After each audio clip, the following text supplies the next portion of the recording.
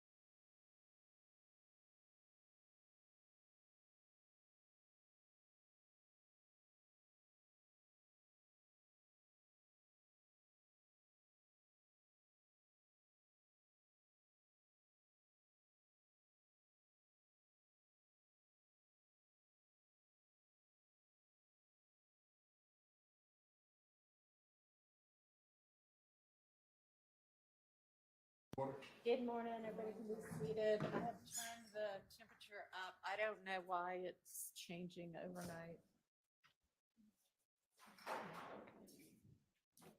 Thank you for the treat, whoever gave this.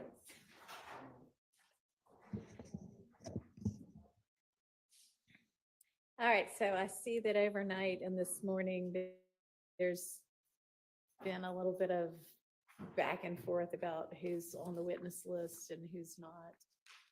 I don't know. Mr. Brown, have they left you to figure all this out? Okay. So, I mean, I think, well, so do you know whether any of these people have ever been on any witness list? They. See which one of these. Good morning, Your Honor. 88 Brown, 1 second. Good morning, Your Honor. 88 Brown for the state. My apologies. To my knowledge and recollection, Judge, those witnesses were once on the witness list, but in accordance with the goals in mind of efficiency, they were removed. But now, given the fact that there's no ability to come to a mutual agreement, they've been returned to where they once were so that we can, do what we need to do on our end. Okay. I mean, frankly, I think it's kind of a shame that the sides can't reach stipulation on really simple things.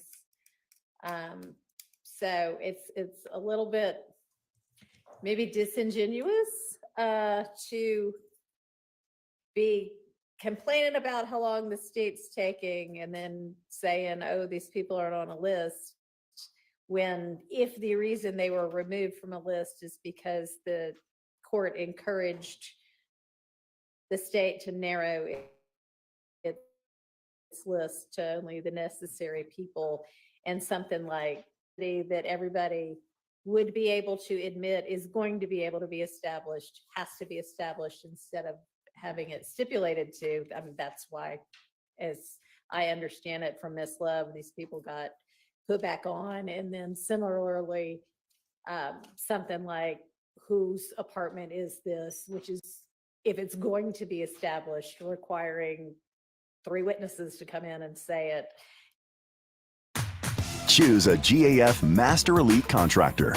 Only about 2% of roofers nationwide are Master Elite, and only they can offer GAF's best warranties. For an experienced contractor, choose a GAF Master Elite roofer. Who are you? Dude, I'm you. You're me. What's up? Where do we live? Do we have kids? Are we so happy? I don't want to tell you too much and ruin the surprises of life. My old ass. Rated R. Find certain people. There were first 15, then we found 5. So they may all be on there, but if they're not on there, then I don't have anything in discovery because we cross-referenced everyone. Well, Judge, they are in discovery. They do appear in discovery, and to my knowledge and belief, and I can confirm that information for the court, which list they were on. If given that I'm a one-man show right now, if I can send word to the office and get further details for the court, I can do that. Well, it's not for the court that you're doing it. It's yes. for the defense. And frankly, I think a couple of these emails, Mr. Steele, was your first email this morning, or was there some discussion of this last night? They're both this morning, Your Honor. Okay. So The second one, the more recent one, is really the only one that matters because then it's highlighted who is found. So there's 10 missing from my perspective. I mean, Ms. Love's included on these emails, so she should be aware.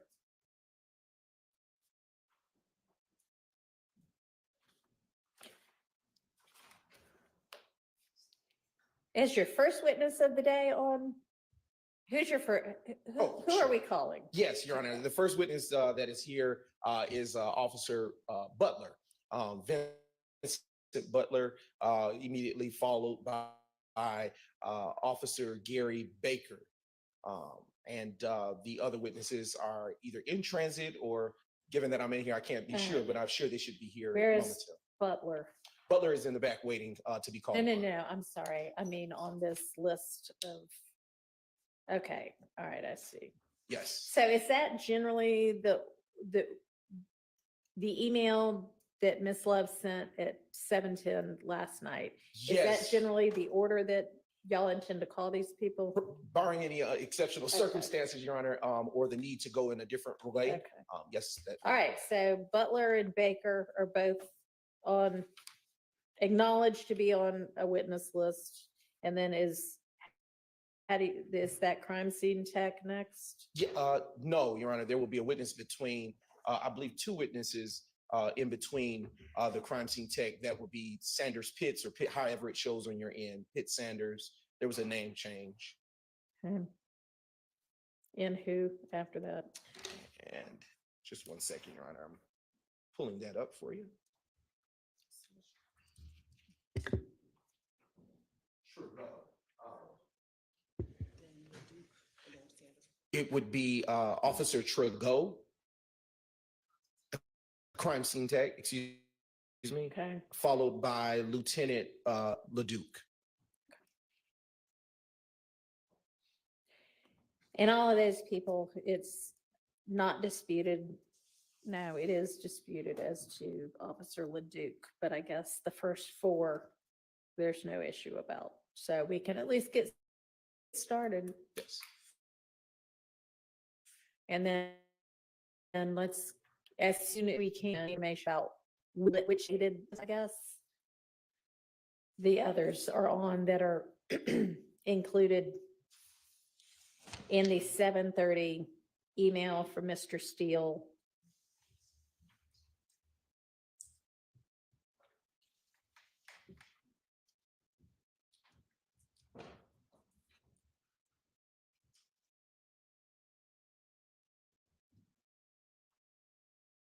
And if y'all could just point out which list it is that those people are on. Sure thing. But we can get started with the first four people at least. And as you say, one of them's already out there on deck? That is correct. Your Honor. Okay, and is the jury ready?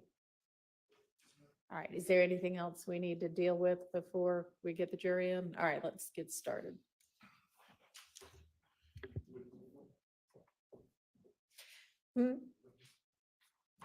You can go ahead and bring them in. Do you want to have your witness making their way in, please?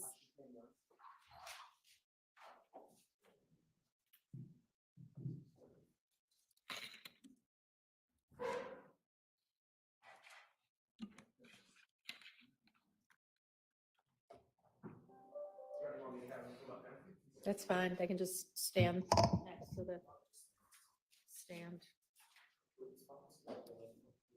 Yeah, come on up. The jury's on the way in, and then an officer will swear you.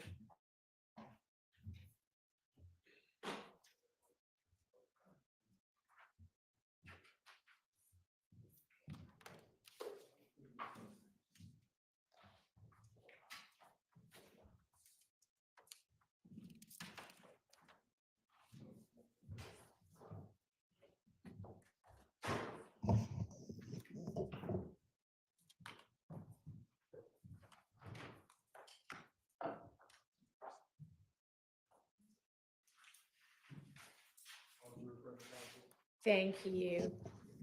All right, Ms. Brown, I guess you're gonna handle this witness, so if.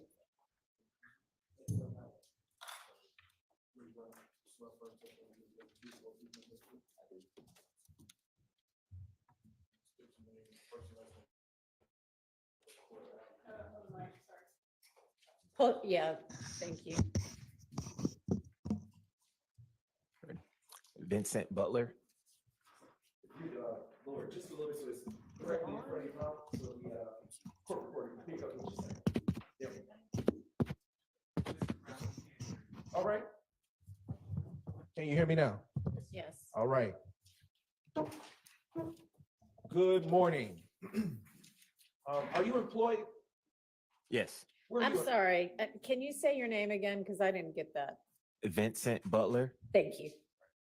Okay. And where are you employed?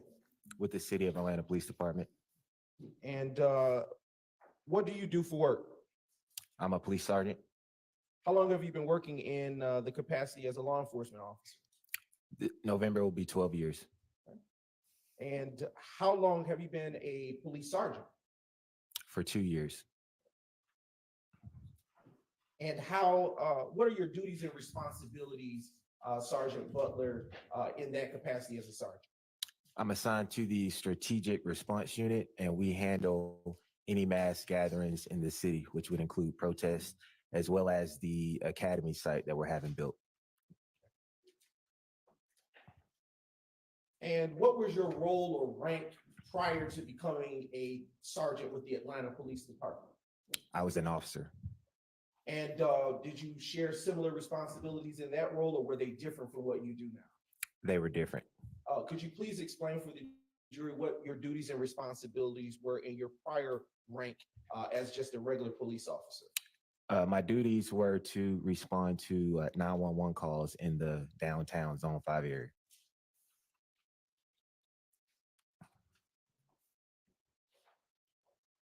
And have you, excuse me, have you been post-certified the entire time that you have been employed with the Atlanta Police Department? Yes. I am now directing your attention to the date of, well, let me ask you a few more questions. Sergeant Butler, do you work any additional jobs outside of your work with the Atlanta Police Department? Yes. What else do you do? I'm a courtesy officer at my apartment complex. And how did you obtain that job? It was available through the apartment. They have certain apartment complexes across the city that offer that to Atlanta police officers. And what is the name of the apartment complex where you serve as a courtesy officer? Columbia Crest Apartments. And in your capacity as a courtesy officer, what is it that your duties and responsibilities are for that particular assignment? Respond to courtesy complaints, calls that are generated by the residents at the apartment complex.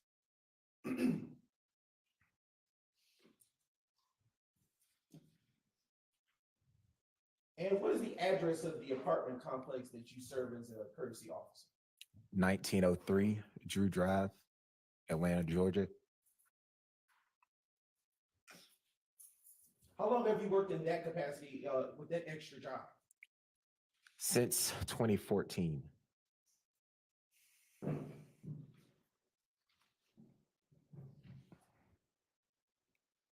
And that address that you provided, can you tell the ladies and gentlemen of the jury what county it is situated in? In Fulton County.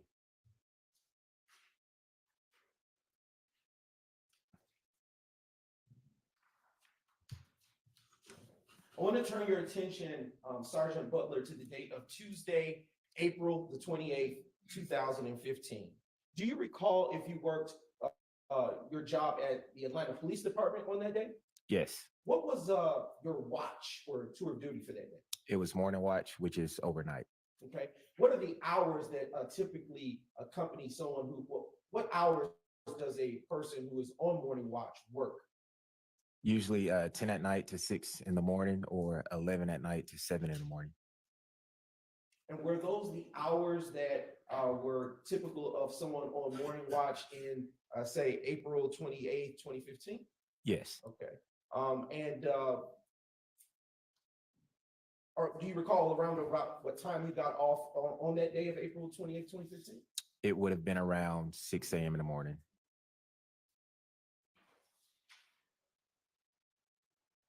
And what, if anything, do you recall after getting off of work on April the 28th, Tuesday, April the 28th, 2015? Upon arriving home, I observed an Atlanta police officer parked on Drew Drive, and it seemed to be that there was an incident that happened at the location. And what gave you belief that there was an incident that Coffee? Oh, please. Room for cream?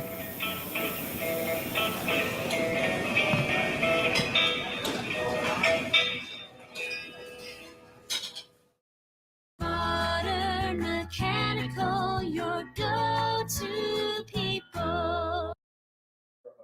any type of cruiser as you described? At that time, I was not. And the officer that you said you saw walking about in the vicinity of the apartment complex, did you know that individual? Yes, I did. Who do you know him or her to be? He's a Zone 1 officer, and he was also in my academy class. What's his name? His name is Officer Hill. Do you know his first name? I can't recall his first name.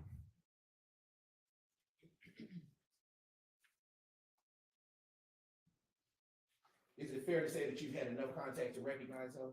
Yes. And no, okay. And is it also fair to say that he knows of you as well? Yes.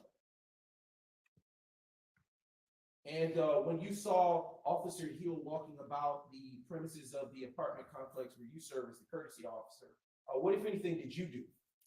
I asked him, why was he at the location, and he gave me a rundown on the reason why. And what was the weather conditions like that day? Was it sunny or was it dark? The sun was coming up, but it was still pretty much dark that morning. Was Officer Hill the only person, let me rephrase that. Was Officer Hill the only law enforcement officer present on the scene at that time? That I can remember, yes. And did you come to learn in the course of that investigation of that incident what the purpose of him being present was? I did. What was that? There were multiple at that location.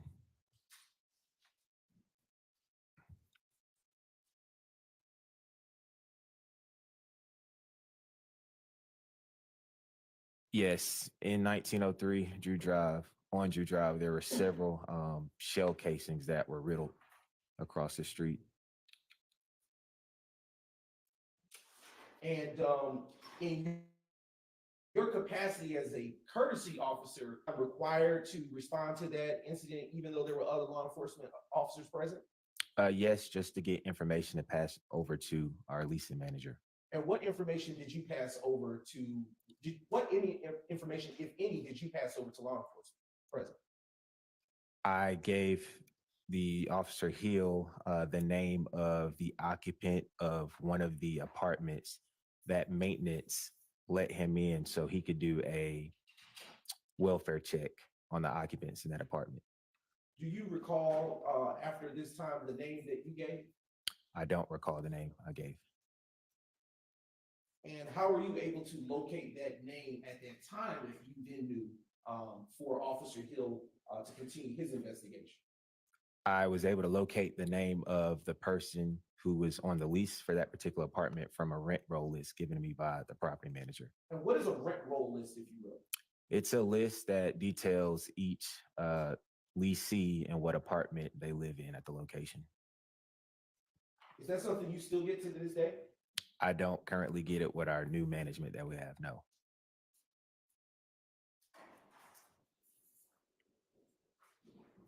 Why was it something that you had at that time? Because it was what management was handing me out periodically at that time. And after providing the information to Officer Hill from the rent roll sheet, was he at all able to make contact with the occupant or tenant of that particular apartment? I'm unsure. He was given the name and the apartment number, and he would have further searched and tried to make communication with that tenant. About how long was your involvement at this crime scene where you described law enforcement was already present? Very brief, I would say 5, maybe 10 minutes. During the time that you were there, did the tenant, during the duration of the time that you were there aiding in the investigation, did the tenant who occupied the apartment that was struck by the bullet defects, did she ever show up? No.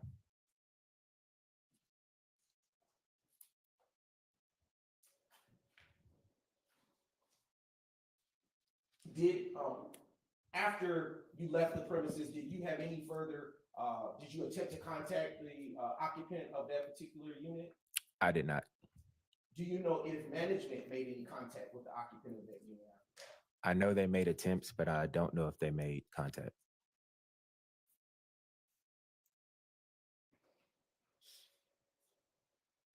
Do you know if there were multiple persons or only a single person that lived in that unit based on your rent roll sheet that you had at that time? There was only one occupant on the lease.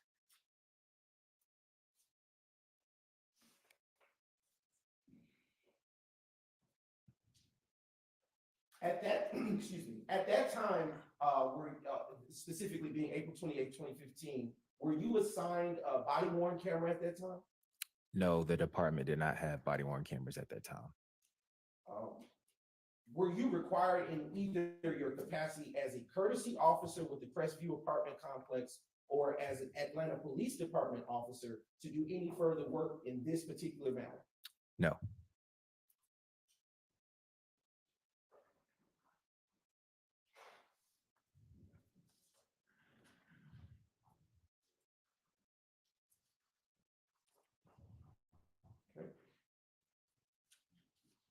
And on that morning that you saw law enforcement out there, was there any other apartment units that, to your knowledge, that were affected by the gunfire that took place?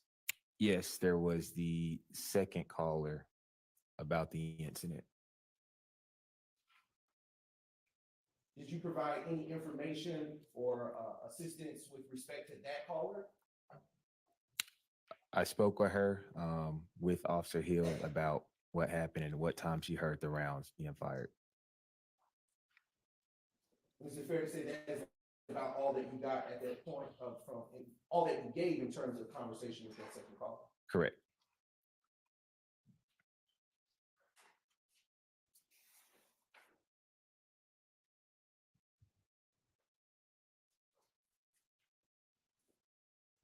Just a brief indulgence.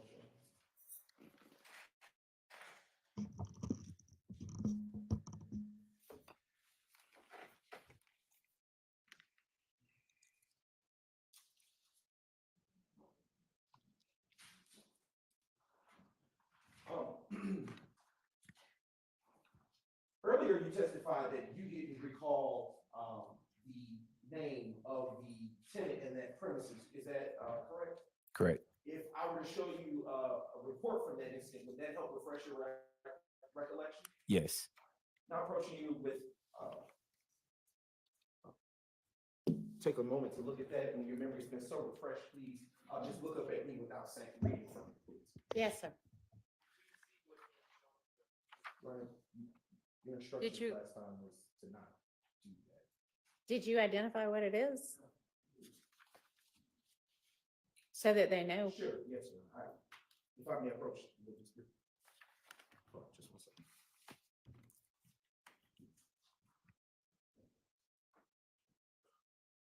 They just didn't know what you were handing them.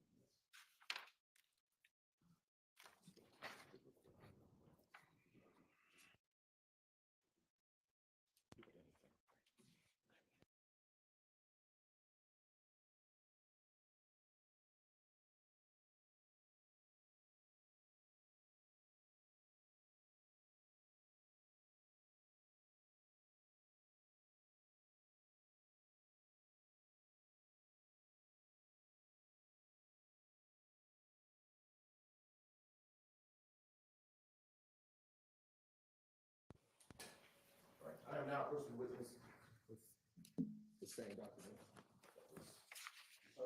When your memory's going to refresh, you may look back up at it.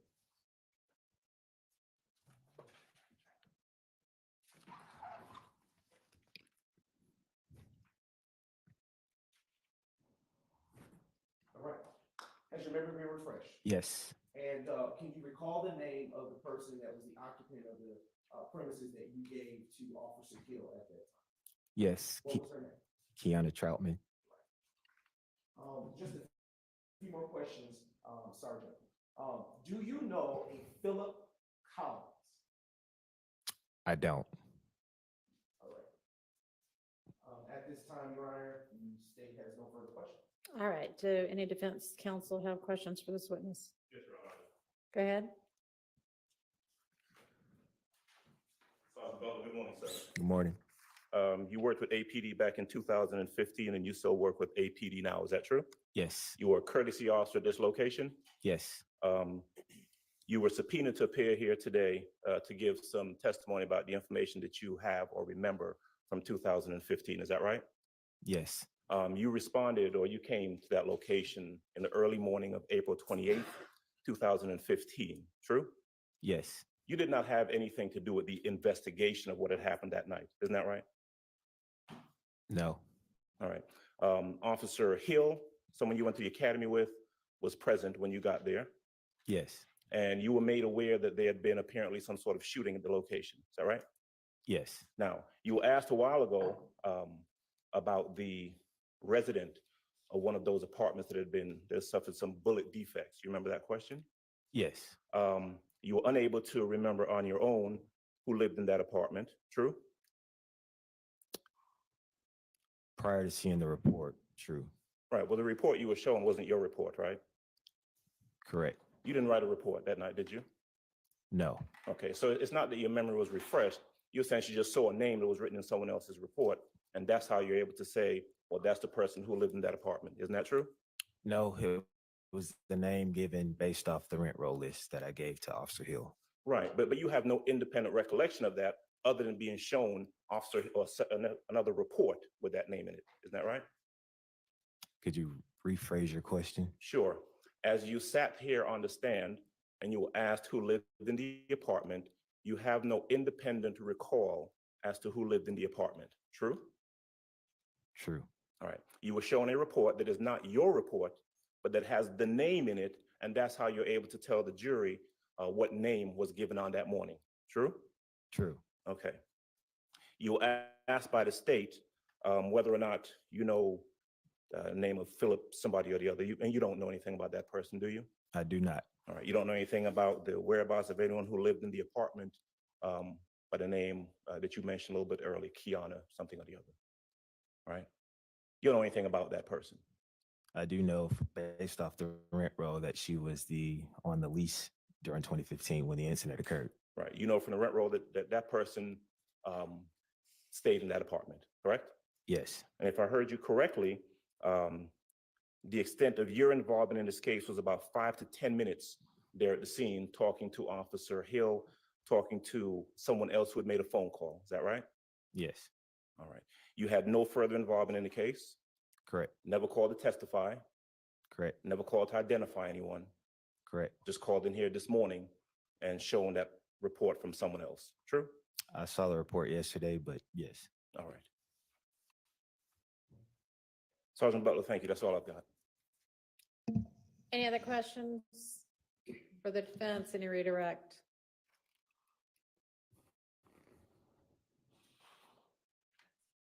Any redirect? No, Your Honor. All right. Thank you so much for your time. You are excused. Call your next witness. Yes, Your Honor. At this time, the state now calls to the stand Officer Gary Baker.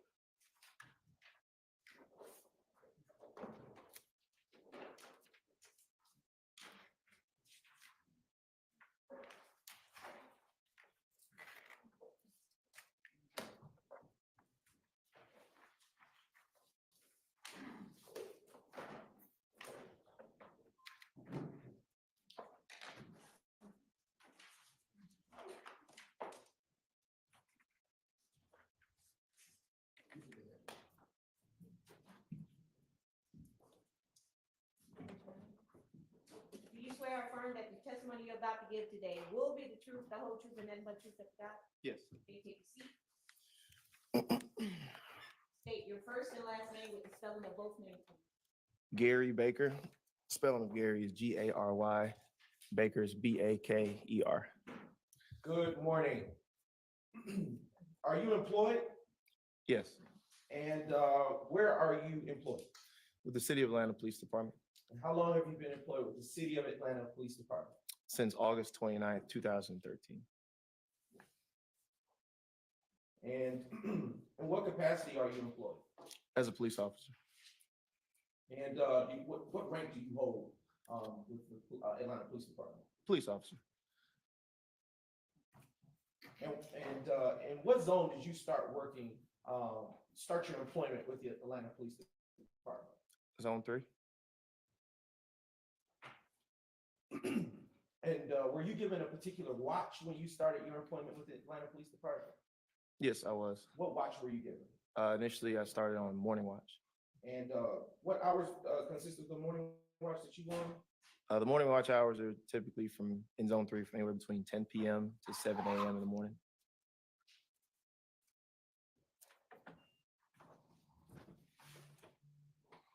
Were you assigned a particular beat when you started with the Atlanta Police Department?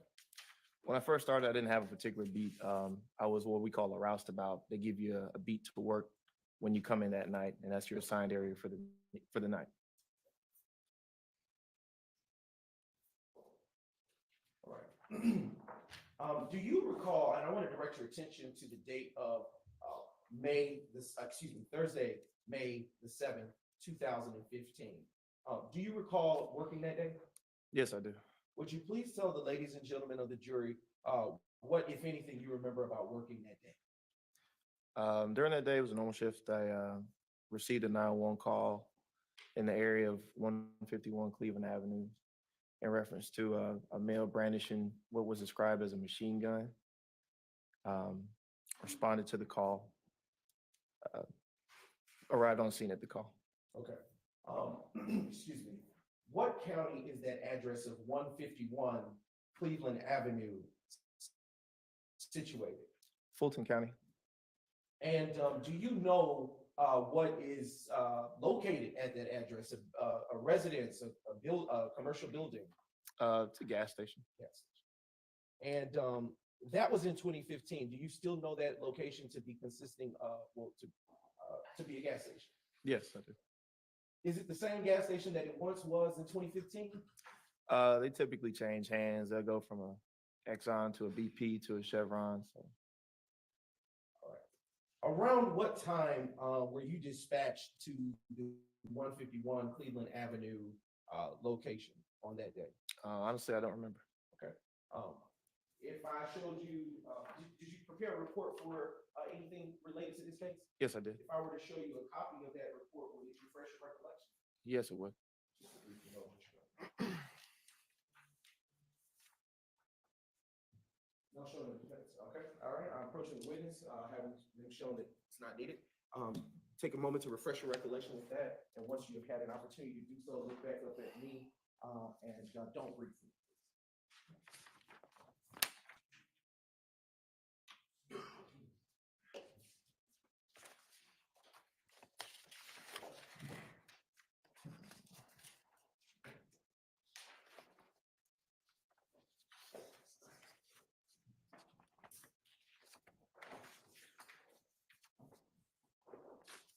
Okay, has your memory been refreshed, Officer Baker? Yes. Okay, around what time were you dispatched to that location of 151 Cleveland Avenue? Approximately 2 a.m. And what zone is Cleveland, the address that I just mentioned, situated? At that time, it's situated in Zone 3. Is it changed? No, still Okay. Zone 3. All right. All right. You indicated that dispatch informed you that there was a person with a machine gun. Do you recall saying that? Yes. Okay. When you heard the terminology of machine gun, what kind of firearm did you have in mind at that time while you were being dispatched?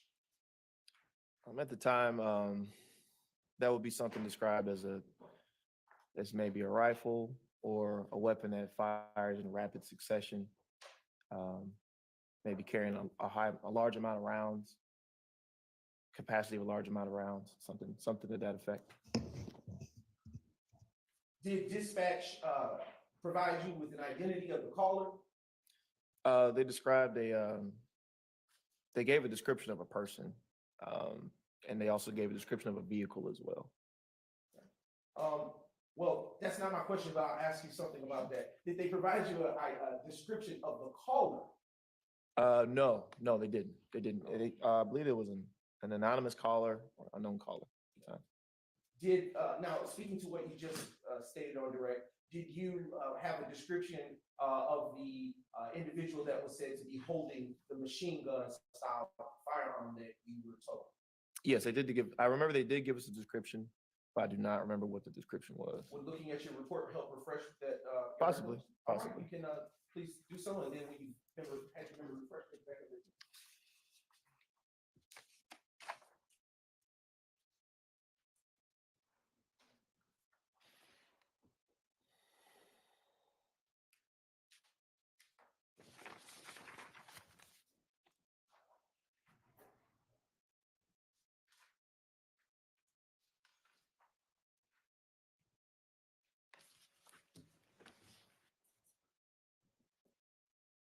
Okay, has your memory been refreshed? Yes. All right. What was the description that you were given? Well, the description I was given was of a vehicle that was occupied by a male and a female, and there was a male inside the vehicle, a male with a female operating the vehicle, and the male had gone in and out of the store. Okay. And did you in fact arrive at the location to which you were said to go to at that time? Yes, I did. And upon your arrival at that location of 151 Cleveland Avenue, what, if anything, did you see at that time? When I arrived on scene, there was a male coming out of the store. He walked out of the store and got into the vehicle that was described to me in the call remarks. Let's unpack some of what you just said. Do you recall which side of the vehicle he got into? I believe he got into the passenger side of the vehicle. And where was the female person that was accompanying him that you mentioned earlier? I believe she was in the driver's side of the vehicle.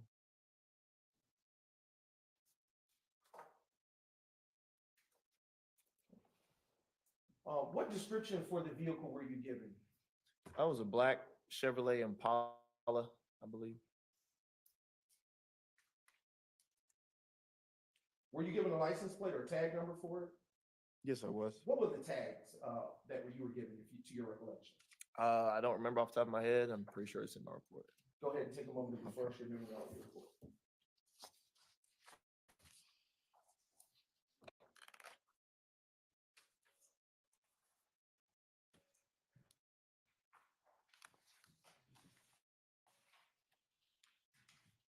Okay. What was the of the vehicle that you were given? The license plate, it was PXL 8880. I'm sorry, could you say that phonetically because I couldn't hear? Paul X-ray Lincoln 8880. Okay. Was it a Georgia tag? Yes, I believe so.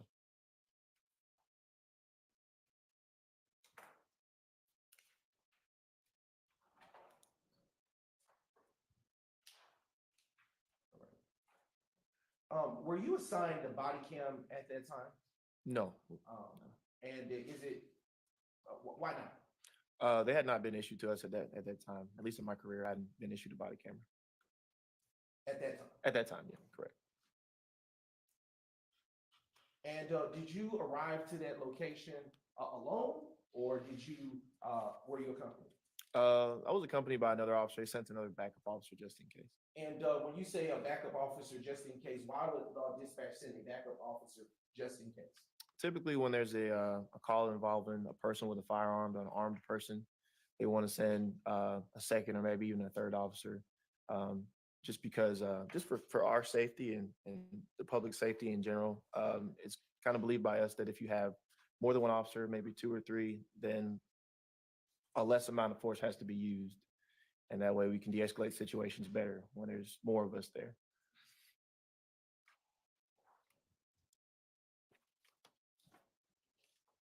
All right.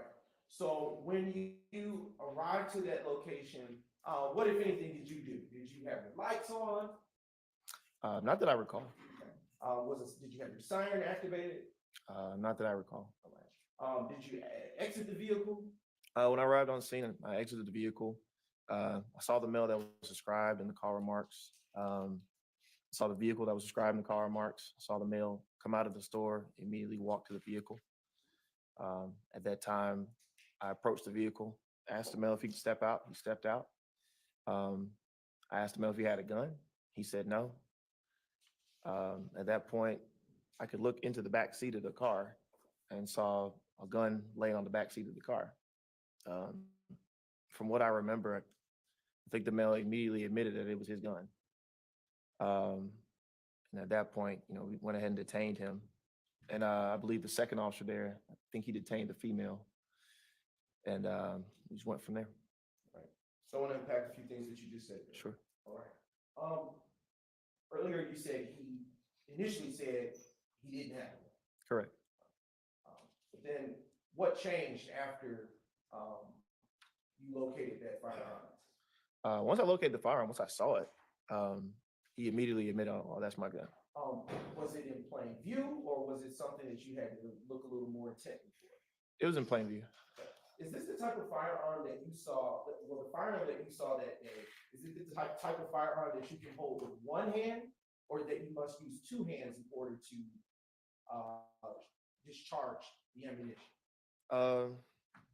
In my belief, to use a weapon like that, you would need to use both hands. Is this a weapon that is a single firearm, or is it one that shoots its ammunition in rapid succession? Honestly, I don't know. With that weapon, I believe that weapon's able to be shot as quickly as you squeeze the trigger. Are rifles generally firearms that are that discharge ammunition in rapid succession? They can be.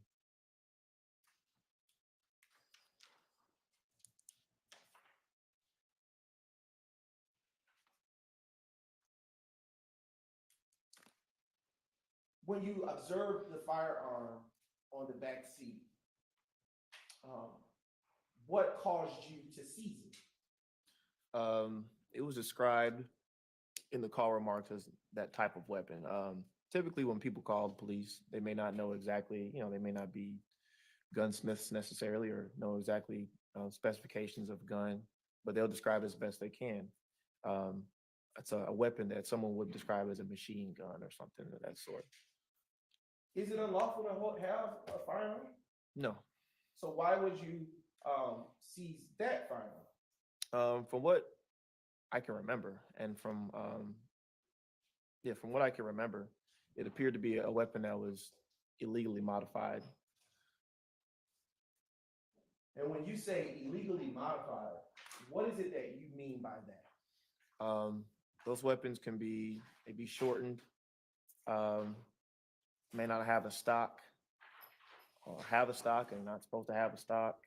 Are you saying stock? Stock. Stock. S-T-O-C-K, stock. It's like the back part of the weapon, like a brace almost. And did this weapon have a stock? To be honest, I don't remember. I do remember that we made the charge on the individual because the weapon appeared to be legally modified, and the warrant was signed by the judge, and the charge was made at that night. So. And when that weapon was seized, well, let me back up. You said that when you saw that firearm, that the persons within the vehicle were detained. Do you recall saying that? Yes. Why did you detain him? He was the person described in the call remarks, so he was detained for our investigation, and he was also arrested because of weed possession of the vehicle as well. Okay, all right. When you detain someone, what does that look like in an ordinary stop for an officer? Most times they're placed in handcuffs.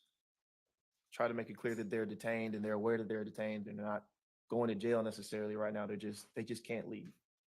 And in this instance were the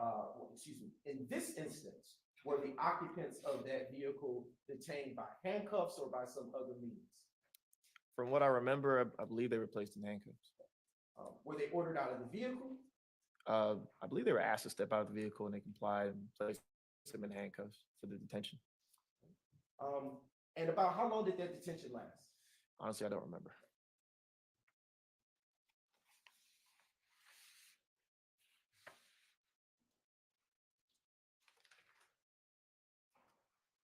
Were you able at any point to obtain names or identities for the persons that were detained at that time? I believe I'm sure we obtained the name of the detainee, the male detainee. And what name did you obtain? I believe it was Quindarius Zachary. And were you given a name for the female occupant of the vehicle? I don't remember. Don't recall.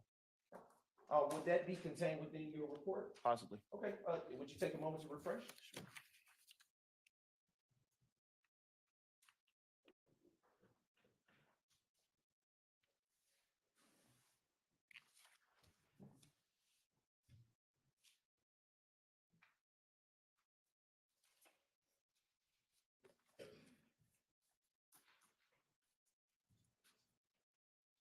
Okay.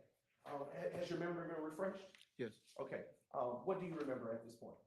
I believe the female detainee was named Summer. Okay. Did you get a last name for her? No, I did not. Was she taken into custody, full custody after being detained? I don't believe so. And why not? I believe she was released. She didn't have any, there weren't any appropriate charges for her to be placed on. Do you know to whom that vehicle belonged? I don't know.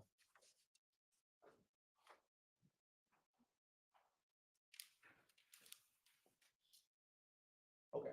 When you arrived to the location of 151 Cleveland Avenue, did you observe the occupants of the vehicle doing anything?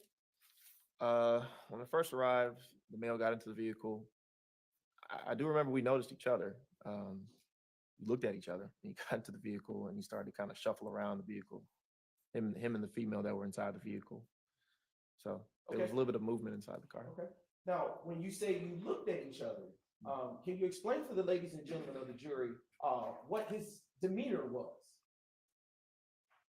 From what I remember, he came out of the store, took a quick glance at me, and he hurried into the vehicle. Did he appear nervous? He appeared in a rush. I could say that. And in your training and in your training and experience, what do you understand quick movements before you make a stop to signify? Well, in some cases, when people see the police, they may shuffle around a little bit, or maybe try to conceal something in the car, or make furtive movements to kind of put something away, or tuck something, or hide something. So it's not always the case, but you're aware of it going into situations.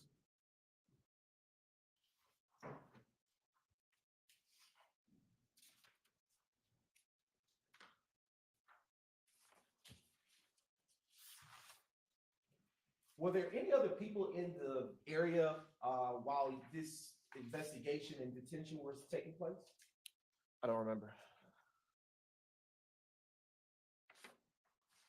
Did you get specifications for what the type of firearm it was, the brand or the make? I believe it was a Bushmaster Carbon 15 .223 caliber.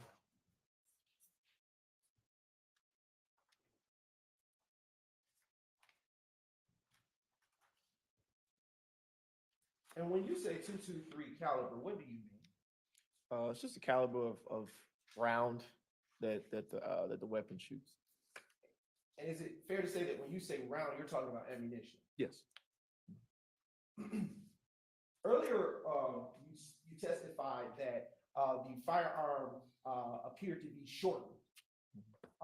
In your training and experience, what does the shortening of a firearm allow for a person to do with it? To be honest, I'm not sure, but I know it's in state of Georgia code, it's illegal. Okay. For whatever reason. And with respect to the length of that firearm, did you later come to tell or learn the specifications of that firearm? It appeared to be approximately, the barrel itself appeared to be about seven inches, I believe. I'd need to look at the report again to remember something like Take that. a moment and Okay. look back up.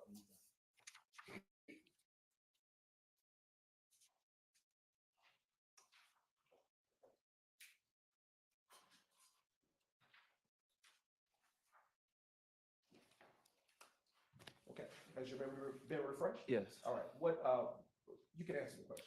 So the barrel length was approximately 7 inches, and the entire weapon was approximately 20 inches in length.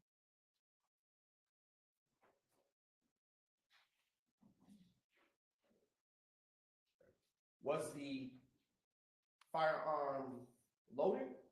Yes, it was. All right, was there anything in the chamber? There was a round ready to fire in the chamber, yes. Was there any magazines or clips connected to it? Yeah, there was a double feed magazine attached to it. Are you familiar with the terminology banana clip? Yes. And when you hear that terminology, is that formal usage for a magazine or street language? It's just informal lingo And if you were to hear the term banana clip, what would you understand that to be? I would understand to be a longer magazine in the shape of a banana that is typically like attached to a weapon or a rifle, something like a rifle. Yeah. And were the magazines that were connected to this particular firearm in the form or shape of a banana, as you stated? From what I remember, I think so. And you stated that it was a double magazine. What do you mean by that? It's a double feed. It's just a type of magazine. So I think both the rounds kind of appear at the top of the magazine, kind of like this. Does that increase the capacity that can be fed into that magazine? To the firearm? No, only one round could go in at a time. I just believe it increases the capacity of the magazine so you can hold more rounds. Do you know about how much, how many live rounds can be held in a magazine? No.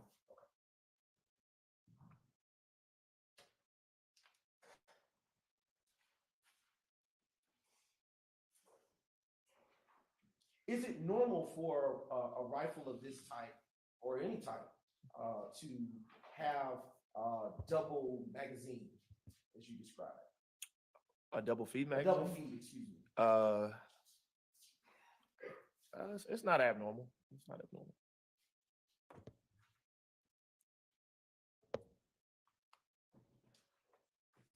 Earlier, you stated that the firearm was the assault style rifle was found on the back seat. Was it on a particular side of the vehicle?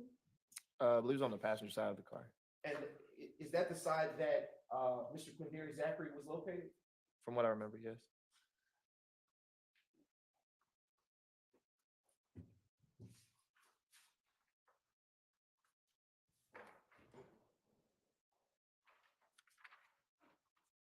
Did you ever conduct a complete search of the vehicle after observing the modified firearm? Honestly, don't remember.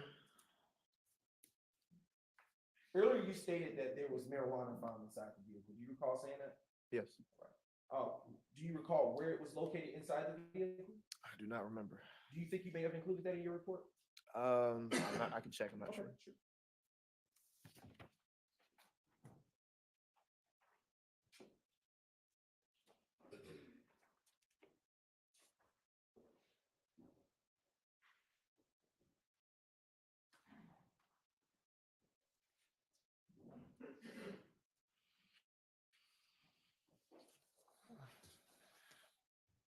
Okay, has your memory been refreshed? Yes. All right, you may answer the question. There was marijuana found inside the vehicle on the driver's seat side. And did Mr. Zachary also take claim possession of that? Sustained.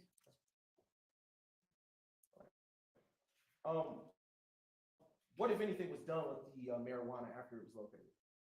I believe it was turned into property as evidence. What about the firearm? I believe that the firearm was also submitted to the Atlanta City Property Annex as evidence. How much marijuana was found? I believe it was 0.3 grams of marijuana. Did you charge Mr. Zachary with the marijuana? From what I remember, yes.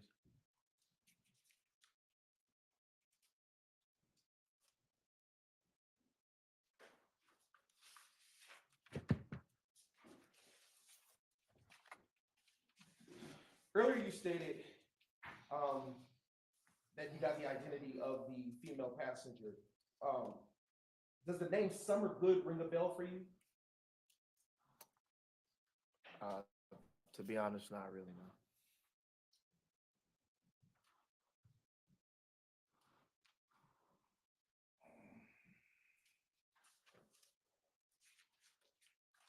Just a few more questions for you. Were any photos taken of this particular crime scene? Not that I remember. And was there any reason in your mind at that time to notify the gang unit? Not that I remember. No, not that I remember. Right. Do you know if the gang unit ever got the file for this particular arrest? I do not know. Did Lieutenant Detective Gaither get your file for this case, to your knowledge? Not to my knowledge.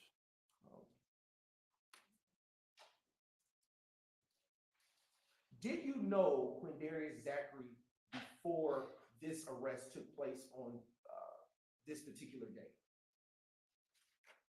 Not to my recollection. Did you know Summer Good? No. Do you know if there was a relationship between Quindarius Zachary and Summer? No. Do you remember what Quindarius Zachary looked like at that time? No, I don't. Was he tall or short? I honestly don't remember. Would you remember his face if you were to see him again? Possibly.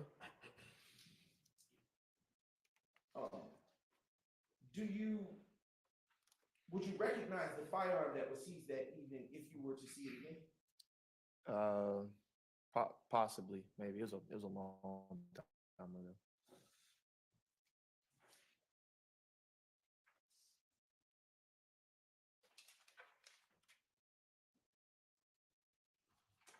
What do, with respect to the incident number associated with this case, do you know what that incident number is?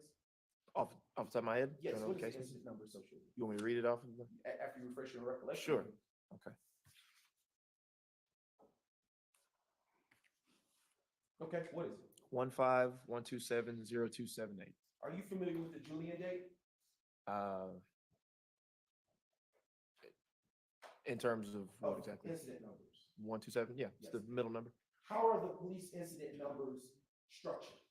So the first two numbers of the year, the middle three numbers are the day of the year, and the last four numbers are the report or the incident number itself. And from that day. Sorry about okay, that. go ahead. Yeah. I'm sorry. The last four numbers are the incident number from that day, from that 24-hour period. So the last four pertain to the amount of calls that come in. Is that fair? Correct. Yeah. Do officers typically supplement reports if new information comes about at a later time? Yes. All right.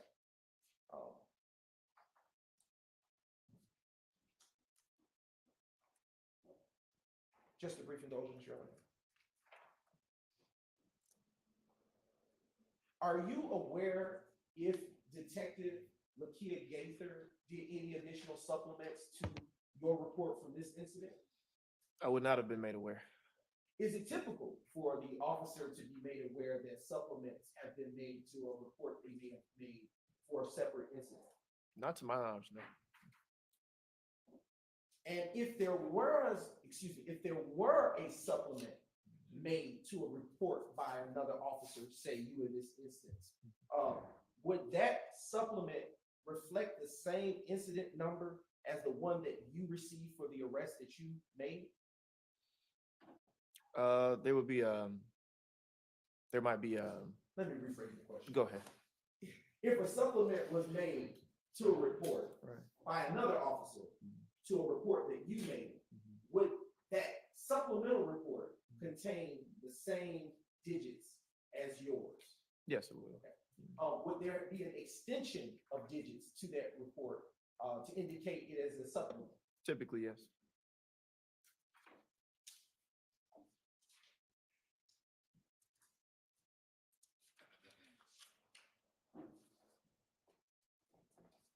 Just a brief moment, Your Honor.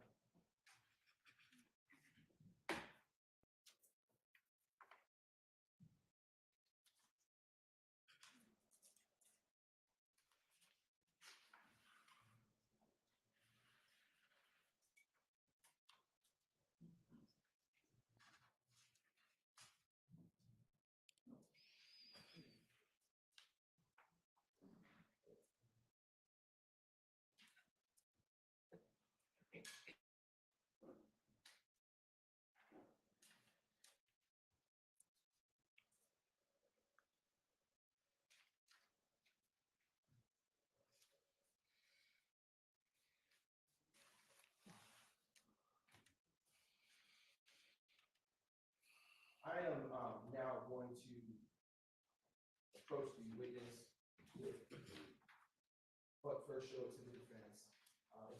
Required. A copy of State's Exhibit 2000, Julian.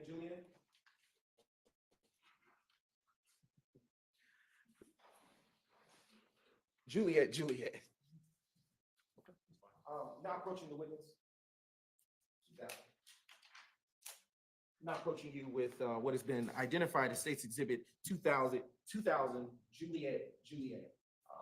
When you had a chance to look at that exhibit and pass over it with your eyes a good little while, look back up at me and I'll ask you a few more questions. Do you recognize what is depicted in State's Exhibit 2000 Juliet? No. All right. I am now going to approach the witness with State's Exhibits 2001 Juliet and 2002 Juliet. And when you've had a moment to look at State's 2001 Juliet and State's Exhibit 2002 Juliet, please look back up at me and I'll ask you a few additional questions.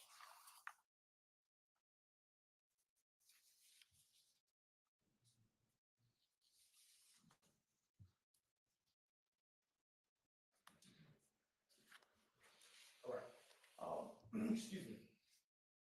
In State's Exhibits 2001 and 2002 Juliet, do those look like the firearm that you recovered on the day that you arrested Mr. Quindarius Zachary? Possibly. All right. And do those images reflect the specifications that you said that firearm had at that time? Yes, it did. Okay. And at this time, does it appear that any changes had been made to those firearms from the time that you recovered it from the backseat of the vehicle that you approached on that day? No. Right. Your Honor, at this time, the state now moves to admit State's Exhibits 2001 and 2002 into evidence. 2001, 2002 Juliet into evidence at this time. All right, those are admitted without objection. Okay.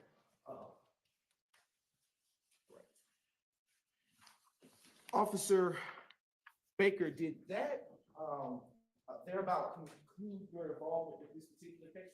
Yes. All right. No further questions. All right, do any defense counsel have questions? All right.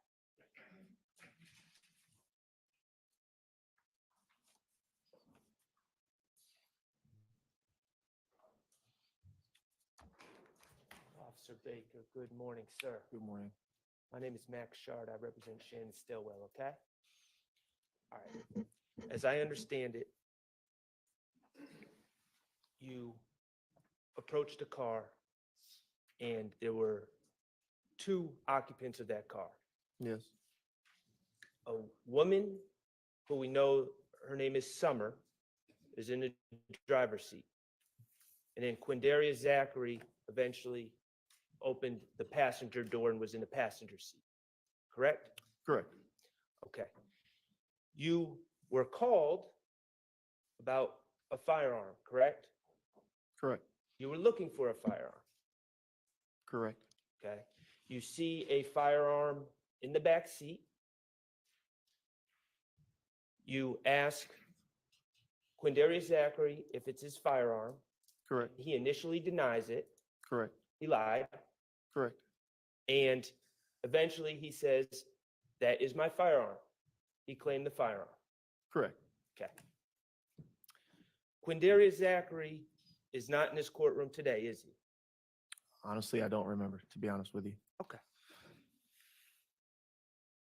This firearm was a Bushmaster carbon 15 .223 caliber firearm, correct?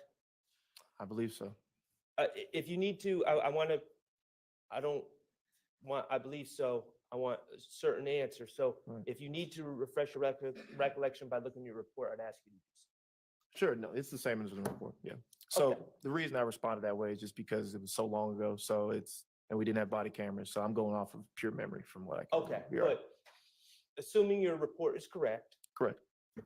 it would be a Bushmaster carbon 15.223 caliber firearm. Correct. Okay.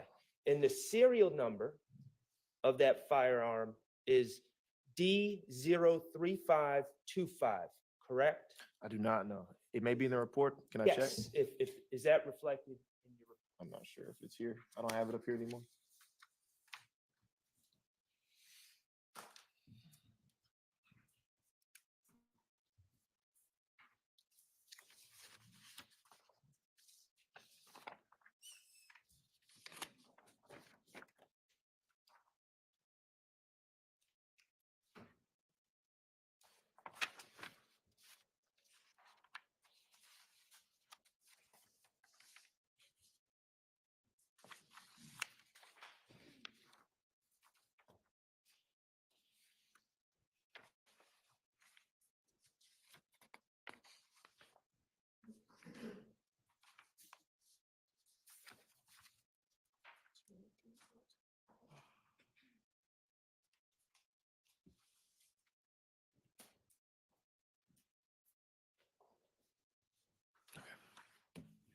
Have you refreshed your recollection? Yes, sir. Could you tell the jury the serial number of that firearm?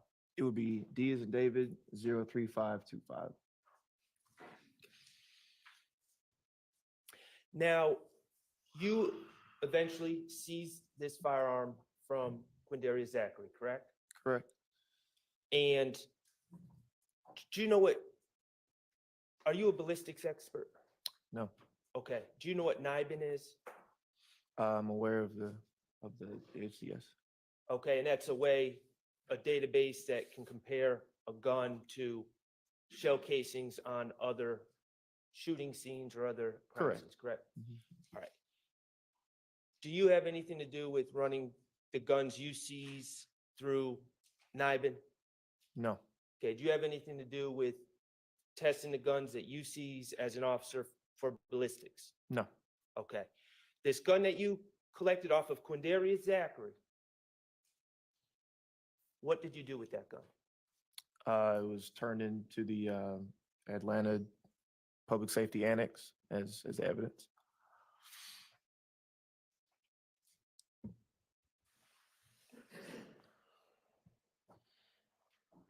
And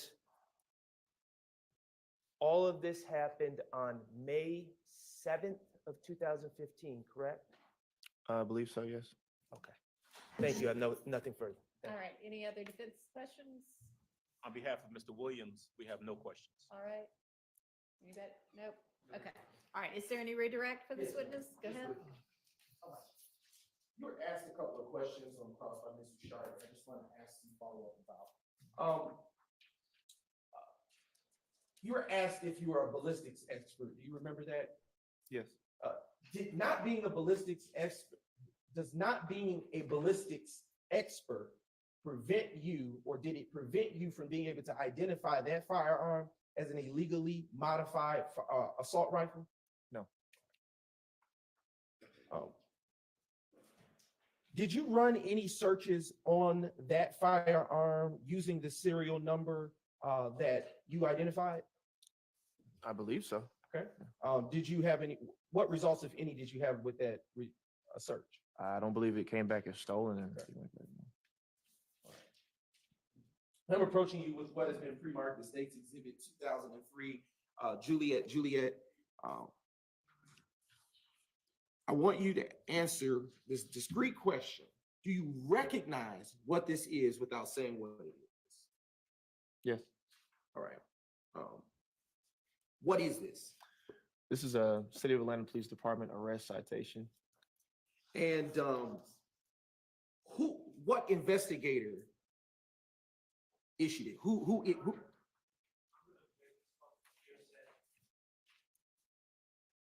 Any response?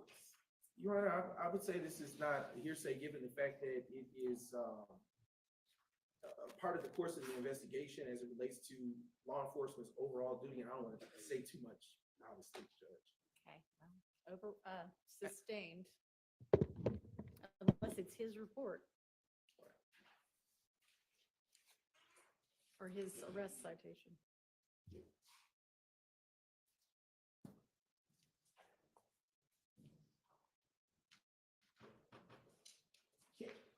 I will ask a follow-up question. Does this particular exhibit bear your APD incident number for the arrest that you made? Your Honor, that's hearsay as well. That's not, Your Honor, that's not. It's not stated. You may answer the question. Can I compare the number to the report You may. number? Okay.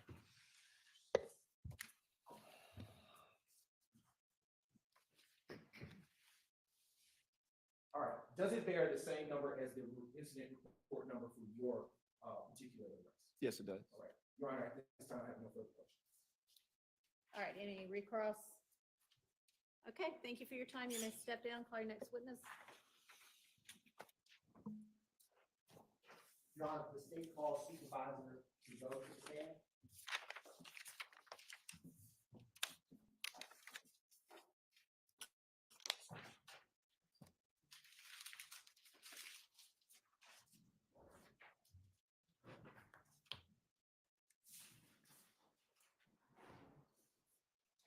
Remember, you're supposed to have them standing there waiting, ready to go. I'm really kind of serious about that. Yes, Your Honor, he was in the well right there. He's come up to the.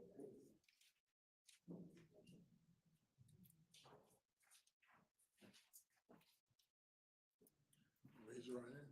You swear firm testimony, you have the truth, the whole truth, nothing but the truth. Yes, sir. State your first and last name for the court's knowledge. Yes, sir. My name is Christopher Traugott. That's CHRISTOPHER TRAUGOTT. Yes, ma'am. Good morning. Morning. Can you tell the jury where you currently work? I am currently working for the Cobb County Police Department as the crime scene supervisor. How long have you been crime scene supervisor for Cobb County Police Department? I just celebrated my 1 year with being with the county. And before working in Cobb County, where did you work? I worked for the City of Atlanta Police Department. And what all did you do when you left, or what were you doing when you left the Atlanta Police Department? When I left the Atlanta Police Department, I was a supervisor for the crime scene unit there. How long were you a supervisor of the crime scene unit at APD? I want to say 7 years. And before that, were you a crime scene technician? Yes, sir. When did you first start working as a crime scene technician for the Atlanta Police Department? I started working as a crime scene technician in January of 2013.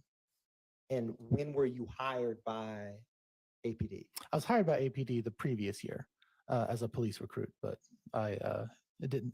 Being a police officer didn't really work for me, so I went over to crime scene. Can you briefly describe what your current duties entail with Cobb County? My current duties entail managing the crime scene unit for the county. The police department manages all major calls like homicides, rapes, robberies of that nature, crimes against persons. Do you still respond on scene to cases? Yes, I am still active in responding. Now, I wanted to turn your attention to January 13th of 2015. Did you have an opportunity to respond to an 878 Oakland Drive? Yes, sir. Now, on that date, how can you kind of orient the jury? How far into your time as a crime scene technician were you? I would have been 2 years into being a crime scene technician on that date. What did you respond to? Why were you called to that scene?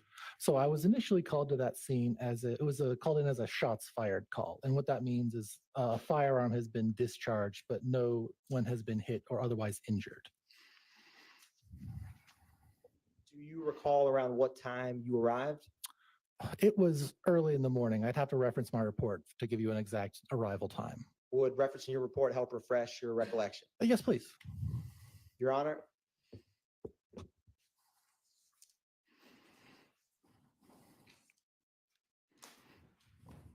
I'm asking to approach the witness with his report. Okay. Once your memory's refreshed before you answer, just let me know. All right.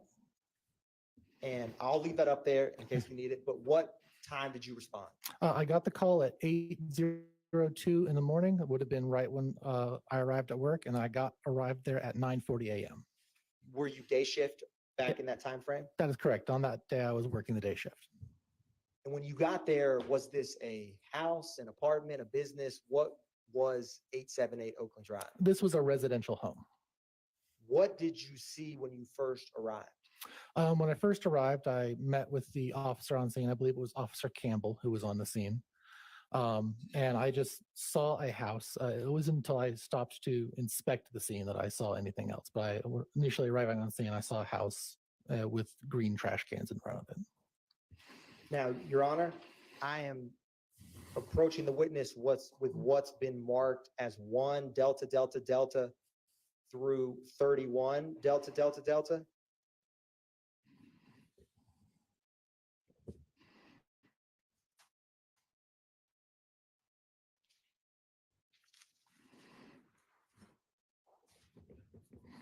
If any defense counsel wants to see.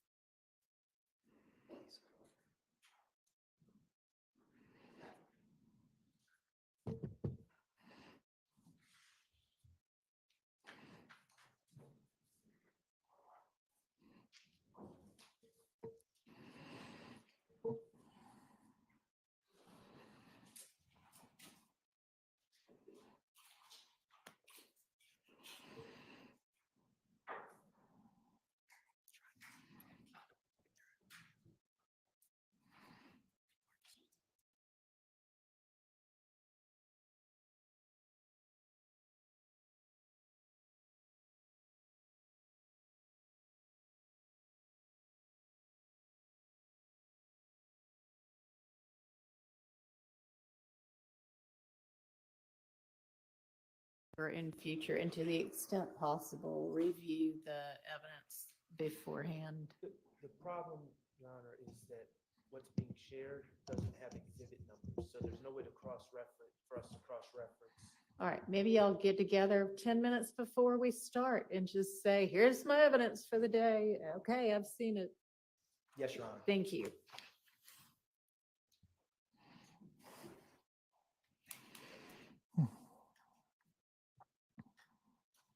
Handing the witness 1 through 31 Delta Delta Delta. And before you came in to testify, did you have the opportunity to review 1 through 31 Delta Delta Delta, those copies before you? Yes, sir. I've had a chance to review these photos. And what are those? These are photographs from the crime scene that I took. And are they a fair and accurate depiction of the crime scene photos from January 13th, 2015? Yes, sir. Your Honor, at this time, the state moves to tender into evidence states exhibits 1 through 31 Delta Delta Delta. All right, admitted without objection. Thank you, Your Honor. Publishing states exhibit 1 Delta Delta Delta. Now, you had mentioned when you got there was that house with the green trash cans. Is that what's depicted in 1 Delta Delta Delta? Yes, sir. And that's the 878 Oakland Drive? Yes, I believe there should be a photo with the address in here as well. Publishing 2 Delta Delta Delta. Is this the roadway that the street and the surrounding area from where you responded to? Yes, it is. And I wanted to ask you, what was the Atlanta Police Department case number associated with this crime scene you responded to? It would have been early in the year, so it would have been 15013, and the last 4 numbers would have been. Do you need to refresh your report? Yes, would have been 0459. 0459? Yes. So in total, can you say that one time? 150130459. Thank you. Publishing 3 Delta Delta Delta. Can you describe for the jury what is depicted in this photograph? So the previous photo we saw was of the roadway, and this is another photograph of that same roadway where I have marked using yellow evidence markers all of the points of evidence. In this case, I believe with shell casings. So what do each of those placards represent? Each of those placards would represent the location of a shell casing. How many shell casings were on scene of this crime scene that you processed? I believe there were 66 shell casings that I recovered. And at the time that you, in your career, turning back to January 13th, 2015, was that number of shell casings low, average, or high for you as a crime scene technician at that time? At this point in my career, this was the most number of shell casings I collected at a single scene. And are the shell casings on this scene, are they concentrated or not concentrated at a specific area or location? As you can clearly see, it looks to be two concentrations. One, is this a touch screen? Can I highlight? It's unfortunately not a. Oh, okay. Can you see the mouse? I don't have like a laser pointer or anything yet. Okay, as you can see, there's a concentration, looks like it's in front of the green trash cans, and there's another concentration over here, further up to where close to where I'm standing from taking this photograph. And is there any shell casings do any of the placards represent more than one shell casing? Yes, to my recollection, placard 21 has two shell casings. I placarded them together because they were physically touching. They were that close to one another? Yes. Publishing 4 Delta Delta Delta. Now, what is depicted in 4 Delta Delta Delta? That is placard number 1, which is representing a shell casing. In this case, it is a rifle round. Rifle shell casing? Rifle shell casing, ma'am. And your placards went from 1 to 65? That is correct. Publishing States Exhibits 5 Delta Delta Delta. Can you describe for the jury, one, what's depicted in 5 Delta Delta Delta? This is what is known as a mid-range photograph. What this is this is not an overall photograph, it's closer. It's depicting evidence, but it's also depicting the evidence in relationship to where everything else is around it. So we're not seeing close-ups of individual evidence, we're seeing the evidence as they are in relationship to each other. How many crime scene photographs did you take overall of the scene? I'll have to reference my report. You may. 286. And do you take individual photographs of each placard? Correct. And I'm going to publish 6 Delta Delta Delta.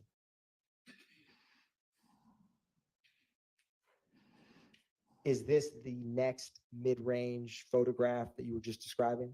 Yes, sir. And is this from placards 7 through 18? Yes, they are. All of which are shell casings? Yes, sir. Publishing 7 Delta Delta Delta. Is this another mid-range photograph? Yes, sir. And all of these thus far, what part of the location have they been in? They've all been in the street, in front of the house. Publishing States Exhibit 8 Delta Delta Delta. Can you describe for the jury where these shell casings are? This would be the driveway.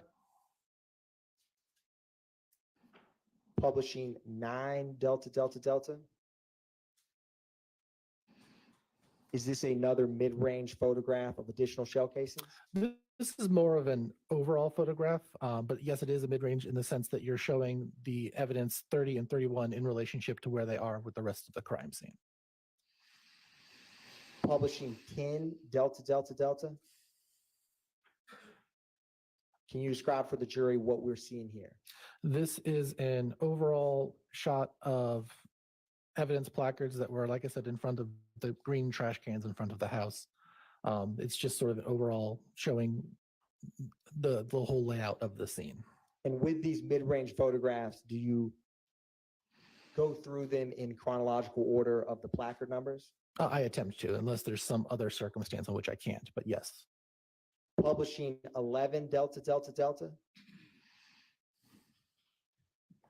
Is this another mid-size photograph? Yes, this is a mid-range photo. Going up to placard number 52. What's the last placard you see? The last placard I see clearly is 52, yes. Publishing States Exhibits 12 Delta Delta Delta. And this is what we call overlapping shots. The top of the last shot is in the bottom of this next shot. You can overlap the various scenes. So there's no missing sections. So this will go up to 59 then. Publishing 13 Delta Delta Delta. Objection, Your Honor. Are we going to go over all of these photographs? I don't believe so. Your Honor, there was initially 276 photographs. There's now 1 through 31 Delta Delta Delta. Can I overrule the objection? He's thank moving very quickly through. Thank you, Your Honor. Now, did you see different type of shell casings on the scene? Yes, sir. And were, in general, or what type of shell casings were there, if you know? Predominantly, there were mostly rifle caliber shell casings. There were several handgun caliber shell casings as well, but the predominant were rifle caliber. I'm going to publish 14 Delta Delta Delta. And I want to also ask you, when you got to the scene, was anyone in that house? No, not to this. Like I said, this was a shots fired. This is a scene where firearms were discharged, but no one was hurt or injured. And I believe Officer Campbell and Sane told me no one was home at the time of the shooting or the firearm being discharged. Publishing 16 Delta Delta Delta. Excuse me, 15. Now, once you took photographs of the shell casings, what was the next part of the crime scene that you went through? Documenting damage to the residents and the property. In crime scene technician speak, what do you classify damage as? Defects from projectiles is how I would classify it. And did you see any defects in 878 Oakland Drive? Yes. Now, can you identify for the jury any defects you see in 15 Delta Delta Delta? If you, can I stand up? You may. You may. It's, you know what, here's a pointer. Thank you. Thank you, Your Honor. And y'all can move if you need to see. Yeah. So if you look right here, this is a defect in the house inside. This is also a defect in the house on the side.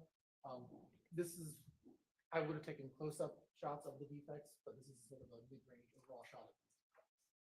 Publishing 16, and if you don't mind, remain standing for me. Thank you. 16 Delta Delta Delta. Can you show the jury if you see any defects in this photograph? Yes, if you look right here, I don't know how well you can see it, but there is clearly a defect right here in this window. There's clearly a defect right here by the side of the door. There's another defect up in this window, and right here, you see one right here that went to the window pane. Those are the ones I see in this shot. Publishing 17 Delta Delta. Oh. I saw one more. It's just as right here as well. And are these going, is there any order to when you are photographing, say, the outside of a home? Are you going left to right, right to left? In this case, I would have been going left to right. You know, if I'm facing, I take my photos the same way you would read a book. So from your perspective, it's going left to right.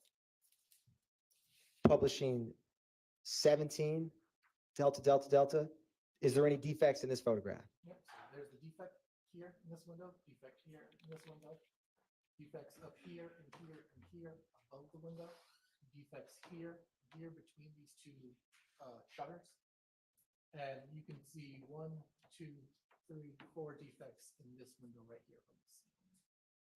Publishing 18 Delta Delta Delta.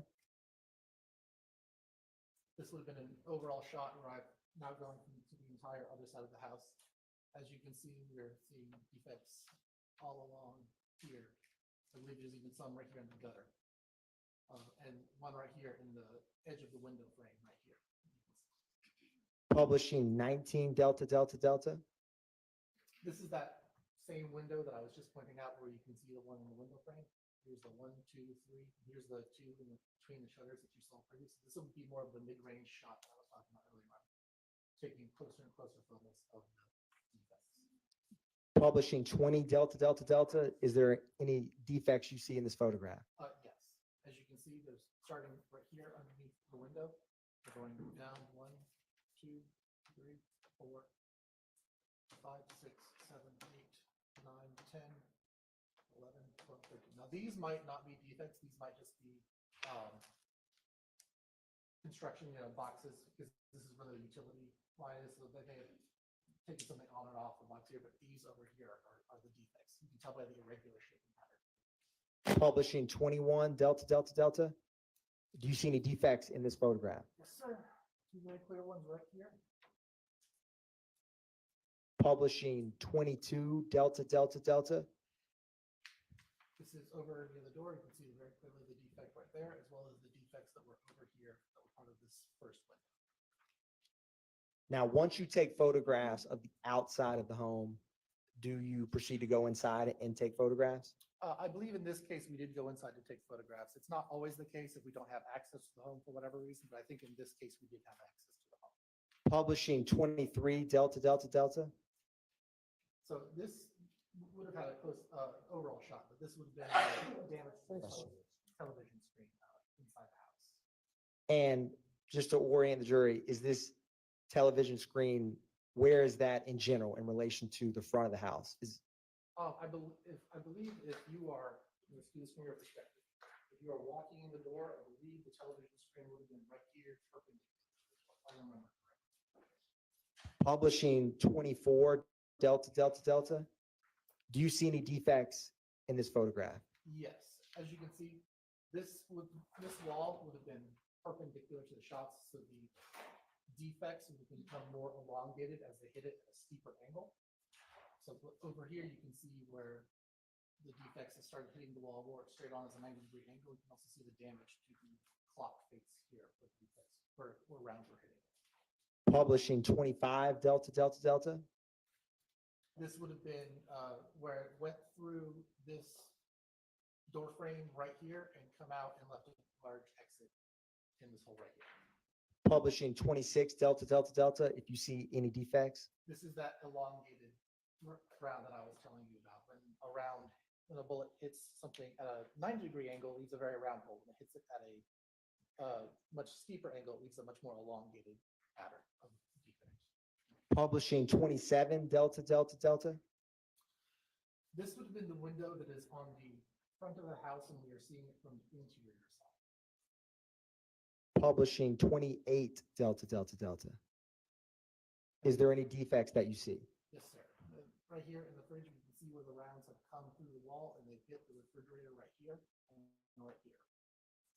Publishing 29 Delta Delta Delta. As you can see, the stove glass has been shattered, leaving all of the damage here. It's not leaving. Leaving all of this glass damage here. Publishing 30 Delta Delta Delta. These would have been more defects. 1, 2, 3, 4. And publishing 31 Delta Delta Delta. This is just pieces of wall and other things that have been blown out after the bullets have been hit. So usually this is the debris that comes from a round coming through an object and leaving bullets. Now, after you, thank you, you may take a seat. Yeah, Your Honor. Thank you. And Your Honor, may we keep that pointer? Oh.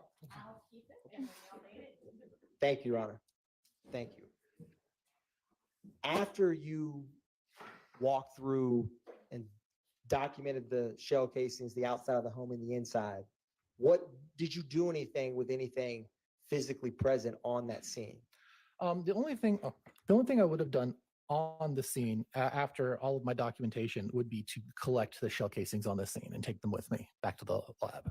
What is your process in general for collecting shell casings? Shell casings are packaged individually, usually in small coin envelopes. They're about that big. They are written, the marker number and the time they are collected on the outside of the envelope, as well as any pertinent case information. Then they are all packaged together into a larger bag and sent. When I get back to the office, I will send them usually to the crime lab. So you transport them from the scene back to somewhere in Atlanta Police Department? Yes, it would have been the public safety annex. And did you do that in this case? Yes, sir. And then after you transport the evidence, what do you do with the photographs that you took? The photographs are I'm not sure if this is how it is because I've been with Atlanta for a while. But at the time, you would burn your photographs onto CD discs, place them into an envelope, and then send them to our photo lab division, who would then verify that your photo descriptions match the photographs that you have on the CD discs. And after you finish processing the scene, do you capture what steps you took in any kind of documentation? My report. After you finish your report for this January 13th, 2015 crime scene, did you have any other involvement with this case? Not to my recollection. One brief moment, Your Honor.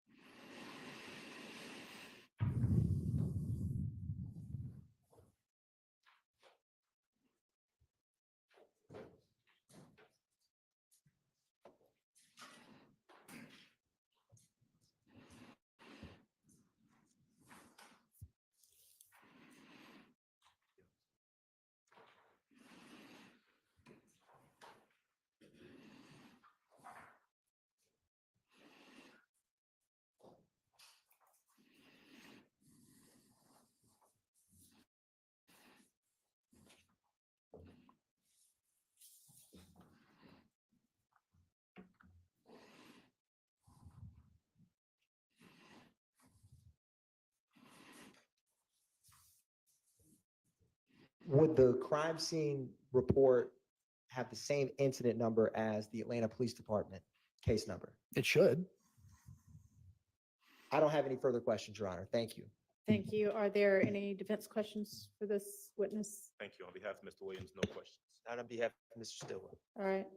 Anybody else?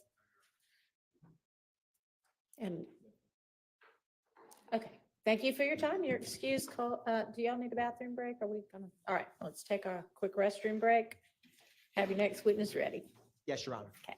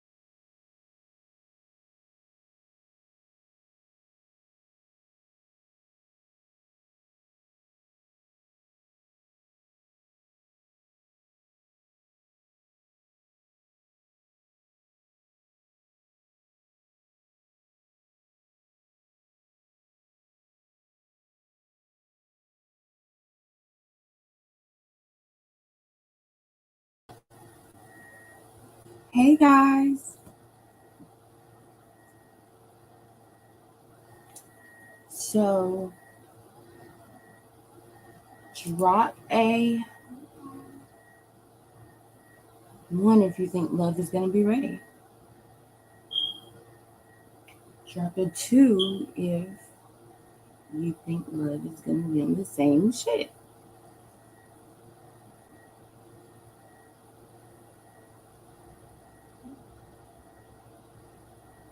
Not -1.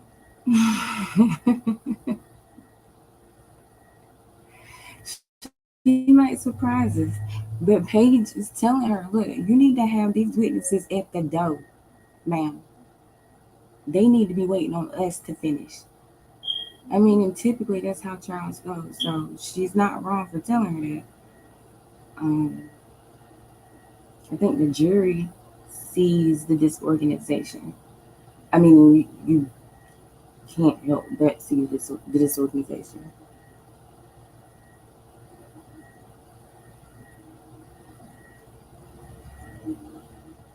Because the jury is probably looking like, wait a minute, y'all already had a grand jury. Sorry if y'all do that. They want to come and cut this damn grass. As soon as I said I want to say something to folks. Anyway, she does. She acts like this is her. She's taking this job very, very, very personal. And I understand at this point there's a lot on the line as far as her career and the money that the county has spent on it. But I don't know. At some point, I'd be trying to save the rest of my career. If Fanny is telling her to do something that she didn't think is right to do, she's the one that's in the courtroom every day. She's the one that's got to deal with these attorneys and these judges. Oh, this is what I want to talk to y'all about because I was like kind of in and out of the trial yesterday, but I had watched it last night when we got off live. Love tried to be slick. She tried to do the same thing with Melanie. She's trying to do the same thing with Ashley Merchant that she did with Melanie. So Ashley Merchant is on vacation. She doesn't want her client testifying while she's on vacation. Understandable. You cannot tell me that Love did not know that Merchant was on vacation. They planned for Arnold to come up when they knew she was going to be on vacation, because if I'm not mistaken, lawyers have to file certain papers when they're on leave. It's like accessible information within like the bar or something. Because I remember Melanie saying that he had put into the court that he was going to be on, like they have to let people know about that. They have to put in for that. So they knew Ashley was on vacation, and they was trying to get her client to come testify without her. And then so when Whitaker brought it up, and then Love was like, well, yeah, we asked her if she could have someone come in her place. That's what you wanted. You wanted somebody else to come in her place because you don't want to face Ashley. Like, that was so obvious. I was like, wow, she's really playing kid games. Like, this is kid games. Like, that was strategy, and it did not work. She did not expect Ashley to email the judge directly. But Ashley has dealt with Adrian enough to know that you got to cover your ass when you're dealing with Adrian, because she will come in court under oath and tell a cool one straight to the judge. So Ashley did right by sending a copy of that email directly to the judge. Now you need to hear it straight from me today at this time when she's hearing it, not when she decided to bring it up in court 2 weeks later. Like, nah. So that was strategy. That was playing. She's scared of Ashley. She's scared of Ashley. If she's not scared of Ashley, she should stop acting like it.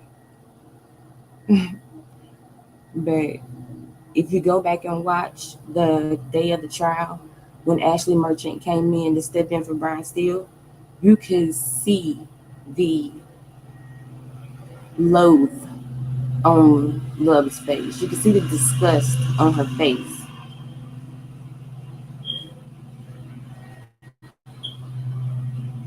I thought I also had Paige mentioned that on national occasion. that I thought she said she was also on leave. Not sure why. Yeah, I'm not sure why either. And that's, why she probably, I mean, and then given the fact that it came out, she told Adrian, hey, give me 7 days advance before you want to call my client. That way I can get my ducks in a row. If I do need to get somebody to fill in for me, I can do that. If I do need to come off a leave, I can do that. Adrian just didn't, she was trying to get around that. She would thought that, okay, Ashley's on leave. She's just going to send another associate. And Ashley was like, absolutely not. You got me fucked up. Yes, Ashley did exactly what she's supposed to do. But like I said, if Adrian is not scared of Ashley, she's acting like it. I can't tell you. Because you definitely tried to get out of facing her. And what is it with her trying to subpoena witnesses without like talking to their attorney? Because when Whitaker was like, well, have you fleshed that out with Ashley? She was like, no, I had someone else talking to her for me. Ma'am.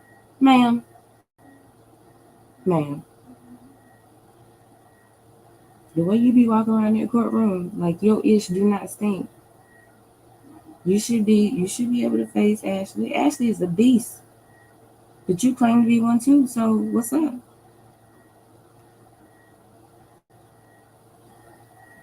That's personally a showdown. I want to see. I'm waiting to see. Because even like I said, even when Ashley came in to fill in for Brian Steele when Glenville was trying to arrest him, there were times when Love kept grabbing the microphone. Oh, wait, they got it. I'll talk to you later. See, you're here with us again. Do we have news, developments? Judge, just for the record, they wanted yesterday to go ahead and meet with my client in the office. I went over there, they went over there, and they listened to what the doctor had to say. He has pneumonia, he won't be released maybe until the 19th. I spoke with him, the DA and investigator left. I spoke with him. He takes 2 oxy, 10 milligrams each every 4 to 6 hours. Okay. And he has to take that. He's in a situation that he gets put under a stressful situation, he'll have a crash. It'll be a crisis situation, he'll be back over there. I spoke to him with State of My Place. He said he made a statement 10 years ago. He said, I don't remember what happened yesterday sometimes. So he's in a bad situation. They have a statement. If they want to get the statement in, that's fine. But he is not going to take the stand respectfully. Well, he is if I tell him to. No, I understand that. I'm not saying that. What I'm saying is he's not going to take the stand and have a clear head. He has to take his medication. And the doctor even made a comment when I asked him, about his mental ability to understand what's going on if he's taking his medication. He said, no, he would have problems. So I would ask you allow me to prepare an order, allow him to go home. His grandmother died yesterday or day before. He wants to go to the funeral. We will give you, he can wear a GPS monitor. He is not going anywhere. He's extremely sick. Ms. Love. Reasons that are apparent. We had someone there, and I was appreciative of Mr. Shad going with us. But what the doctors said is that medication would not affect his ability to recall, to think clearly. And in fact, he could have been released as early as today. And they said that they would keep him no later than the 19th. The touch of pneumonia is not what is keeping him. It is his reported pain level that he has given them that they are keeping him to monitor. So based on the information that we have, and Your Honor, is this something that the court wants filmed? Doesn't matter to me. Go ahead. Okay. Based on the information that we have, I don't believe that a conversation regarding where he goes from the hospital beyond here is necessary, because once he is released, we would like him to be brought right here to put up his testimony before there is anything else that interferes with his appearance in compliance with the subpoena he's been served. All right. Just one more thing. I asked the district attorney yesterday, she gave me a copy of the material witness warrant. She said she would. And I We will. go ahead and allowed us to speak to the doctor with the DA. I asked her for that this morning. She doesn't have it. So I think I'm entitled to that because I think there's some problems with it, but the only way I can address it is through you, because she's not giving it to me. She said she would. And Your Honor, I don't mind providing a copy of that to Mr. Shive.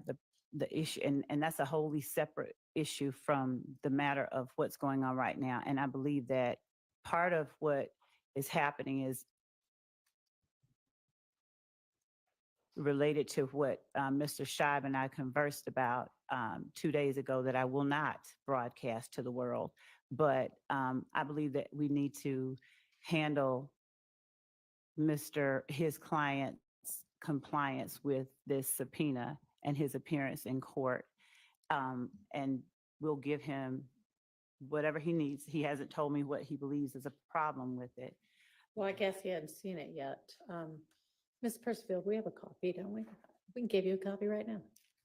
Judge, what I'm asking is just release him, let him go back. I understand that's what you're asking, but I'm not going to do that. I already have given the okay that as long as, and it sounds like the doctors aren't saying that he's not able to testify. So if he's going to come from the hospital upon release to here to testify, that's what's maybe the best way to handle it. And then he'll be finished and then he can.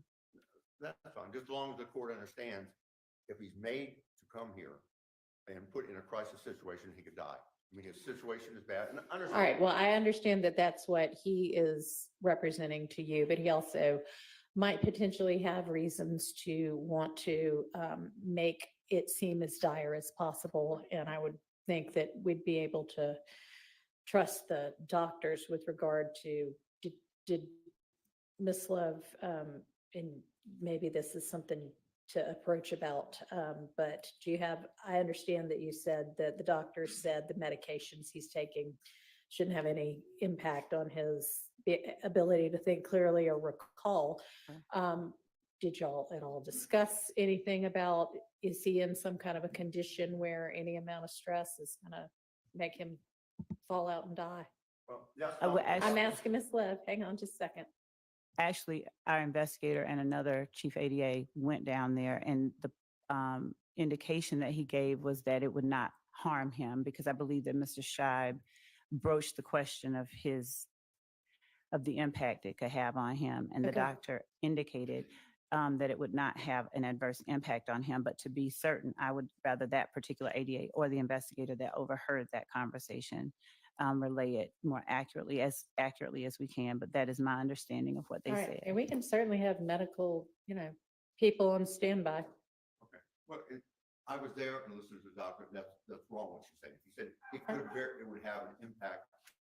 He takes 2 oxycontin. He said it would have an impact on him. Have an impact on anybody, but that's fine. All right, why don't we, before the lunch break, hear from That's, whomever that was that's the all other right. party to that?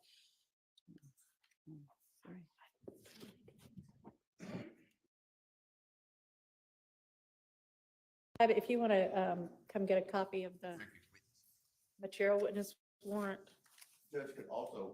do you want a copy of the affidavit as well? If he's brought over here, I can't stay at the hospital. I can't stay here 24/7, but if he's brought over here, will I be notified? So I I can be with would him? certainly expect that you would be notified as soon as the state knows anything about it. Okay, the state's gonna notify me? Yeah, we would not, yes, we would not have him. I'm not going to deal with him, Zachary, without Mr. Shive. So yes, that's a yes, right? So I'm That good. is a yes. Okay, Thank you. all right, you're welcome. Okay, you have your next witness ready? Yes, ma'am. Anything else before we? Your Honor, could this honorable court also share with us, or Ms. Percival, with the court's consent, the material witness warrant and the affidavit in support thereof? I don't find any reason we should not be served with that. That's fine. Thank you, Your Honor. She'll email it to everybody. Beyond that, we ready for the jury? Yes, okay. What'd you say?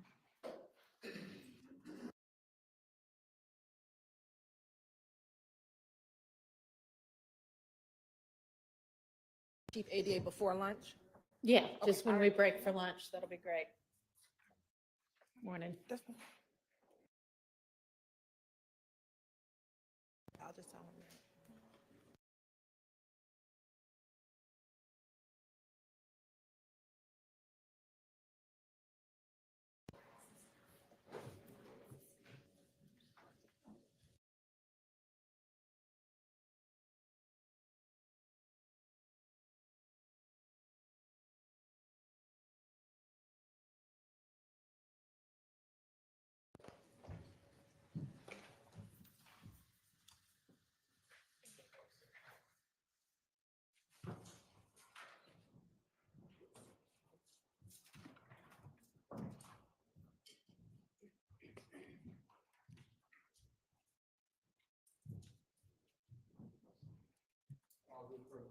Thank you so much.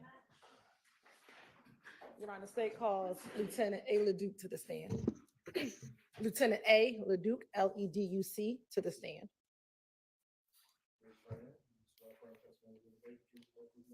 I do.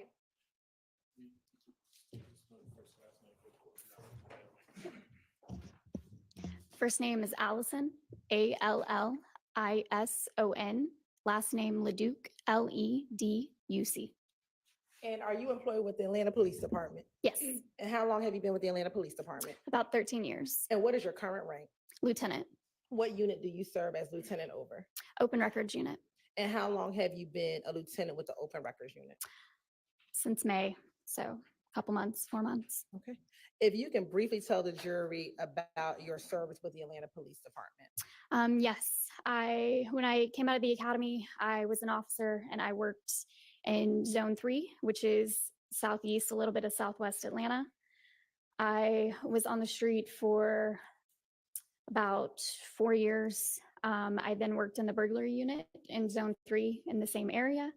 After that, I made investigator, worked in Zone 3, and then I moved to Special Victims Unit, worked there for about 1.5 years, made sergeant, worked in Zone 2, which is the Buckhead area.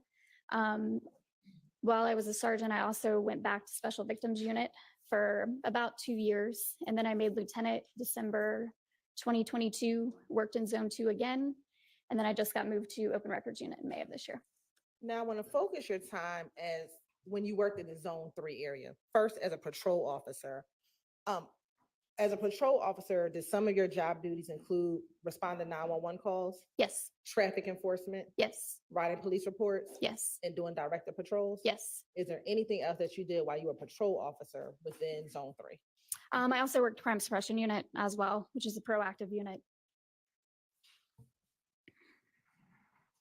And I know you spent some time in Zone 3. How long were you first a patrol officer in Zone 3? Until technically I made investigator 2017. So I was an officer up until 2017, but I worked the street until the end of 2015. And from 2015 to 2017, what did you do? Burglary and crime suppression unit.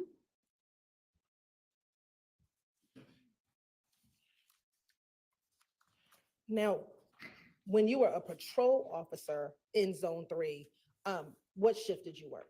Evening watch. And what was the evening watch time frame? 2 to 10 or 3 to 11 is the shift hours. And did you work that shift the entire time you were a patrol officer with Zone 3? Yes. As a patrol officer, did you have a specific beat that you worked? Initially, no, but I was assigned a beat probably about 1.5 years out in the zone. And that was 304's beat, which would be Zone 3 for the 3, and 4 is the beat area. And how long did you work that 304 beat? Probably about 2 years. If you can briefly describe for the jury what areas encompassed in that 304 beat. Yes. So you're looking at the southeast side, old Turner Field area, which is now GSU Stadium, goes down to University Avenue. So that area, Summerhill area, Haygood, Hank Aaron area. You're on permission to approach? And I've given to defense counsel a PowerPoint that includes the next upcoming exhibit, Your Honor. I'm going to show you what's been marked as State's Exhibit 86 GG. Do you recognize State's Exhibit 86 GG? Yes. And how do you recognize 86 GG? That was the main area of 304's beat. And is that a map containing that area of 304's beat? Yes. And does that fairly accurately depict 304 beat and possibly some other beats within Zone 3? Yes. Your Honor, this time the state would like to admit State's Exhibit 86 GG into evidence as a demonstrative. Permission to publish. Thank you, Your Honor. And Your Honor, may we borrow that stick again, please? Yeah.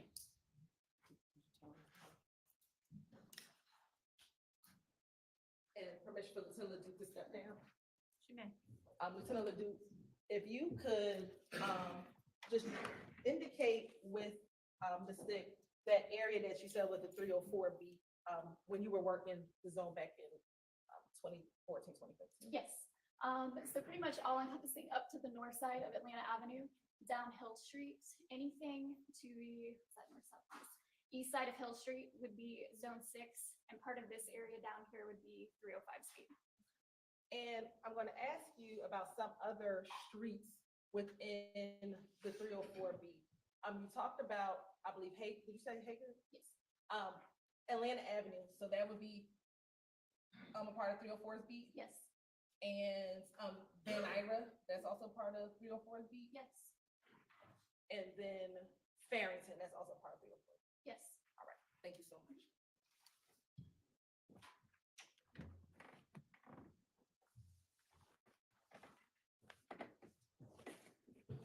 Now, as a patrol officer within 304, or even when you did investigations in 304, were you aware of any gang activity in the 304 beat? Yes.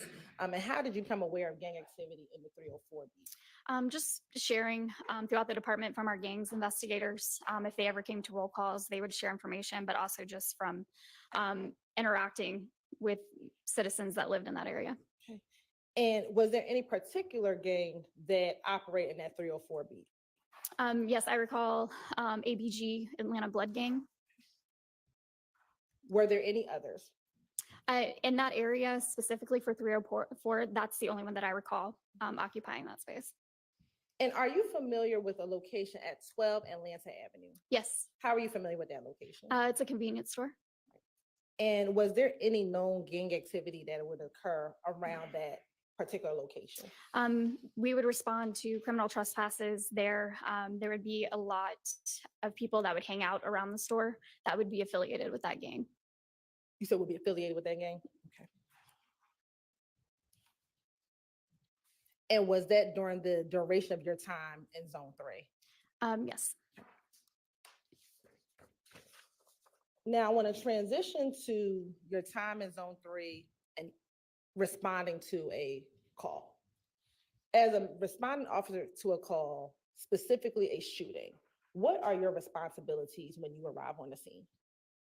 Arriving on scene, you're going to try to make the scene safe for yourself and anybody else that's there. Check for victims, make sure the scene is secure so that way you're preserving any evidence there. And walking through the crime scene, find out what evidence you have there, making sure you speak to any witnesses that are at the location as well. Okay, and you said something about trying to make the scene safe. What does that mean? Well, one, making sure there's no longer a threat at the scene, but securing the scene so that way you have your crime scene located in one area where nobody can cross into that area. And how do you secure a crime scene? You can set up crime tape, you can position patrol vehicles, have officers set up wherever the tape is or the vehicles are.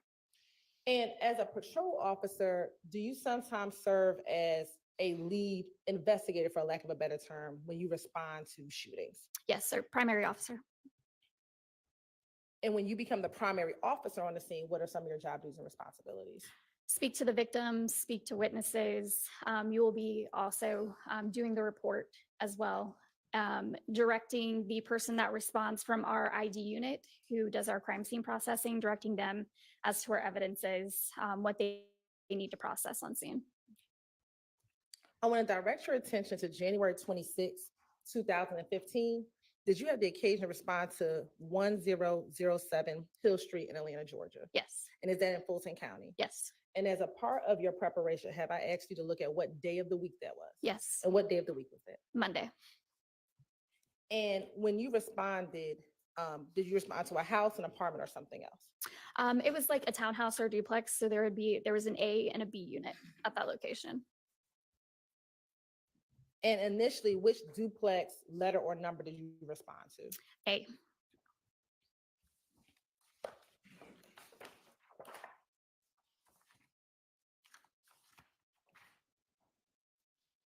And let me ask, do you recall it being a letter or a number? I thought I recalled it being a letter. Would you have written where you responded to in a police report? Yes, I would have. Would looking at a copy of your police report help refresh your memory? Yeah, I would have.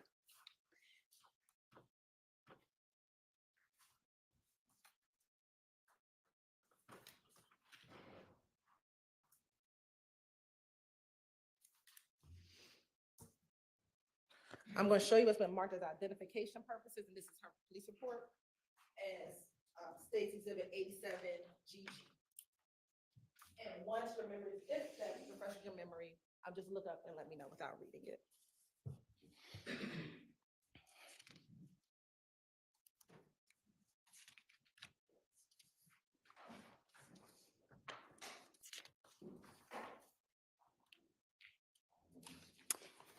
So I will say apartment 1 in the narrative, A, and the initial address at the top. Okay. But it was either apartment 1 or apartment A? Yes. All right. And again, would that have been a 304's beat? Yes. Why did you respond to that location? That was my beat.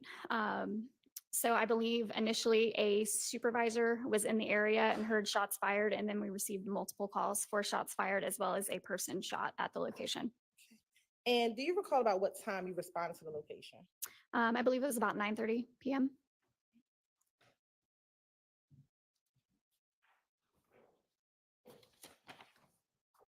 And when you arrived, I know you just said that there was a start shots fired. Did other officers respond with you initially? Yes.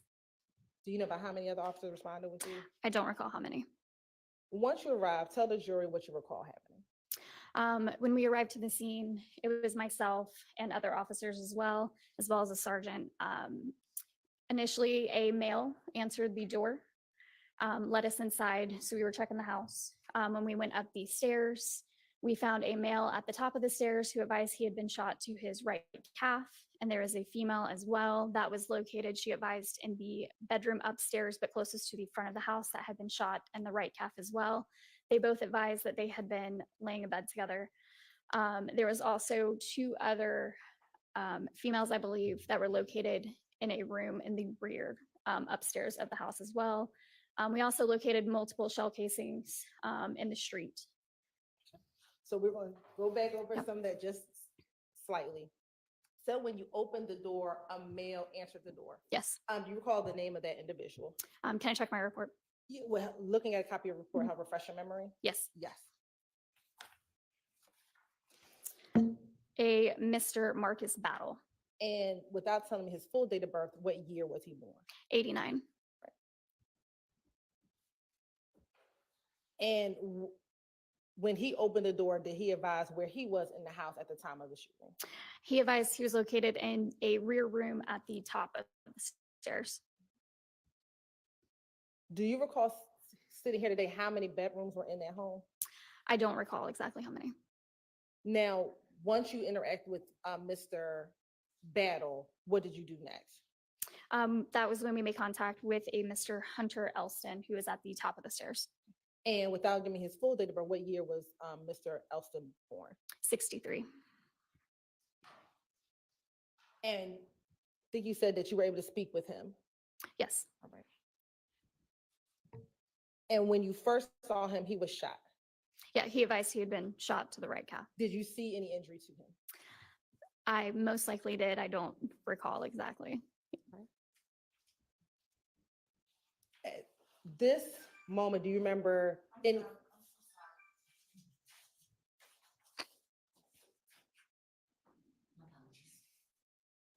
me turn it off now.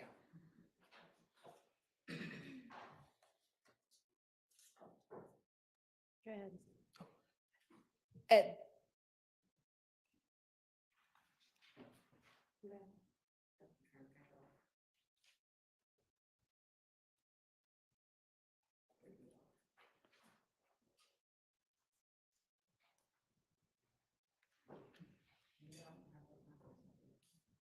it always happens like that.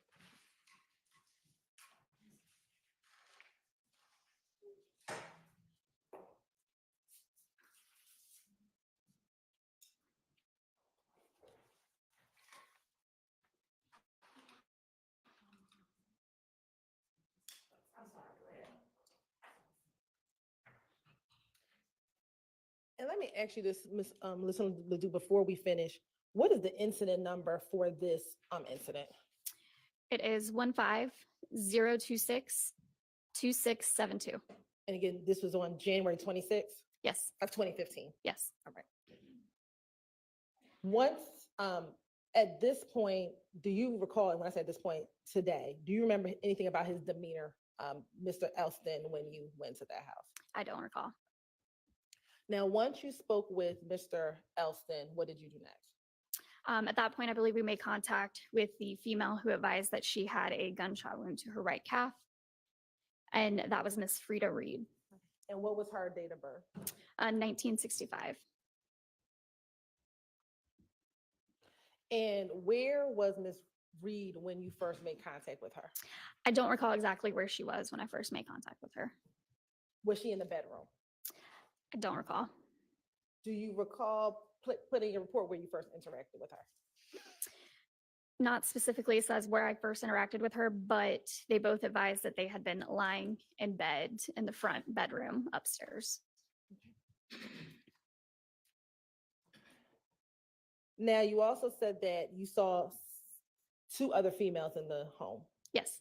What was their name and then year of birth? Raven Davis, 1991, and Liberty Bennett, 2013.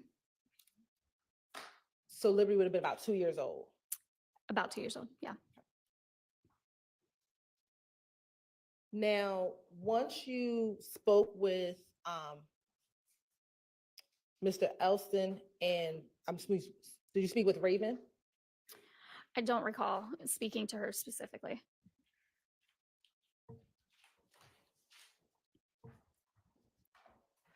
And you saw Miss Bennett inside of the, no, excuse me, Miss Reed inside of the home, correct? Frida Reed. Yes, when I first made contact with her, it would have been inside the home.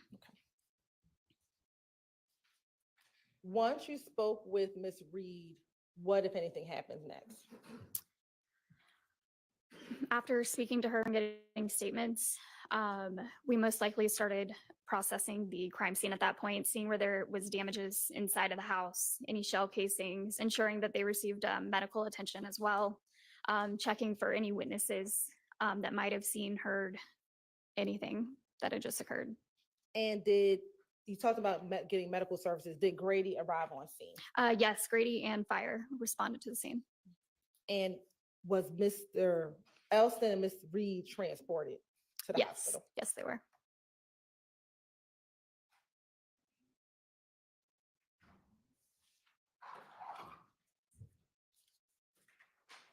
Now, you also said that you were able to speak with witnesses on the scene. Yes. How many witnesses did you speak with? I spoke with a female who lived across the street from the And what time did you arrive? About 9:30. And do you recall in minutes, approximately how long after you may have arrived on scene did you interact with this witness who lived across the street? I don't recall the exact amount of time it would have taken to actually interact with her, but after speaking with the victims, going through crime scene and actually speaking to her, it could have been about 20, 25 minutes. Let me ask, would a CAD report contain any information regarding any witnesses that you may have spoken to on the scene? Possibly. Will looking at a copy of the CAD report from this incident maybe help you refresh your memory as to timing of when you may have spoken to her? You're on permission to approach?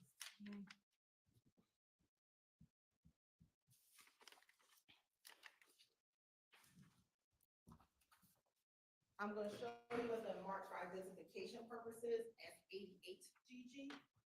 Just take a look at that checklist. It helps refresh your memory as to any information with that witness in there to help ascertain what time you may have spoken to her.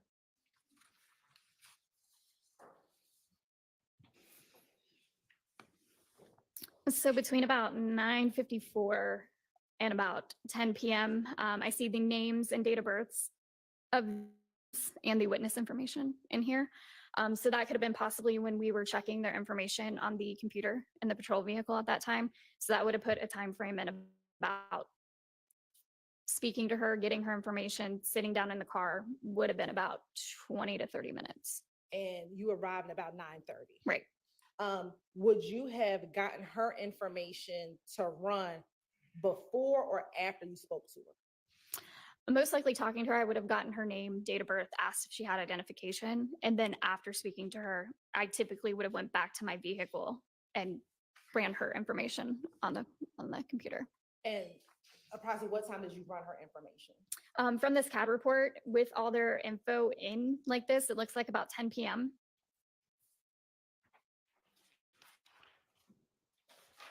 And in speaking with this witness, was she able to provide you any information about that night, about? Objection, Your Honor, calls for hearsay.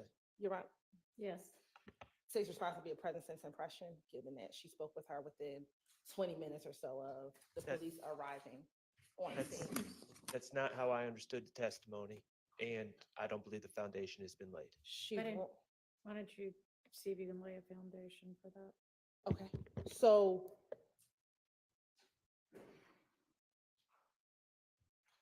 did you,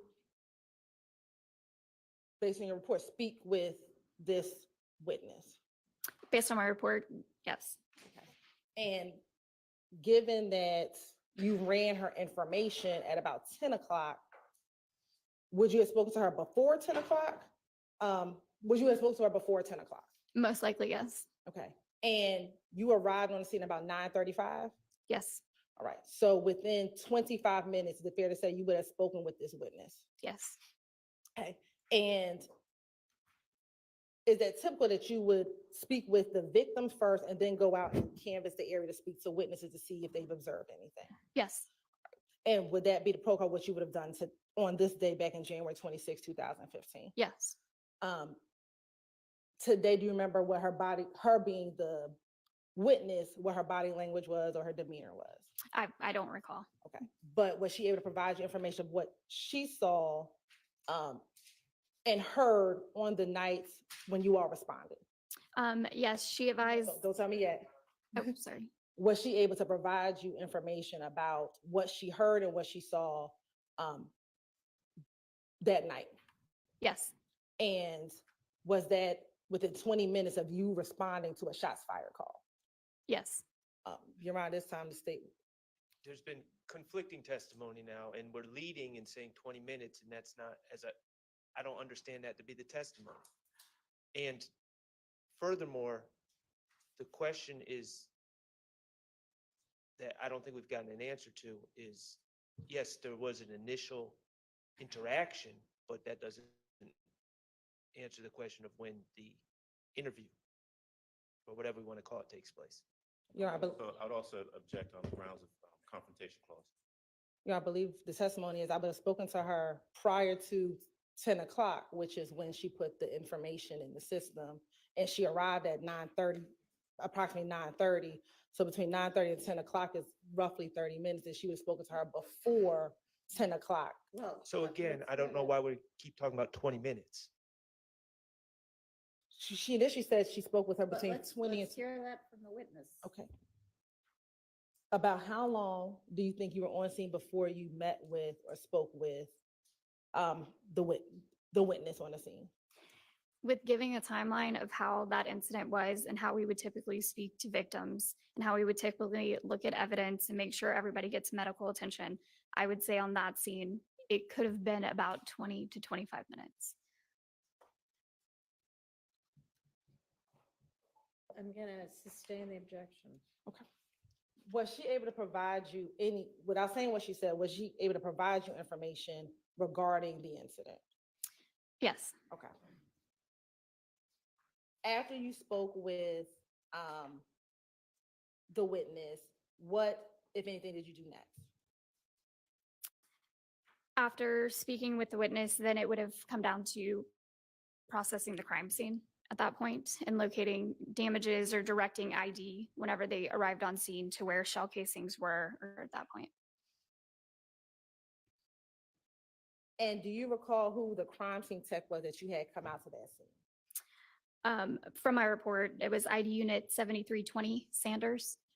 And had you have an opportunity to look at some of the pictures that were taken back on January 26, 2015? Yes.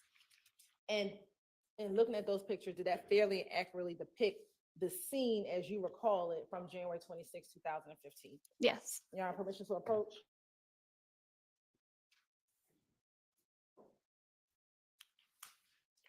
I'm showing you what's been marked as Exhibit 1GG through 28GG. Have you had the opportunity to look at those specific pictures prior to entering court today? Yes. And Your Honor, this time to say would like to tender Exhibit 1GG to 28GG into evidence. Did you say 20 or 28? 28. All right, they're admitted. Permission to publish. You may.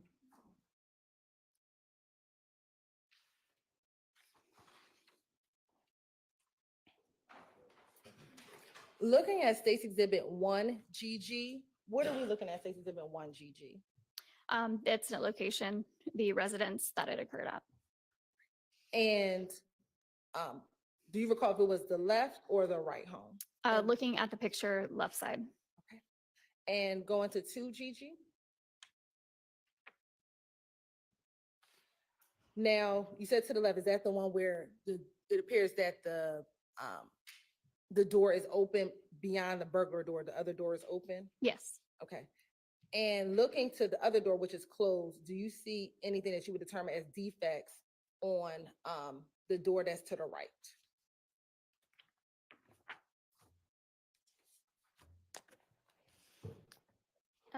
Yeah, from looking at the picture, yes. Okay. But that is not the house that you responded to, the one on the right. That's correct. Okay. Looking at 3GG, if you can describe for the jurors, what are we looking at in 3GG? Staircase inside of the residence. And is this a staircase in where you saw Mr. Elston? Yes, I believe so. Okay. Looking at 4GG, what is depicted in 4GG? Defects on the wall and the staircase. And when you say defects, what do you mean? From being struck by bullets. Looking at 5GG, is that just a close-up of those same defects? I believe so. All right, 6GG. Are these additional defects found within the home? Yes. And 7GG, are these additional defects found inside of the home? Yes. And will all these be consistent with defects that come from gunfire? Yes. All right. Looking at 8GG, is that just a close-up of what we just looked at? Yes. All right. 9GG. And in 9GG, is that also a defect at the top portion of that picture? Yes. And I don't think you can see it here, so if you can stand up and just indicate with the pointer where that defect is on that picture. Right there. All right. You may have to stand, so. Looking at 10GG, if you can identify for the jury the defect that is here as well. All right. 11GG. Is that just the floor inside of the home? Yes. All right. 12GG. What is depicted inside 12GG? I recall that being the front bedroom upstairs. And looking at 12GG, do you see the window in 12GG? Yes. Do you see any distortion of the blinds looking at 12GG? Yes. Okay, if you can just point that out for the jury. Here and up here. All right. Looking at 13GG. Within 13GG, do you see any defects in the wall near that window that you just identified? Yes. If you can just point to the jury and if we can zoom in, where those defects are. Scroll down. So we're looking right here and over here, Okay. And you said over, hold on. possibly some up here.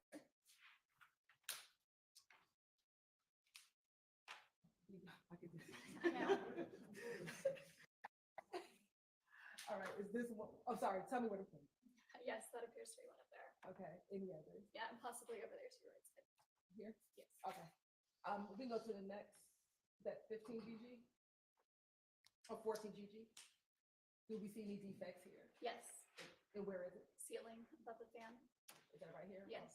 All right, now 15 GG? Do we see any additional defects? Yes, I think that's just a close-up of the one we previously used. All right. 16 GG? Now, what's being depicted in 16 GG? Where one of the victims was lying in bed. And 17 GG? Is that a close of that same area? Yes. Are you able to tell the jury what this reddish brown stain could be inside of this picture? Yes, possibly blood. All right. Looking at 18 GG, any defects within 18 GG? Yes. Where would that defect be? To the right of the picture frames, bottom, above that, top right, above the picture frames in the middle, and then possibly some to your right above this mirror. All right. Looking at 19 GG, is that just a close-up of the one we just identified? Yes, close up. 20 GG? Are those just close-up of the other ones we just identified? Yes. 21 GG? Is that just, do we see any defects within 21 GG? Possibly right there, but that looks like some kind of close up, not 100%. All right, 22 GG? What are we looking at in 22 GG? Bathroom. And in 23 GG? Do we see any defects within 23 GG? Yes, above the clock. Right here? Yes. Next, 24 GG? That's a close-up? Close up, yes. All right, 25? Do we see any defects? Yes, in the mirror. That right here? Yes. And then 26 GG? Close-up? Close up. All right, 27 GG? Would those be considered defects as well? Yes. And 28 GG? Same? Yes. 29, and I believe that's it. Thank you. And will all those defects be consistent with defects that come from gunfire? Yes.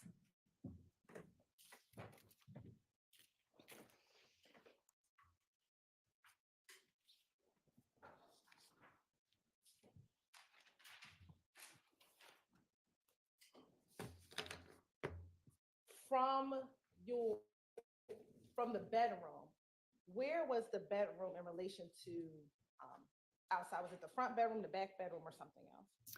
It was the front bedroom. And so would that be the bedroom that be facing the street? Yes.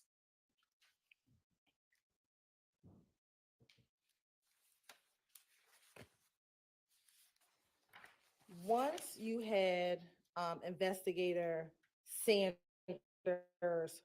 process the scene, what, if anything, would you do next? After probably while she was processing, or I can't recall if Sanders is male or female, I apologize. While processing, I would most likely walk them through the scene to advise what needs to be collected, what's evidence, what's not. Walk them through, also fill out, they have paperwork that we have to fill out as well. And that's what I'd be doing while they'd be processing. Now, all the individuals who resided or who was at the home that day, do you know they lived at that location? I can't recall if they definitely lived there, but they were there that night. Were you able to get phone numbers and addresses for those individuals? Can I check my report? Yes.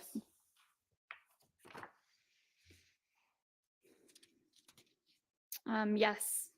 Would you like me to go through? No, No. but were you able to get that for each of those individuals?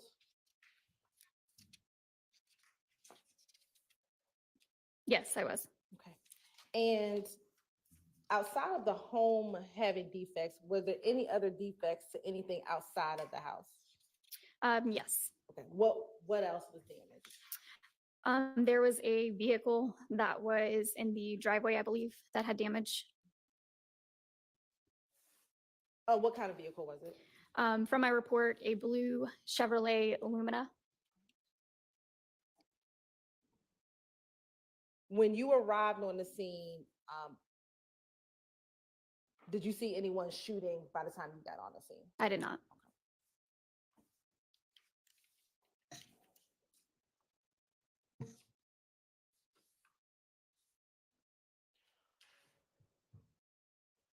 Do you know how soon after you arrived to a scene that the incident number would be generated? It would already be generated upon us getting the call.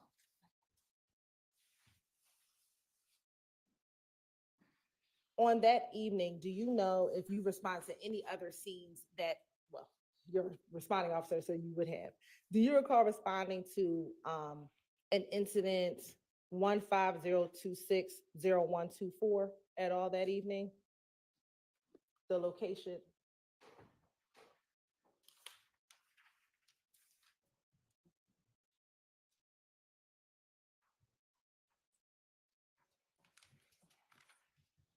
Did you ever have to respond to I-7585 at University that evening or that morning? I don't recall. I wouldn't have responded in the morning because I worked evenings.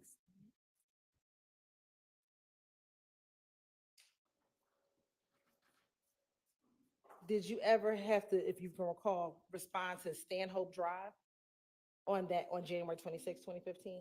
I don't recall.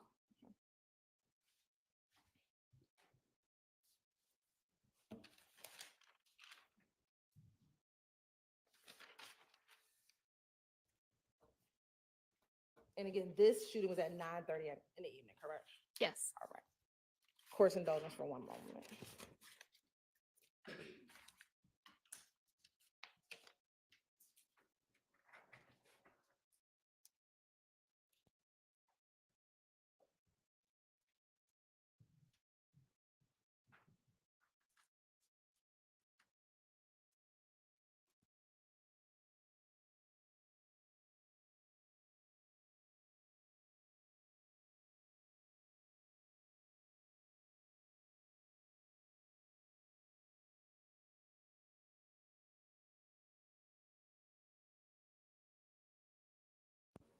For confirmation, your report number was 15020262672. Yes. Is that fair?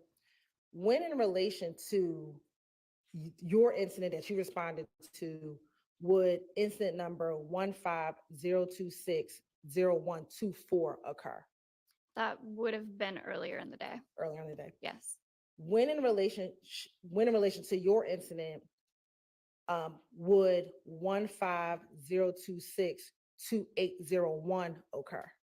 That would have been after. After, all right. Thank you. No further questions. Any defense questions for this witness? Thank you. On behalf of Mr. Williams, we have no questions. Okay. No questions on behalf of Mr. Stillwell. No, Your Honor.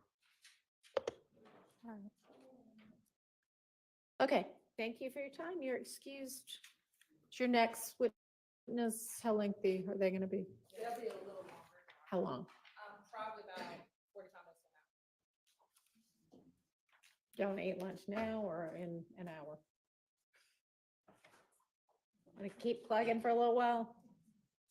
All right, let's have your next witness.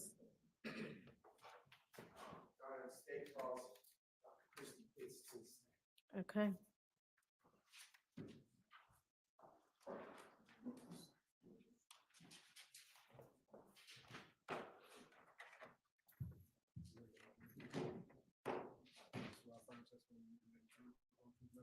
Yes.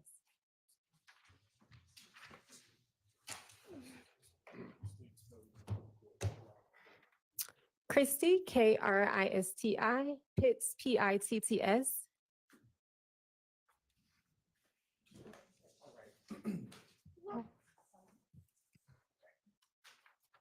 Good morning. I heard you spell your name. Has your name changed in any time recently? It has. Okay, what did your name used to be? Christy Sanders. Okay, and when did it become Pitts? I was born in Pitts. I went back to my maiden name. Okay, all right. And was it Sanders in or around or about 2015? Yes. Are you employed? Yes. What do you currently do? I'm a full-time professor at Purdue University Global. And how long have you been working in that capacity? I've been working at Purdue University for about 3.5 years. I've been teaching post-secondary education for over 10 years. Okay. And what did you do, or what capacity did you work prior to beginning your teaching career? I worked at Atlanta Police Department as a crime scene technician. And what were your usual duties and responsibilities as a crime scene technician with the Atlanta Police Department? I processed crime scenes that I was dispatched out to. And when you say process, what did that all entail? Photographing of the scene, processing evidence that was collected, and testifying to those findings and to that processing. And how long were you employed with the Atlanta Police Department? Maybe a little over 5 years. Were you ever a sworn law enforcement officer with post certification? Yes. Were you sworn in post certified in your capacity as a crime scene tech? Yes. What year did your employment with the Atlanta Police Department begin? 2013.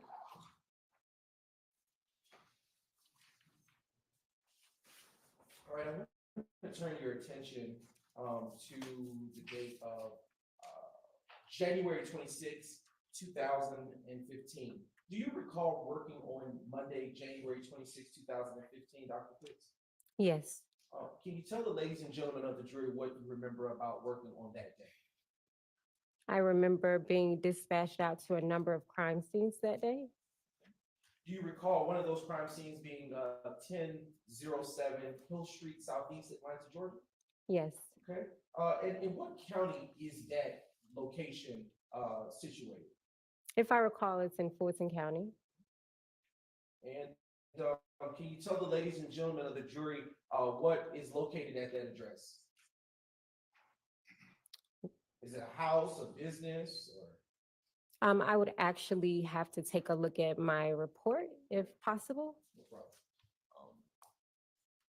Now approaching the witness with what has been pre-marked, Your Honor, as State's Exhibit 90 GG, and it has already been previously served in discovery. Right.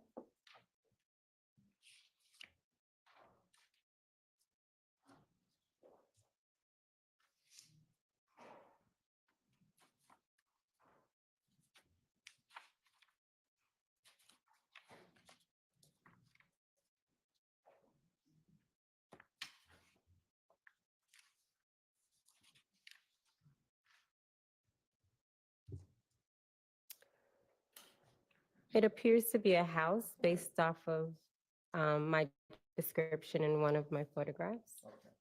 So can you tell the ladies and gentlemen of the jury what you recall about being dispatched to that location in that call? Do you know what kind of call it was? According to my crime scene report, it was an aggravated assault / battery.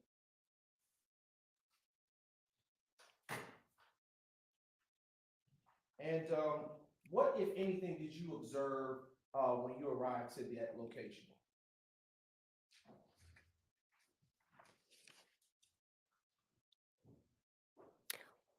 What did I observe? Did you, what did you see? What, did you see anything on the ground? Did you see people? What did you see? I would probably have to look at photographs to be able to I determine. am going to approach the witness with what has been pre-marked in State's Exhibits 30, golf through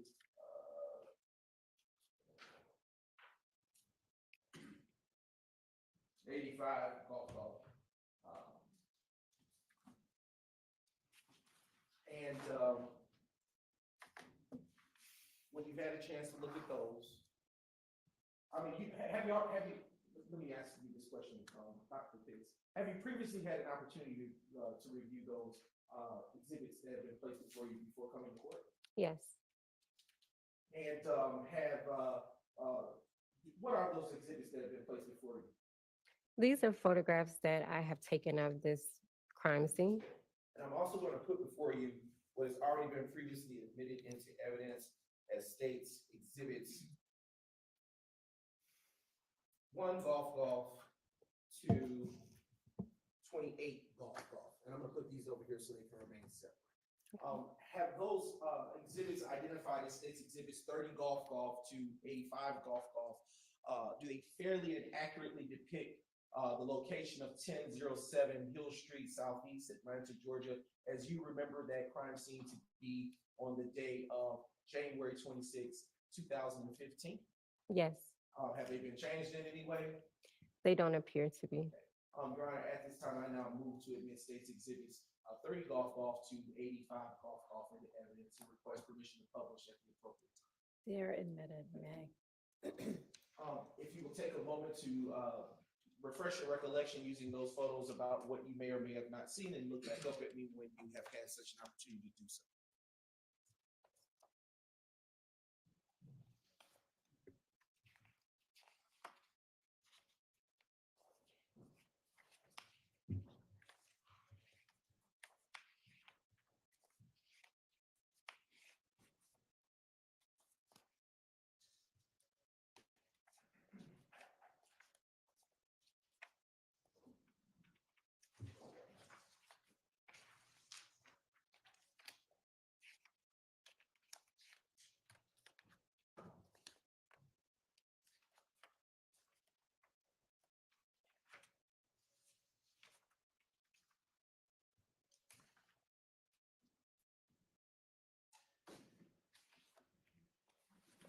All right, do you need me to restate the question or? Absolutely, please. Okay, all right.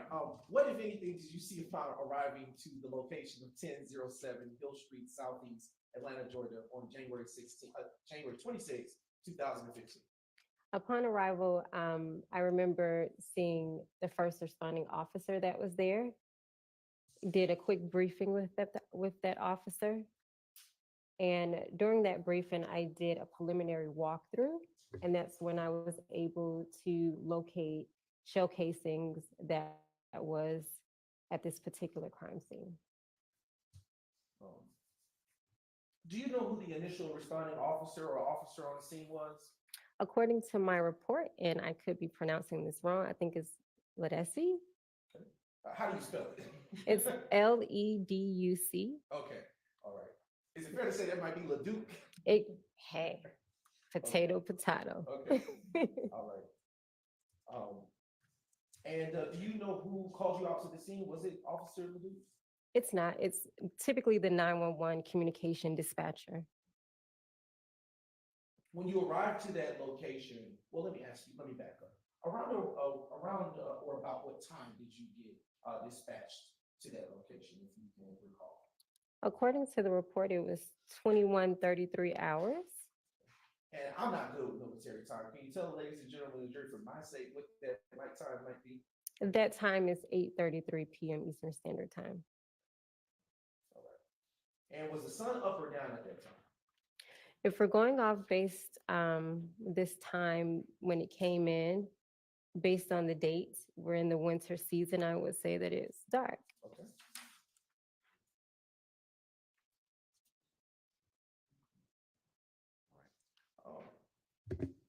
All right. I'm not good with math, but how would you, if you said 21:30? Maybe 9 p.m. Okay, I just want to make sure I know. All right. So I want to ask you a little bit more about your arrival. So how do you determine where to start when processing your crime scene? It's based off of training. You want to approach a crime scene in the most systematic manner possible. So before you even approach a crime scene, you should have a plan of action. And that's typically how I approach all of my crime scenes. I conduct a quick, brief walkthrough with that first responding officer or either the lead investigator that's there. Speak with them as we're walking through. I'm observing the scene. They're letting me know what they've already witnessed or uncovered. And then while I'm doing that, I'm thinking simultaneously how am I going to go ahead and process this crime scene. And in the course of processing the crime scene, Is this particular crime scene that you responded to given a case number at any point? Yes, it is. What is that case number associated with this crime scene? The incident number for this one is 150-262-672.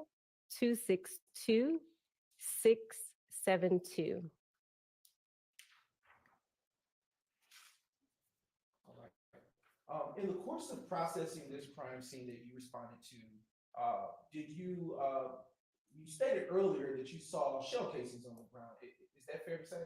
Yes. And in seeing shell casings, did you collect those shell casings? Yes. Do you recall how many shell casings you collected on that day? According to my crime scene report, it was 66 pieces of evidence. And did you collect any live projectiles or live rounds, rather?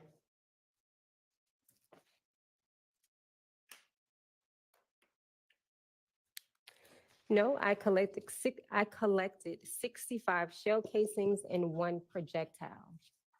And when you say a projectile, what do you mean by that, Dr. Pitts? So a projectile is a piece that comes off of a shell casing or a live round that has been fired. So it can be a piece of metal that's off of that. And prior to collecting the said evidence that you obtained on that evening, can you tell the ladies and gentlemen of the jury what, if anything, you do before removing it from the premises? You want to photograph the crime scene in its totality. And then from there, you must photograph each individual piece of evidence. So in this instance, I collected 65 shell casings. I took 65 individual photographs of those shell casings in overall, a mid-range, and a close-up of each and every piece of evidence. And after you take those photographs, well, let me ask you a different question. How do you distinguish shell casings one from another on the scene when you're taking pictures? Based on the initial walkthrough that I conduct with that first responding officer, or either that lead investigator, we typically discuss, did you determine what was the entryway into this crime scene? And from there, that's how I methodically place the evidence markers on those shell casings. With the evidence markers, are those included in the crime scene photos that you take? Yes. Okay. And after taking your photos of the crime scene, what, if anything, do you do with the shell casings? I collect them. Did you put them in your pocket? Did you put them in a backpack? How did you transport them or collect them? So they are not put in my pocket. That would be extremely unethical.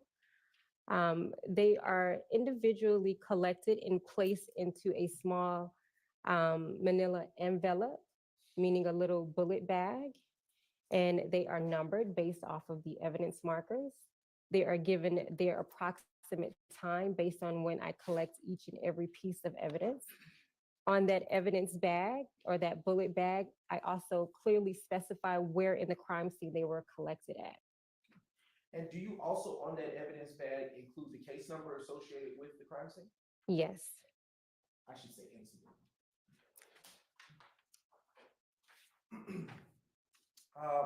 I am now going to publish a select set, Your Honor, of crime scene photos that have been previously admitted subject to the court's rulings, starting with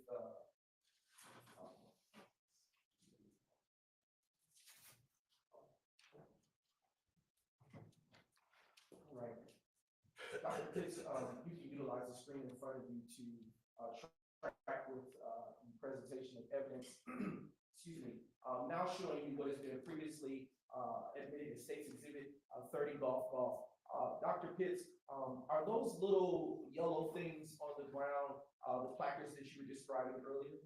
Yes. And with those little placards that are on this photo, be next to the shell casings that you saw outside of the residence? Yes. And are those the same shell casings that you described as collecting from the crime scene and putting into small bullet bags or? small bullet bags. Yes. Now transitioning to the next state's exhibit, which is state's exhibit 31, golf. Is this a different angle of additional shell casings that you took photos of on that same street? It appears to be from a different angle of those same shell casings. Transitioning now to state's exhibit 32, golf. All right. Is this a different also angle of the street that contains some of the shell casings, as you remember? Yes. And that moisture on the street, was that there prior to your arrival, or do you remember that to be something that came as a result of the gun shots that rang out at the crime scene? That was there prior to my arrival. Okay. Now showing you what has been previously admitted as state's exhibit, the next state's exhibit, which is 33 golf. Is what? Do you recall this particular residence at the crime scene?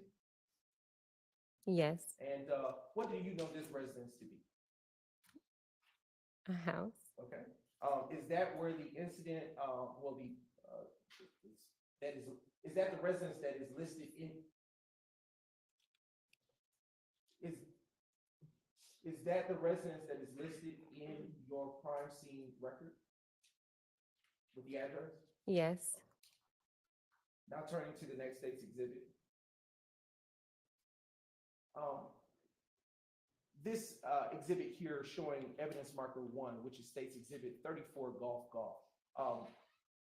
Is this next to one of the shell casings that you collected? Yes. And is that one such shell casing that you also included in your report? Yes. Okay, turning to the next state's exhibit, which is state's exhibit 35, golf.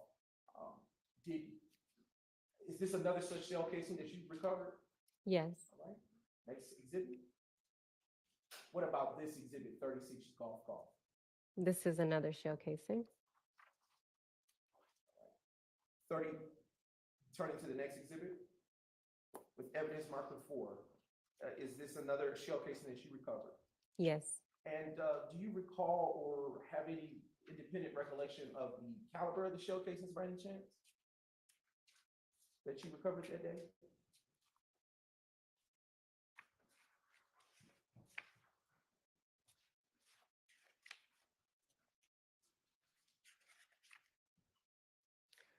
Not listed on my crime scene report, however, in my personal notes, yes.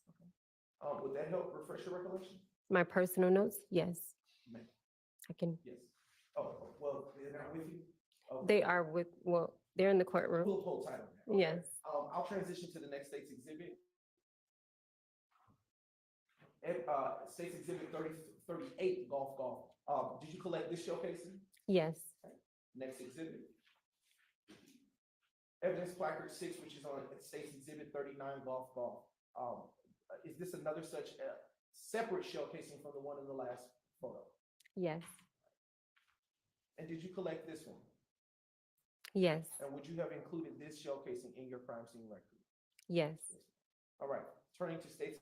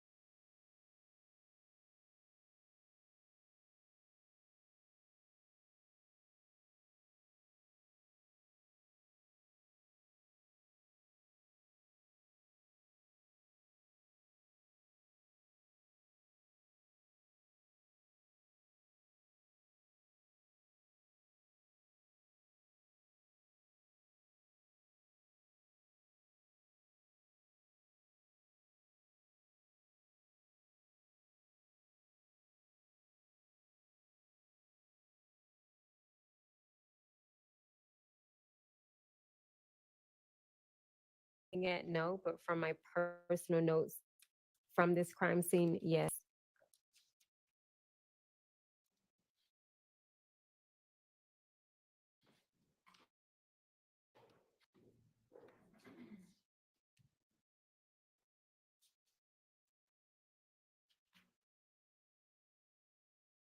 All right. I want to turn your attention to the state's exhibit that has been identified as State's Exhibit 90 golf golf. What is it earlier was used to refresh your recollection, but what is that?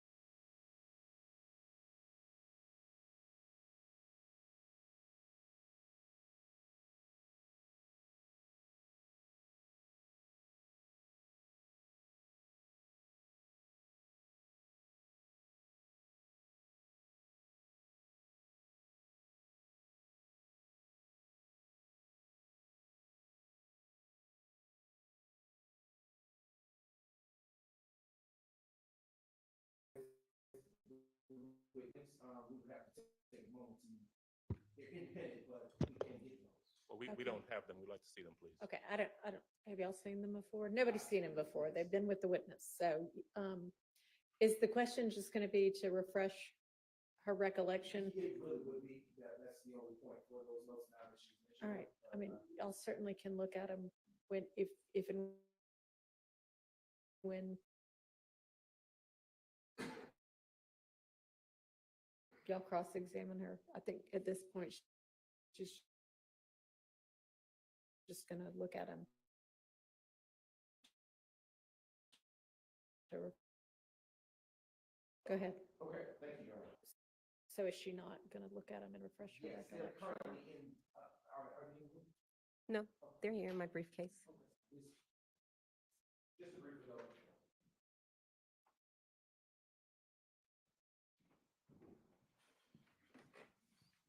Thank you.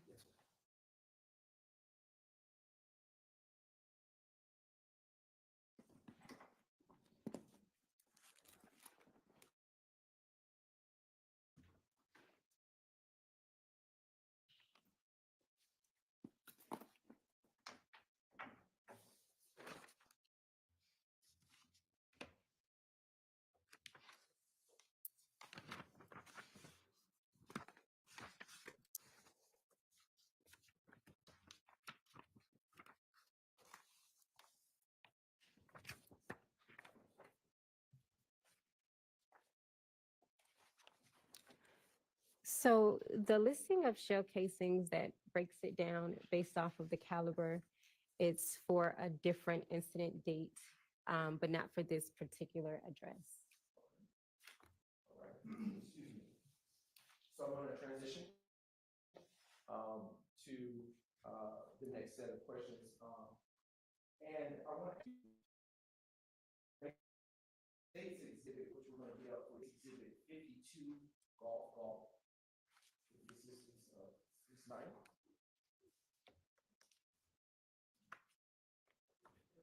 It should be coming up before you on the screen too, if you want.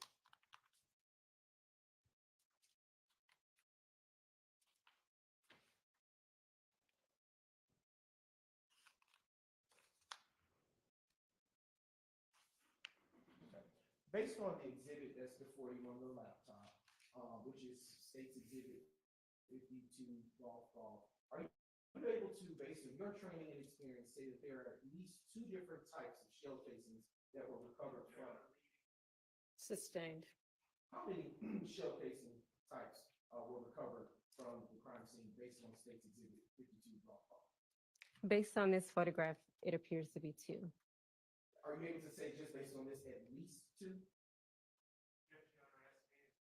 Overruled. At least two based off of this photograph would be fair to say. Now I'm going to transition your attention to the date of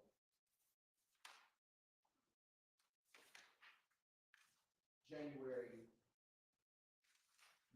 28th, 2015, which would have been a Wednesday. Do you recall working on that day, Dr. Pitts? January the 28th, 2015, yes. What do you recall working about on? What do you recall about working on that? I would need to either look at my notes or my crime scene report. I am now going to reverse the witness, which was what has already been pre-marked as State's Exhibit 123 Charlie. And I have now handed the witness that exhibit. And after you've had a chance to review it, please look up at me and we'll continue asking questions.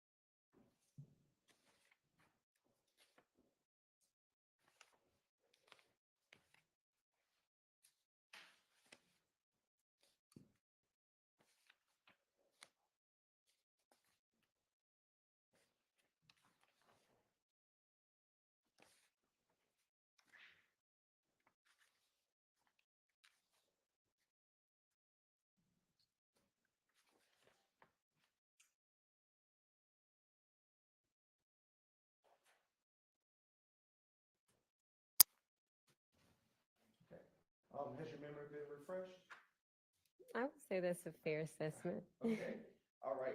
So Dr. Pitts, what do you recall about working on Wednesday, January 28th, 2015?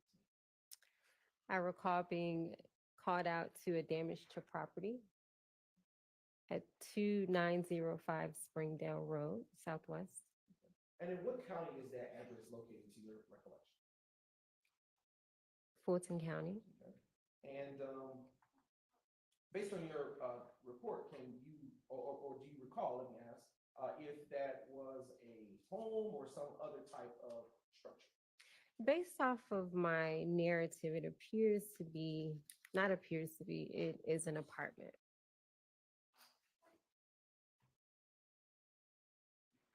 And did you, in fact, actually go out to that location?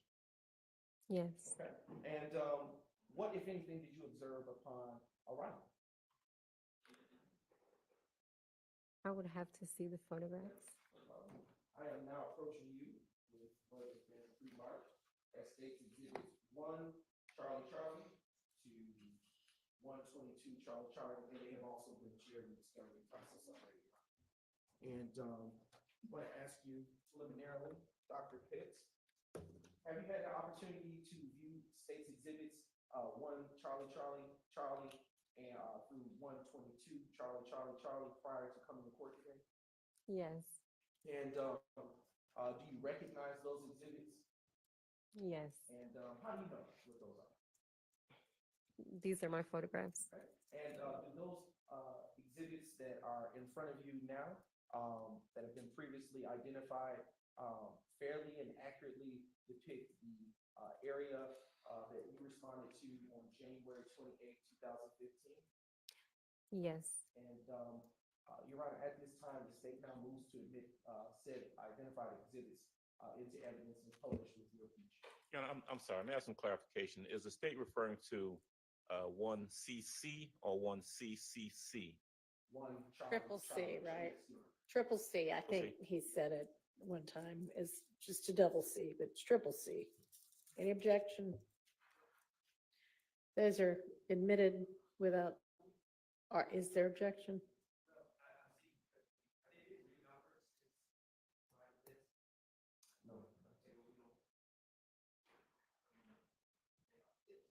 Your Honor, these have been previously provided in discovery for this exact reason as the court has instructed, and I'm not sure. Okay, I'm not sure if you understood my instruction yesterday, but it's okay.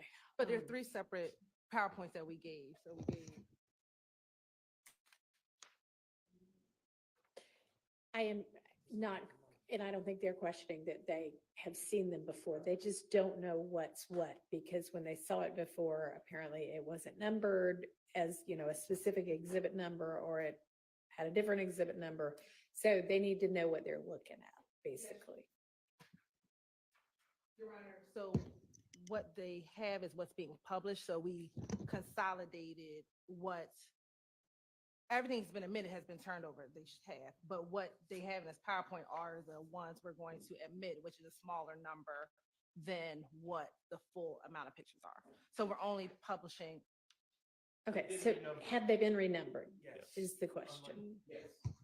Okay, which makes it difficult for them to know what to look at, because They have not. 15 CCC might be something different now.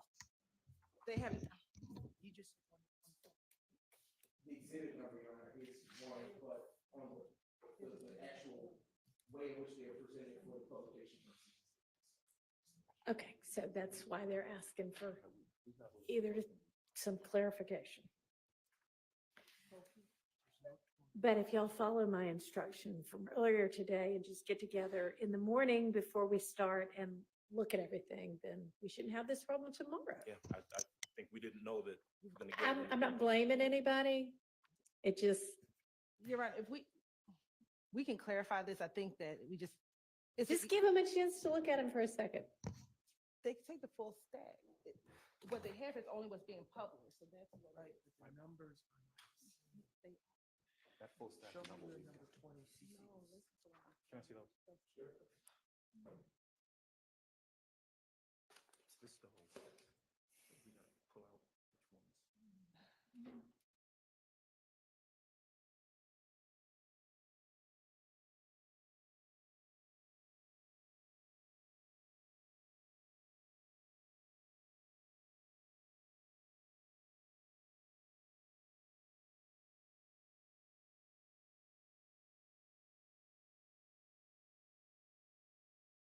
This step to admit 122 of them, and I do not expect 122 of them to be published or anywhere near that. Correct. And these are all the pictures that were in the witness folder that we went over a few weeks ago. So that's what we're saying is that. no one's denied. So they're just trying to figure out what's what. All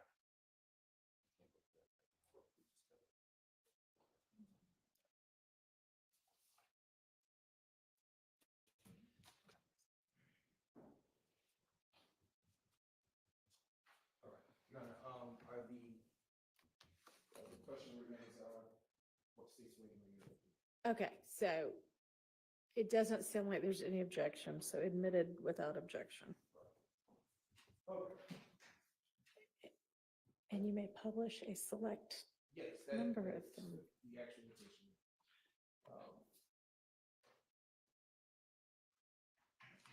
Okay.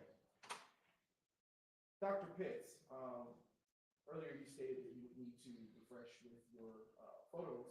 If you have an opportunity to look through them, if you need to look through,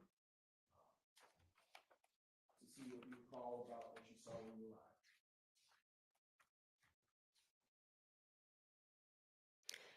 As I previously stated, based off of my crime scene report, I was dispatched out to a damaged property. Looking through these photographs, I have seen these briefly before. It does appear to be shell casings that were documented or photographed at this scene, as well as a vehicle, apartments, outside and inside, as well as defects inside of some of the apartment units. And do you recall who was the on-scene investigator upon your arrival, if any? According to my crime scene report, I was working with or speaking with Collins.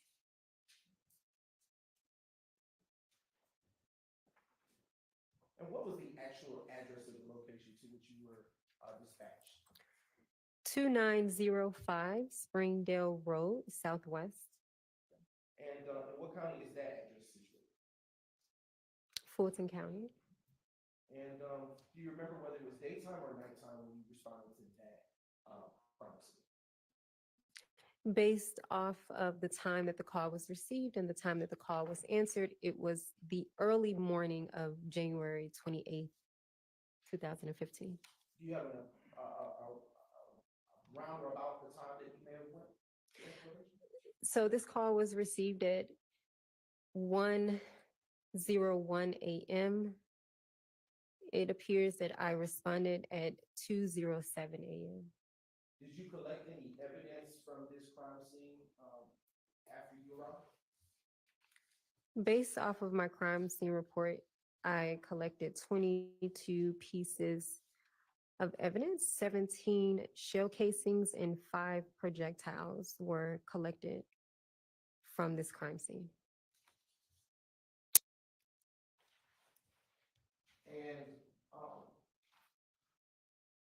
do you recall, based on your report, or do you recall off your independent recollection, which calendar they may have been?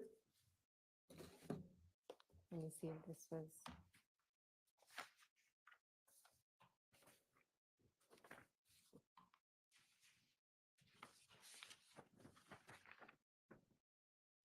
Yes, based off of my notes, I collected a 9mm Luger. That was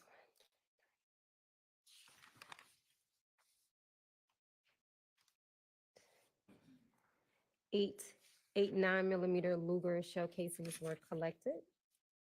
I also collected 40 Smith & Wesson RP, and it appears to be seven of those shell casings that were collected. I also collected a PMC 9mm Luger. It appears to be one of those were collected. No, I stand corrected, sorry. 5 of those.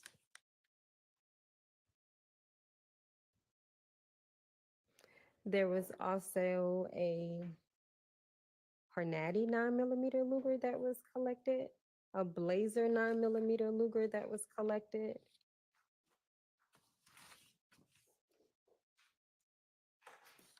And those were all as it relates to the shell casings. The rest were projectile pieces.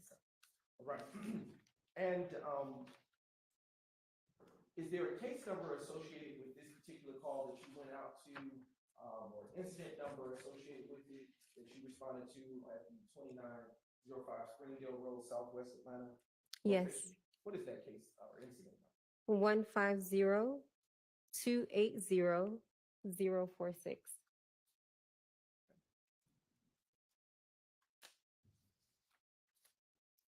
And after you collected that evidence, did you handle that evidence in the same manner as you did in the prior APD case or incident number? Prior to collecting any pieces of evidence, including these shell casings and projectiles, photographs are taken of the entire scene, and then individually of each and every shell casing before any collection is done. I want to publish select photos on the screen for you, and if you give it a brief moment, it will come up.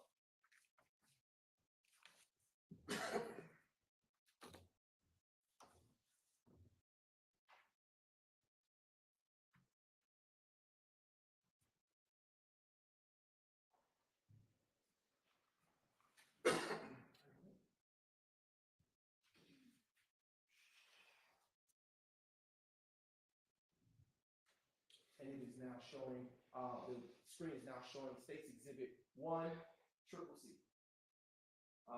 Utilizing State's 1, Triple C, can you tell the ladies and gentlemen of the jury what we are looking at here? This is an overall photograph of the shell casings in the parking lot area of this apartment complex based on my arrival. And now turning to the next State's Exhibit, which is 5, Triple C. Is this another evidence, thank you, another evidence placard associated with one of the shell casings that you collected? Yes. And would there have been multiple placards of this type for the shell casings that were outside? Yes. All right. Turning your attention now to State's Exhibit 22, Charlie, Charlie, Charlie. Dr. Pitts, why would you have taken a photograph of this vehicle? If I'm not mistaken, based on what I briefly recall, this car may have had some damage. Anytime a vehicle has been damaged or a part of a crime scene, you are to photograph the vehicle, all sides, all 4 sides. And that's what this photograph is showing, the backside of this vehicle. Turning your attention to State's Exhibit 24, Charlie, Charlie, Charlie. Is this another angle of that view of that same vehicle? This appears to be the passenger side of that vehicle. And do you see from this view any defects to this vehicle on this side of the vehicle? Not based on this photograph, no. Next State's Exhibit, which is State's Exhibit 25, Charlie, Charlie, Charlie. What about this exhibit? It appears to be some type of defect on the driver's side, but I would have to have that photograph zoomed in You can enlarge that. for an exact. Yep. All right. Utilizing the zoom feature, are you now able to see any such defects to this vehicle on this State's Exhibit? Yes. And where do you see that defect? On the driver side back window. All right. Now turning your attention to State's Exhibit 29, Charlie, Charlie. And do you see any defects in this photo here? No. Okay. We are now publishing for your viewing State's Exhibit 30, Charlie, Charlie, Charlie. Dr. Pitts, why would you have taken a picture of the front entrance of this apartment unit? Anytime you're photographing a crime scene, you're supposed to tell a story. And this is another photograph of me showing or telling a story through photography. Next State's Exhibit. 32, Charlie, Charlie, Charlie is published. And do you see any bullet defects here? Yes. How many? It appears to be 1. And are you ever able to recover any such projectiles that may have entered the home at such range or from distance? If a defect was in this building on the outside, no, we typically don't have a ladder that we would climb up for that. But if it penetrated through and it was now inside of that apartment unit, yes, I would cut the wall out and retrieve it with tweezers. Showing you State's Exhibit 34, Charlie, Charlie, Charlie. Do you see a bullet defect here in this exhibit? Could you zoom in for me? Yes. Yes, it does appear to be a defect in the wall. Showing you State's Exhibit 36, Charlie, Charlie, Charlie. And I'm going to zoom in. Do you see in this room, separate from the last exhibit, a bullet defect? Yes. Turning to the next State's Exhibit. And being published now as State's Exhibit 39, Charlie, Charlie, Charlie. Is this a separate unit from the first unit that you took pictures at featured in this particular State's Exhibit? Yes. And was this unit impacted by the gunfire that led to defects that may be there present? Yes. Showing you now State's Exhibit 40, Charlie, Charlie, Charlie. Okay. Featured in this photo, do you see any such defects as you were talking about on this unit? Are we able to zoom in some? It does appear to be a defect on the outside. Right.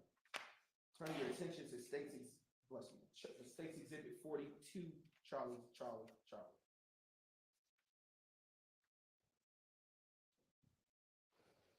And if we can go and enlarge.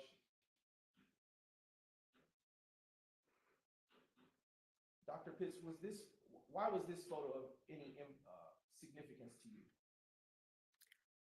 It appears to be maybe some type of defect. Okay. If you could utilize the cursor to just beneath, thank you, just go a little lower, right there. Do you see a defect there? Are we able to zoom in some? I think that's as far as it goes, Dr. Pitts. I wouldn't be able to accurately say that that's a defect. We'll turn to the next State's Exhibit, which is 44, Charlie, Charlie, Charlie. Dr. Pitts, before you is State's Exhibit 44, Triple C. Why is there evidence placard on the inside of the house as opposed to the outside? Because at this point, I am working my way indoors, and this appears to be the first piece of evidence upon entering this apartment unit. Okay, if we could zoom in, Ms. May.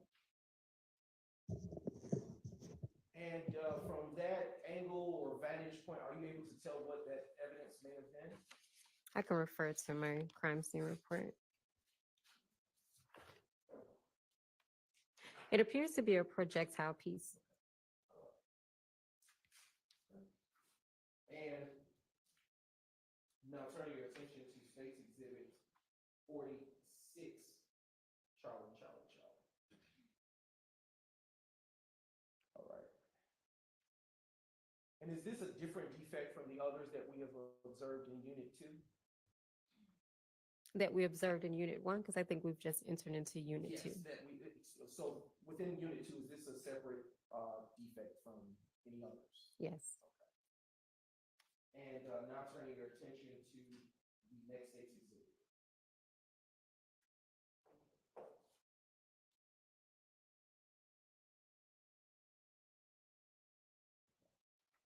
right. Utilizing State's Exhibit, this appears to be 48, Charlie, Charlie, Charlie. Do you see any defects in this particular photo? Yes. Okay, and is that also another such defect inside of Unit 2, Apartment 2? Yes, it appears to be. Turning your attention to the next State's Exhibit. We're just about done. State's Exhibit 50, Charlie, Charlie, Charlie. If we could zoom in, do you see anything by the light switch in this photo? Yes. What do you see by the light switch? It appears to be a defect in the wall. Turning your attention now to the next State's Exhibit, which is 55, Charlie, Charlie, Charlie. Do you see any defects here on this exhibit? Yes. Okay. Next exhibit, please. 57. And in this photo, do you see any such defects within this closet area depicted in this exhibit? Yes. State's Exhibit 59, Charlie, Charlie, Charlie. Dr. Pitts, now that it has been enlarged, are you able to see another defect in the same unit on this photo? Yes.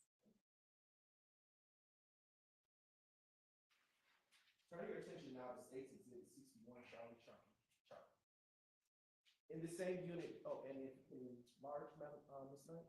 Thank you. Do you see any bullet defects here with this exhibit on the screen? And if you're not able to, you can always utilize the hard copies. What was the number of this photograph? This is States Exhibit 61, Charlie, Charlie, Charlie. Thank you.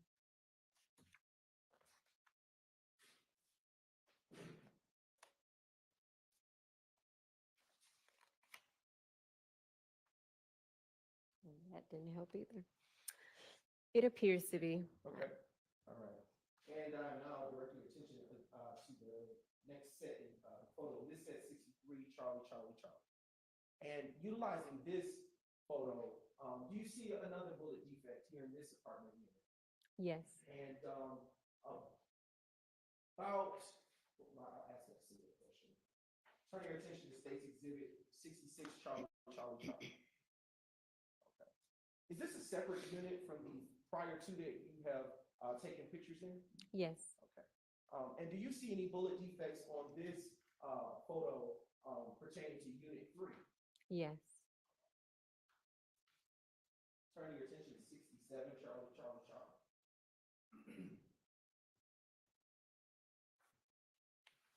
Dr. Pitts, do you see any bullet defects in this photograph? And yes. Yes, it does appear to be. And to the top right where the cursor is now pointed, do you see any more bullet defects? Yes. And how many do you see? I see 3. And in total on this exhibit, how many do you see? I want to say 4. Okay. It could be on other parts. Would utilizing the hard copy of that exhibit in front of you make you confirm that? What was the number That's again? Exhibit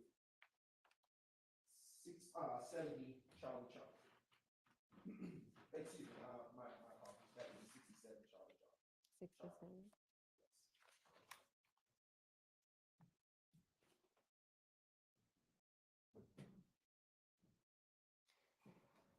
I can't accurately say, and the reason that I state that if you scroll down, it's 2 others, and I can't say if those are defects or not, so I don't want to misstate. I want to turn your attention to States Exhibit 70, Charlie, Charlie, Charlie.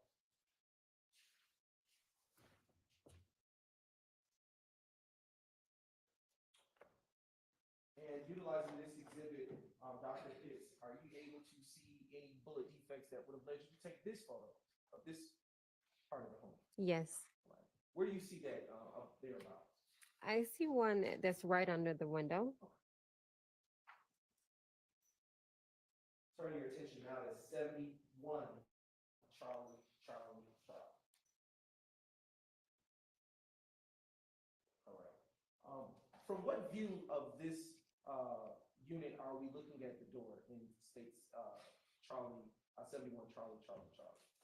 It appears to be that I'm now inside of the unit and the front entry door is closed. Okay, and if we could zoom in a little bit over the door tonight, do you see the bullet defect that you took a notice of outside of the door when you took this photo? Yes. Turning your attention to 73, Triple C. All right. Dr. Pitts, are there any good bullet defects in this photo which would have led you to take it? Yes, it appears to be one. Ms. Knight, if you could put the cursor, do you see where the cursor is? Yes. Does that appear to be a bullet defect to you? Yes. Publishing States Exhibit 75, Charlie, Charlie, Charlie. And in this photograph, where does it appear that you are now when you took it? Maybe in another room of this apartment unit. Is that a bed? Does that look like a bed to the left of the photograph? I can't accurately state that if that's a bed. Ms. Knight, if you could zoom in on the wall. Is that okay? Utilizing this photo where the cursor is, if you can't see it through this photo, you can always refer to the hard copy in front of you. Do you see what appears to be a bullet defect? Yes.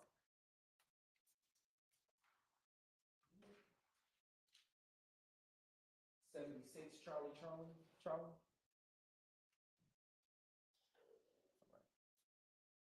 And if we you see any bullet defects in this photo, that you took further in the room? Yes, And, how many do you see with your eye? I see 3.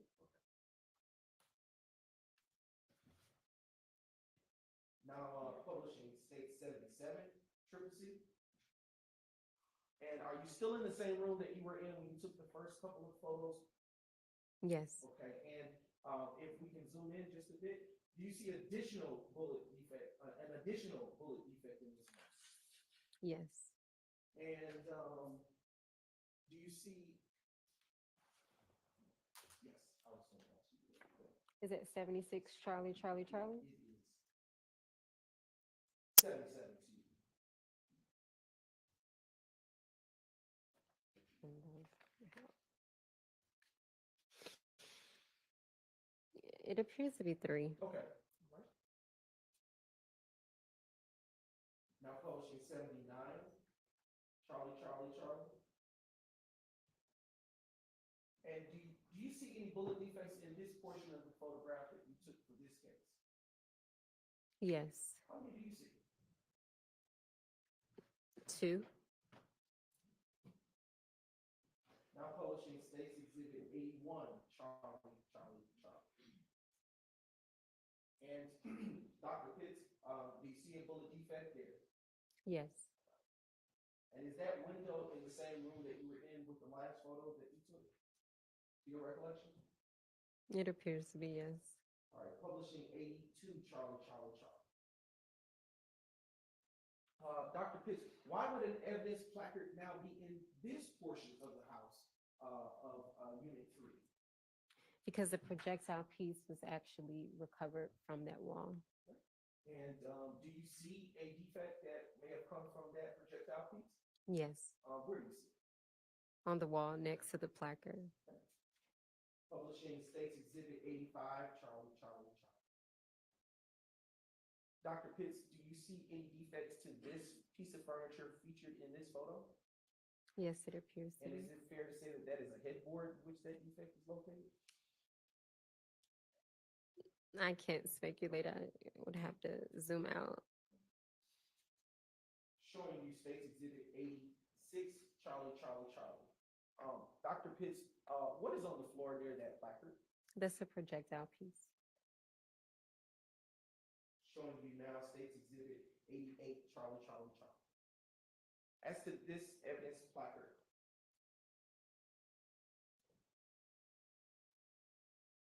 we're gonna forego that, we're gonna go to the next exhibit. 90, Charlie, Charlie, Charlie. Dr. Pitts, in the corner of this photograph, is there yet another bullet defect to your ability to see? Yes, And now publishing 92, triple C. In the same room, do you see another bullet defect separate from the others that you identified? yes,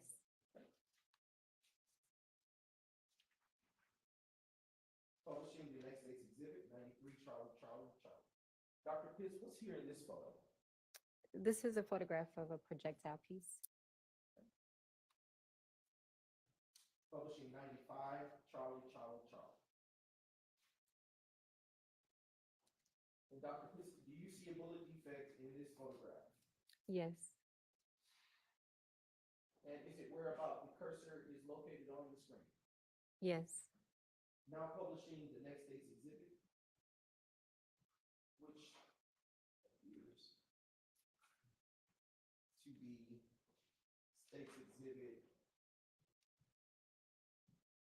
100, but less than 100. Just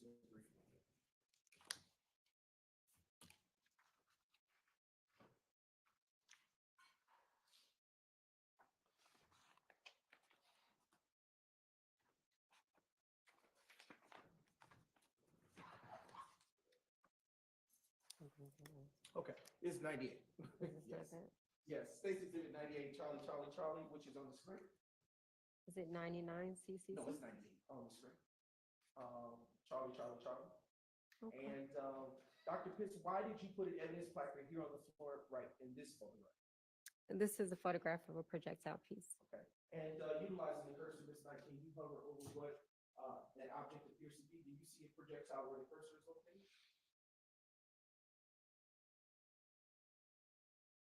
Yes, it appears to be.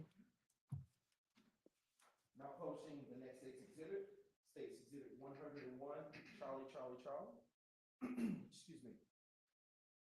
Dr. Pitts, what led you to take a photo here of this part of the room? Do you see any defects? Are we able to zoom in some? Yes. Maybe to the corner going up? Is it the closest we can get? And what was the number of that? That is state's exhibit 101, Charlie, Charlie. And if not, I can put the next exhibit up.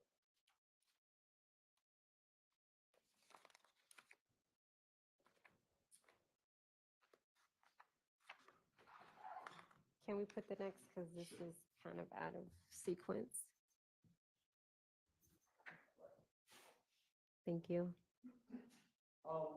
Actually, we're going to transition to state's exhibit 106, Charlie, Charlie.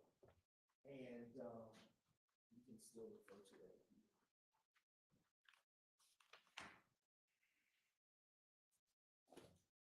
That's not in order, so I'll stick to this. All right. Is this a separate unit from the first three that you took pictures of? Yes. All right.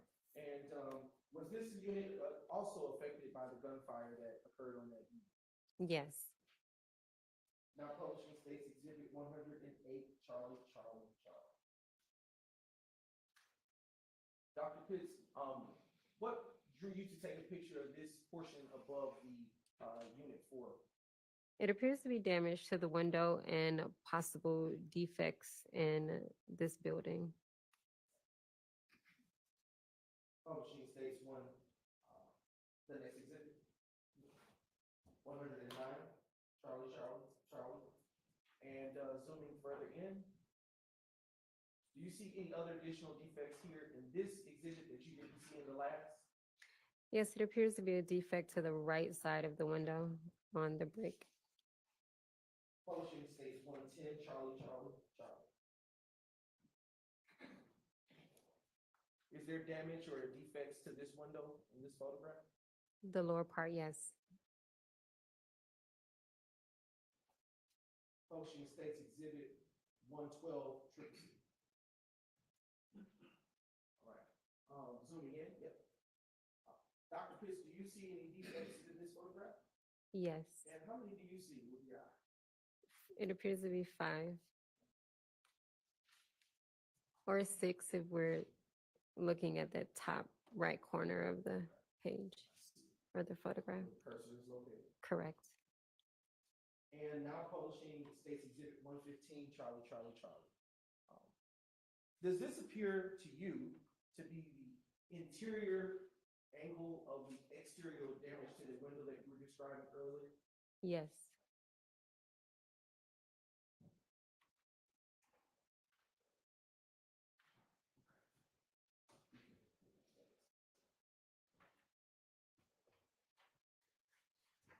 And Dr. Pitts, did you create a crime scene record for this particular incident? Yes. And do you recognize the crime scene record in this case, identified as state's exhibit 123, Charlie, Charlie, Charlie? Yes. And how do you recognize it? It's the crime scene report that I generated. Okay.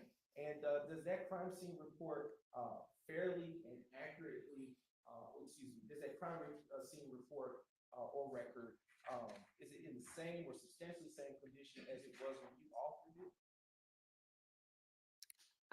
It appears to be, but I'm sure it's not the exact original. And at this time, Your Honor, the state now moves to admit state's exhibit 123, Charlie, Charlie, Charlie. All right, it's submitted.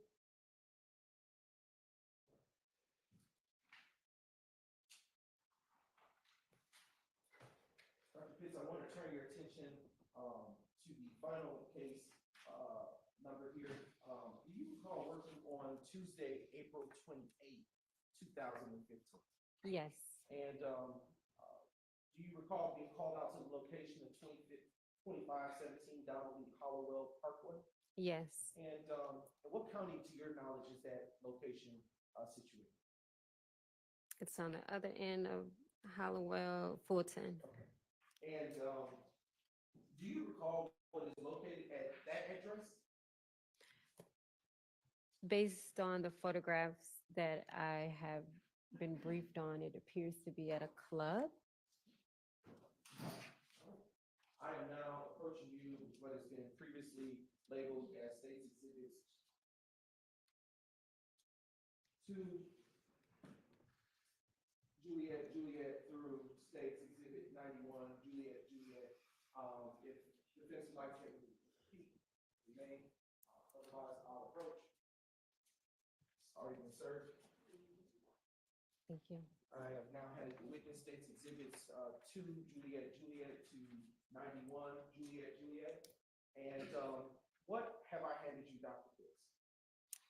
A stack of photographs. Do you recognize those photographs?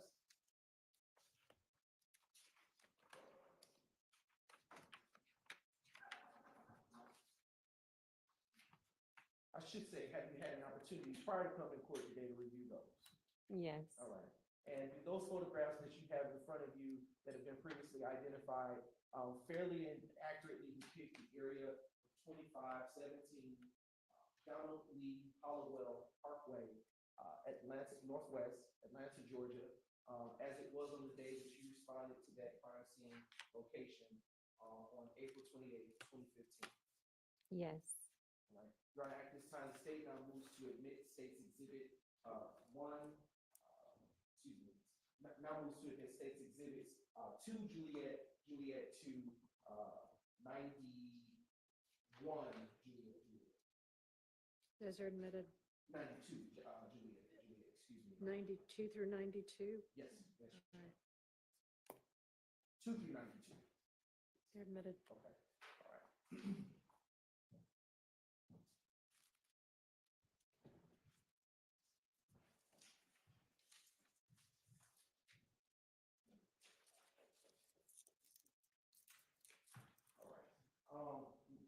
I'm also going to approach you with what has already been marked as State's Exhibits, Exhibit 93, Juliet.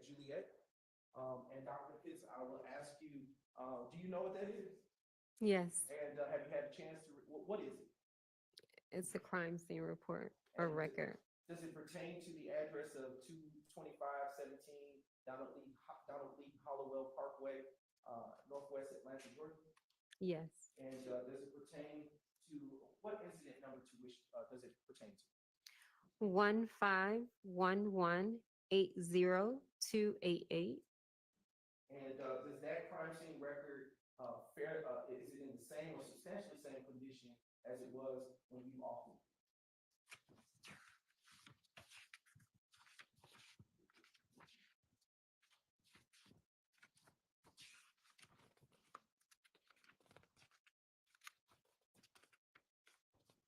Yes. Your Honor, I now move to admit State's Exhibit 93, Juliet, Mr. Evans. Admitted. What was the basis for the call that you were dispatched to at that location on April 28th, 2015? I was dispatched out to a damage to private property.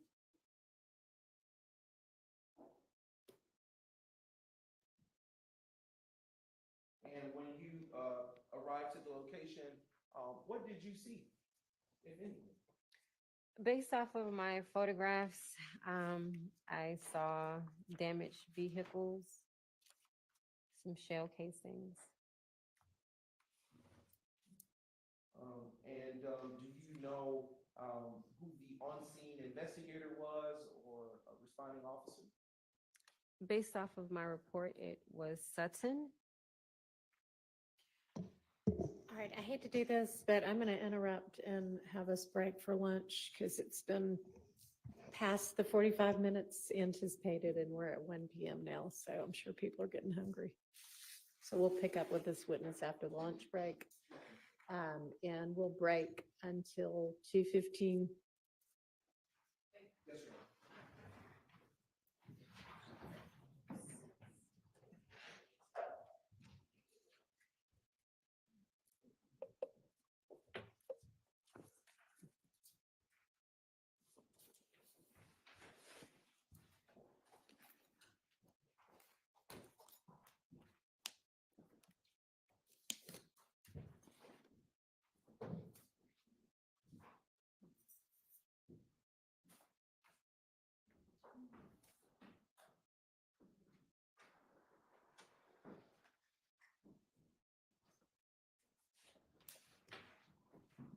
Thank you. We'll see you back at 2:15.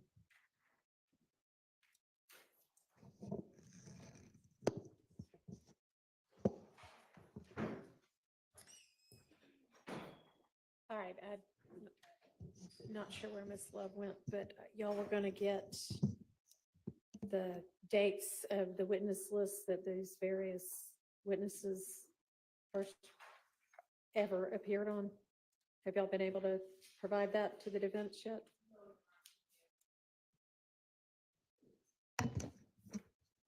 I'll look as we're sitting here before I leave for lunch. Your Honor. Okay, so I don't think you were in here yet, but somebody should have already been doing that. And in fact, y'all called a witness that we hadn't yet covered because you gave me one order that you were calling the witnesses in and then called them in a different order. Not that anybody from the defense objected, but there's Miss Love. Miss Love, the defense still needs the information on which witness list these recently re-added witnesses were on. Okay, I had, earlier this morning, I had our paralegal looking at our first list that we sent out.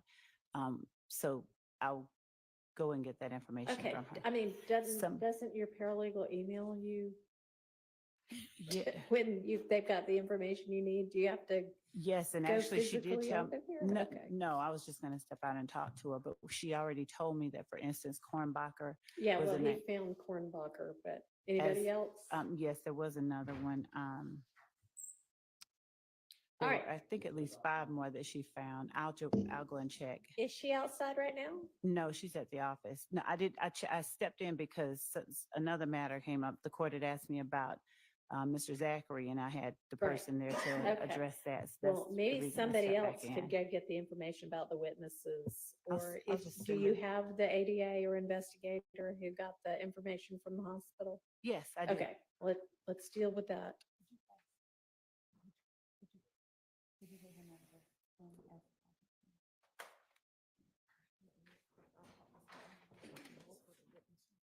The ones that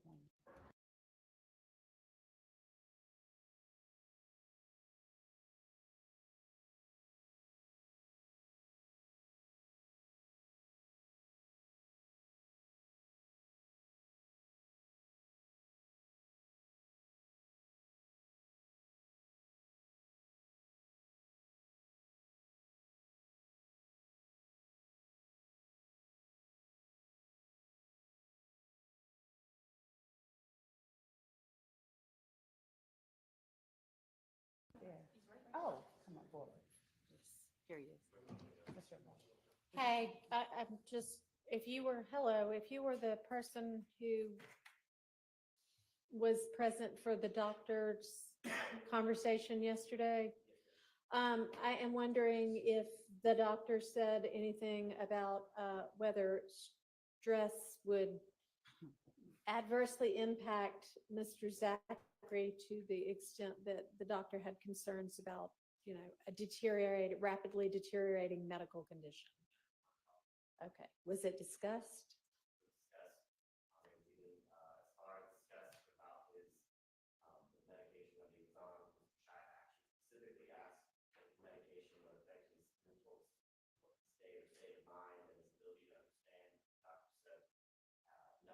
Okay.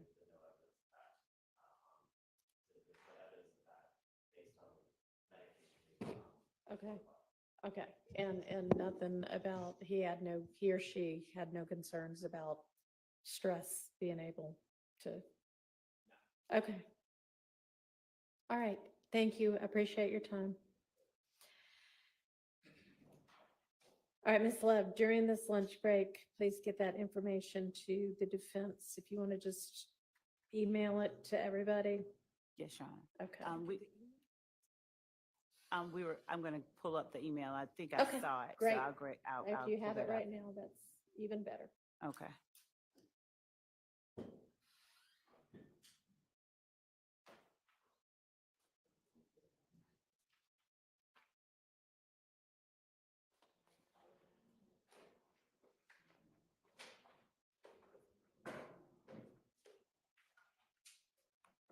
And Your Honor, what I was looking for was, what I'm gonna go get is the email that Mr. Steele sent us this morning at 7:30. I saw it this morning, so I'm gonna go and check those names and go ahead and see what names that we're looking for. And by that, I mean, he specifically Right, identified a chunk. right, yes, at 7:30 this morning, so. Alrighty, well, Miss Love's leaving, so I'm not sure if Miss Love's coming back immediately or what's going on right now. I was just going to the room right outside to grab my computer. I wasn't leaving. I was just going to grab it. I mean, I just, Y'all don't have the ability on your laptops to get your emails? yes, my laptop is outside the courtroom right Okay, all right, well, just get the information to the defense. Okay, so we're gonna take our lunch break. All right.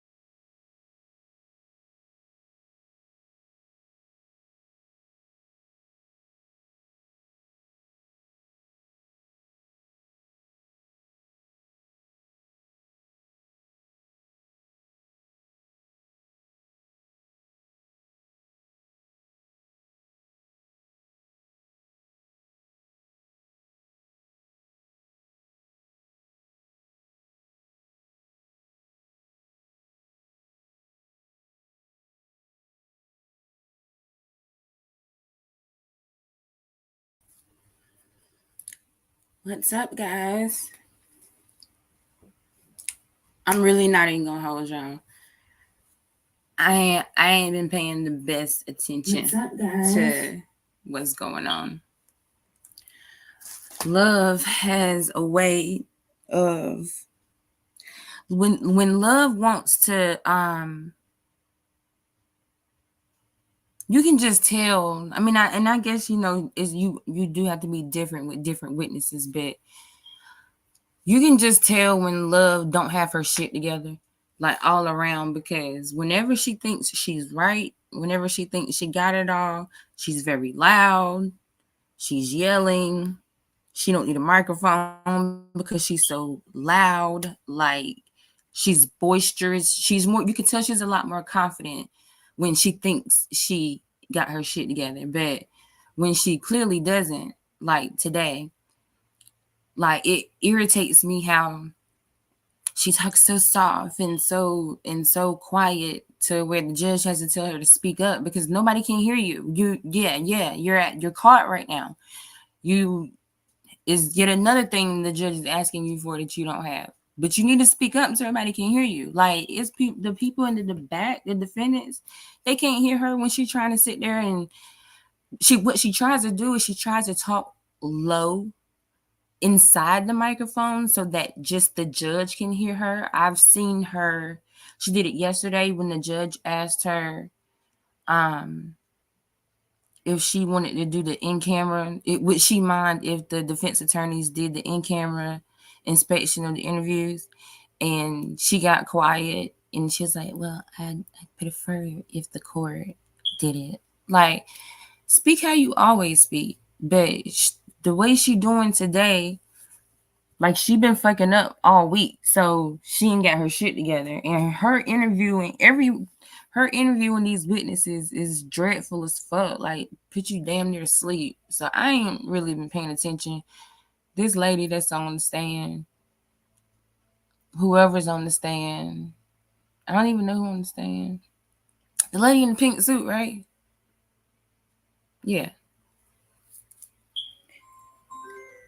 You know, it don't never get interesting until the defense come up, because it seemed like every time the defense come up, everything that the state just asks them on direct gets crumbled apart. And that just seems to happen witness after witness after witness. And I wonder when the judge is gonna, like, because I do believe judges have that discretion to be like, well, of course she has discretion. She could mistrial it, but I don't know. You can tell she's trying to get like a little tougher on Love, but it seemed like every time she get tough on Love, she like backtracks. It's kind of like, if you're a parent, you know what I'm talking about. It's kind of like when you scold your children and then maybe some time go by, you might feel bad that you didn't yell at them or whatever, and then you like I'll do that to my oldest son. He's 15, so we be bumping heads, and then I'll just like go to the store and buy some Takis or whatever. That's my apology. But it seemed like what Whitaker does to Love is she'll like scold her and go hard on her, but then directly after kind of like soothe her over. Let me see if I can try to pull up where she did it yesterday. I'm not gonna talk to y'all the whole length because I know y'all don't want to hear me talk. Let me see if I can pull it up.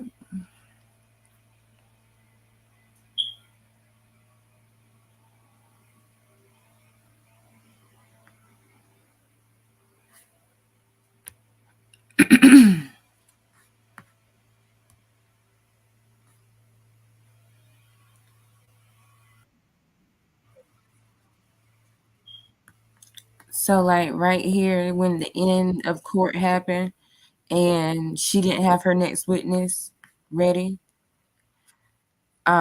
So judge came down on her for not having her witness ready, but and then the defense came down on her for not having the evidence and the witness list ready. But when she was like, I'll have it to him by 6 o'clock. And so I think I made a short about it. If I did, I hadn't posted it yet. But Adams was like, so what kind of 6 o'clock is this? Is this the real 6 o'clock or what? Or whatever. And then the judge kind of seems to pacify her or whatever. That once an arrest is made by you, get you to- shred your notes. Yes, sir. Okay. Now, in this case,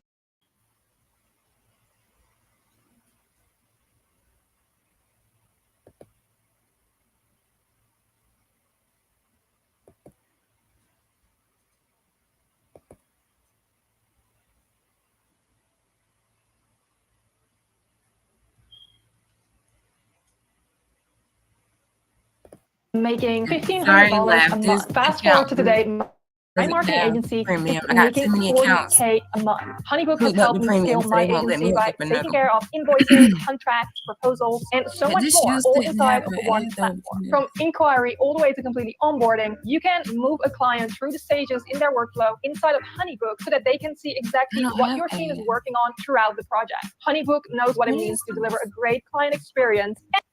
All of the information that you understand. I do. All right. I have. Okay, this is the part, y'all. Sorry. At the time that you made the arrests in October of 2015, did you have the Hertz rental records that the DA's office were able to get? No, ma'am, I did not. And on recross, you were asked by Mr. Seal whether or not you charged Jeffrey Williams with any crime No, I did not charge. in October 2015. No, I did not. At the time that you took out those warrants in October of 2015, did you know that Jeffrey Williams had rented the gray? We're going to be on the stand, then you need to not. We're going to be on the stand. Whether you put that collection of the gunshot residue from Kenneth Copeland, whether you put that in your report, right? Correct. And you didn't because you didn't need to because that was on video, correct? Correct. All right. Where is the video of you going to McDonald's and asking for surveillance? Objection, Your Honor. That was asked and answered about the. There's assuming facts, not an evidence Where's about that a video? video. Overruled. Where's the video? Well, I wouldn't have a video of myself going into McDonald's. That's because your I ass never didn't did put it motherfucking go. on a Let me shut video, up. I or forgot I can't did cuss not up here. do That's a because his video of ass me didn't go. recording He of was that up there lying the All right. entire time. You are excused.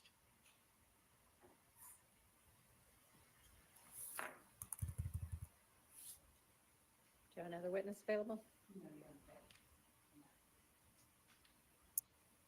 Okay, well, this is ideally and far too early to be finishing the day.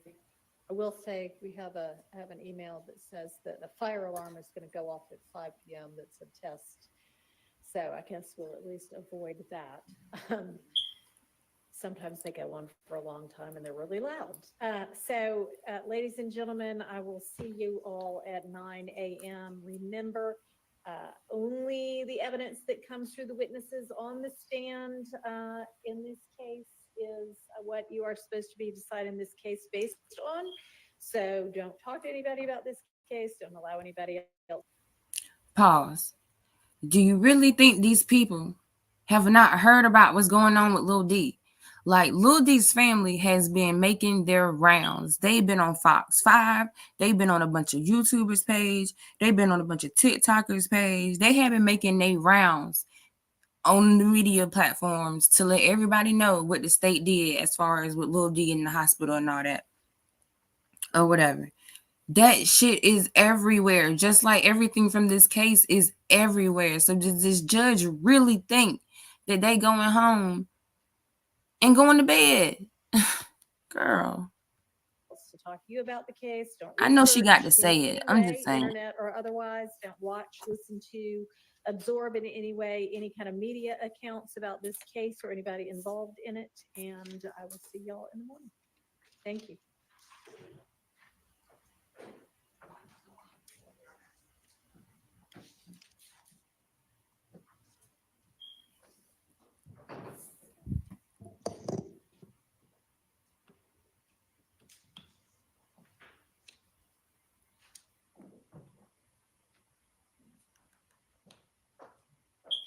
So now she about to get on her.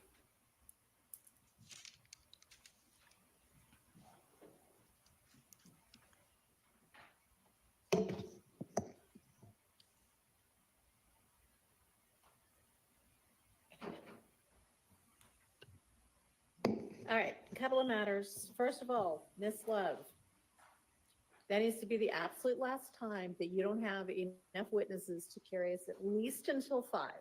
And if it happens again and there is something less than an earthquake, an 8-car pileup, somebody died, 3 people died, and so none of the witnesses were available, I may just say you can't have that witness, because at this point in this incredibly long trial, to have to end at 4:25 is not a good use of anybody's time. Do you understand? I do. All right. I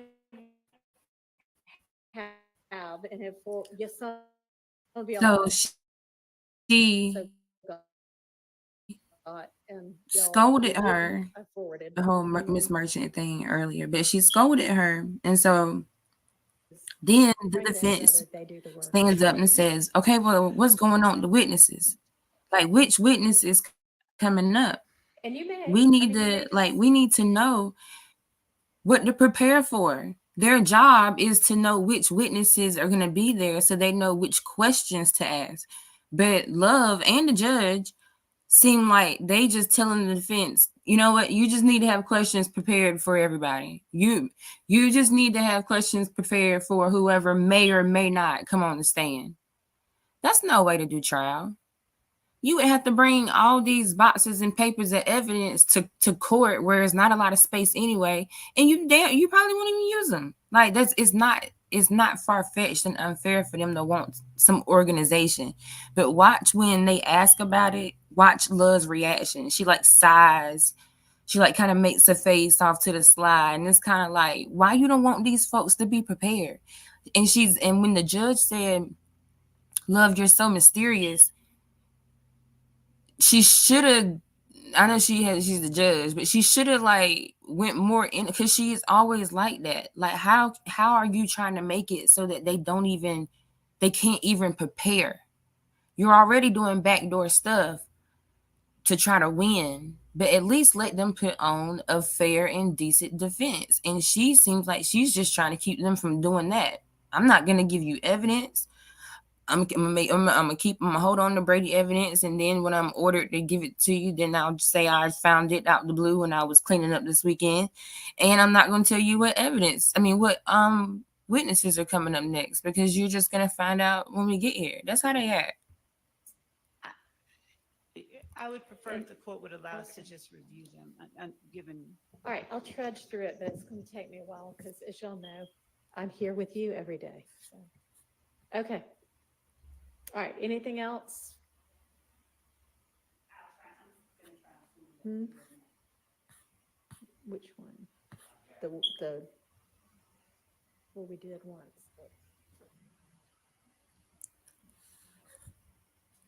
So can we try this again?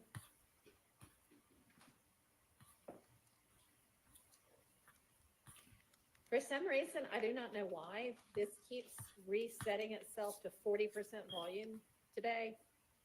So it's at 100% now. So let me.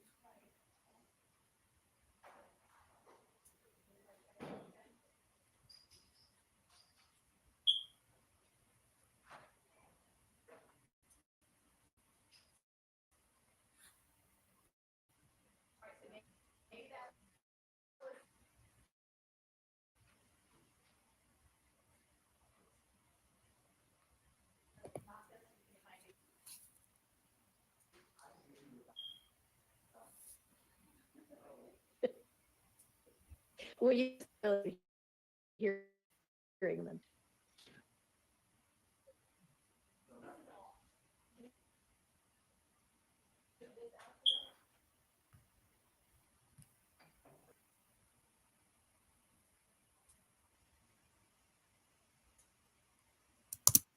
About those firearms. Yes, make it clear, because he's bringing it to your attention. I'm bringing it to your attention.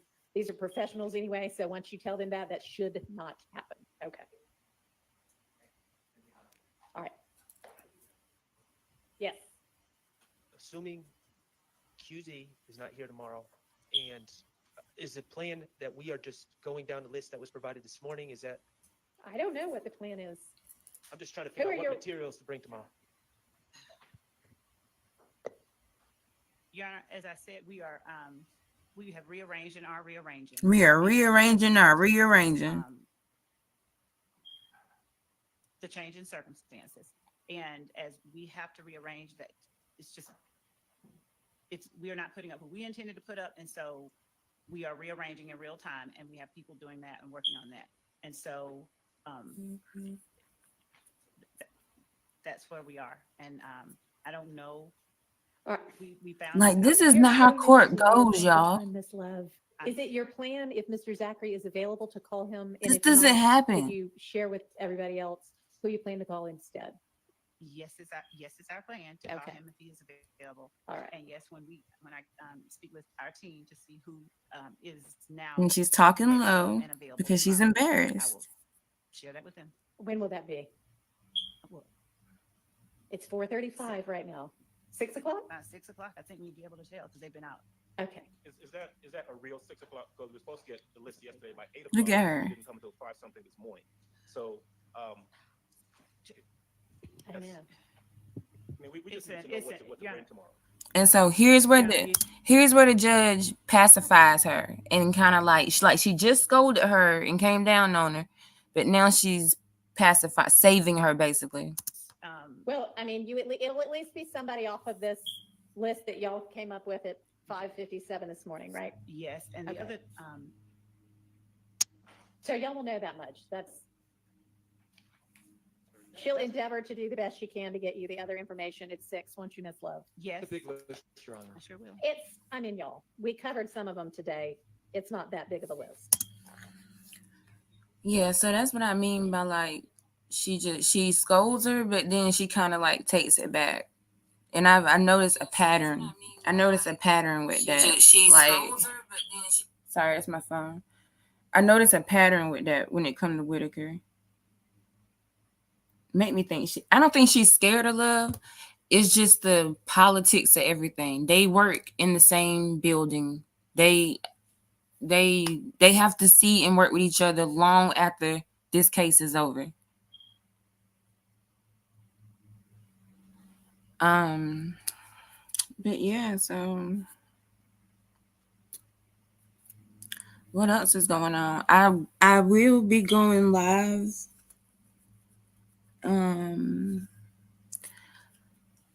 If I can do it and have time to go do what I need to do, I will go live at 3:30. 3:30, there is expected to be, I want to say, another bond hearing for Diddy. Anyway, they in court.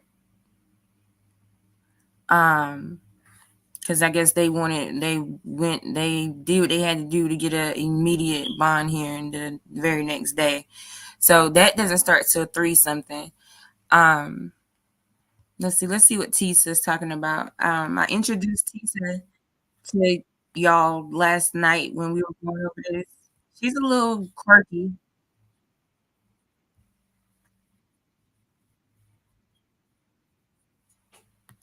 You're promising to submit to weekly drug testing. So it seems like Diddy's lawyer is a tattletale. And I said, if it was me, I would be like, the Tucci had me. But thanks to our Lord and Savior, I now know I would literally be citing the 12-step programs. I would be doing all this stuff, right? Because I would try to blame everything for the drug use and say, okay, now I'm clean. The only problem is, Diddy, everybody said that you are a monster and a scourge. So there's only 2 things that can be true. One, you are violent and out of your mind, like just loco in your head all the time. Okay. And it has nothing to do with your chemical romance. Or 2, you're trying to say that you were high that your entire life for the last 30 years. And when you're high, it causes you to be violent.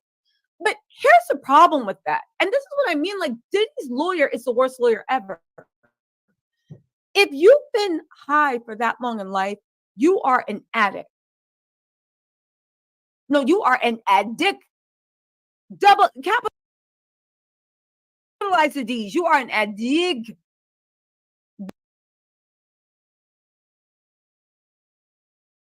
There is no way that someone that has been using every day for 30 years can always clean. You're going to submit to weekly drug testing. The odds are 99.99% that you are going to relapse. You have not been clean in over 30 years. And let's get into this. Sean Diddy Combs has filed an appeal of a judge's decision. And then we're going to go into yesterday's appeal, because yesterday's bail thing, because they actually dropped the documents for what actually happened yesterday. And what they said was actually even more unhinged. They said he's filed an appeal of the judge's decision.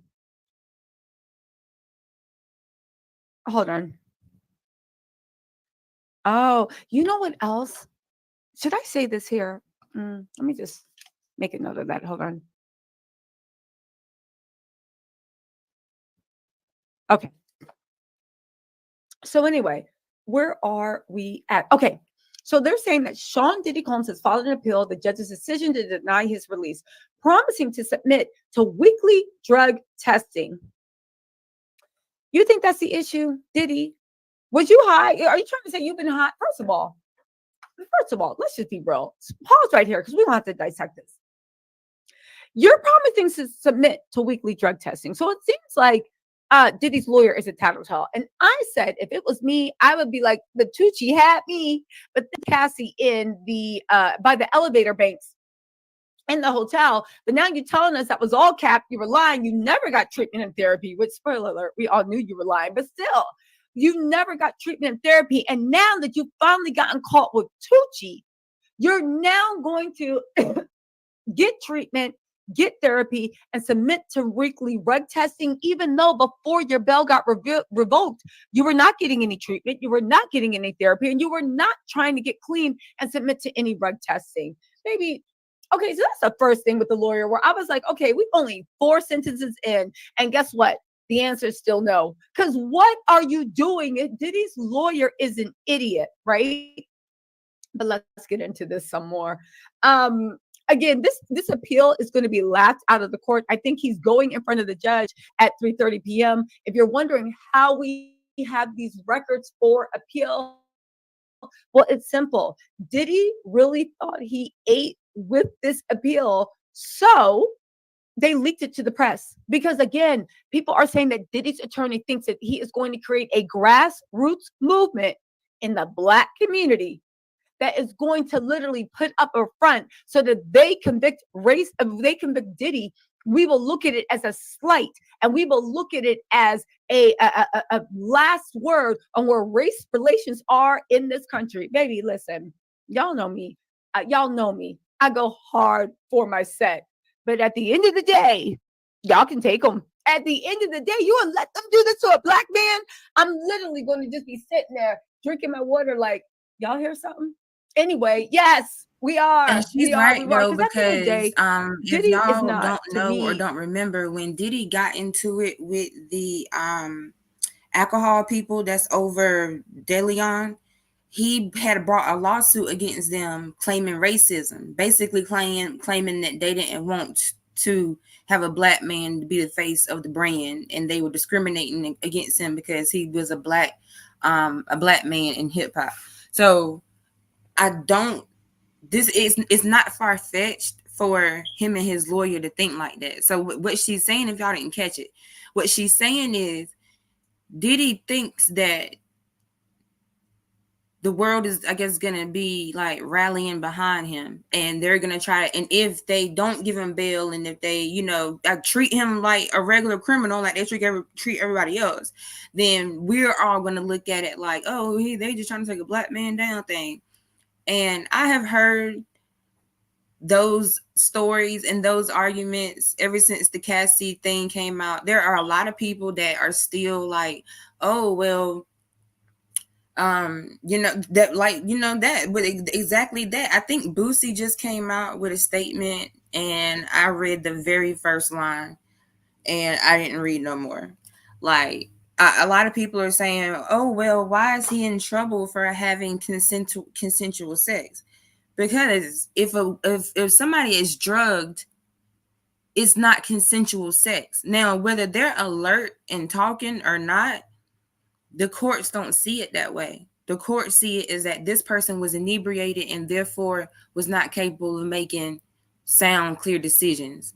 So the problem isn't him and another consenting adult having sex, because side note, there are claims that they weren't even adults that were doing it all the time, but it's the fact that he was drugging these girls.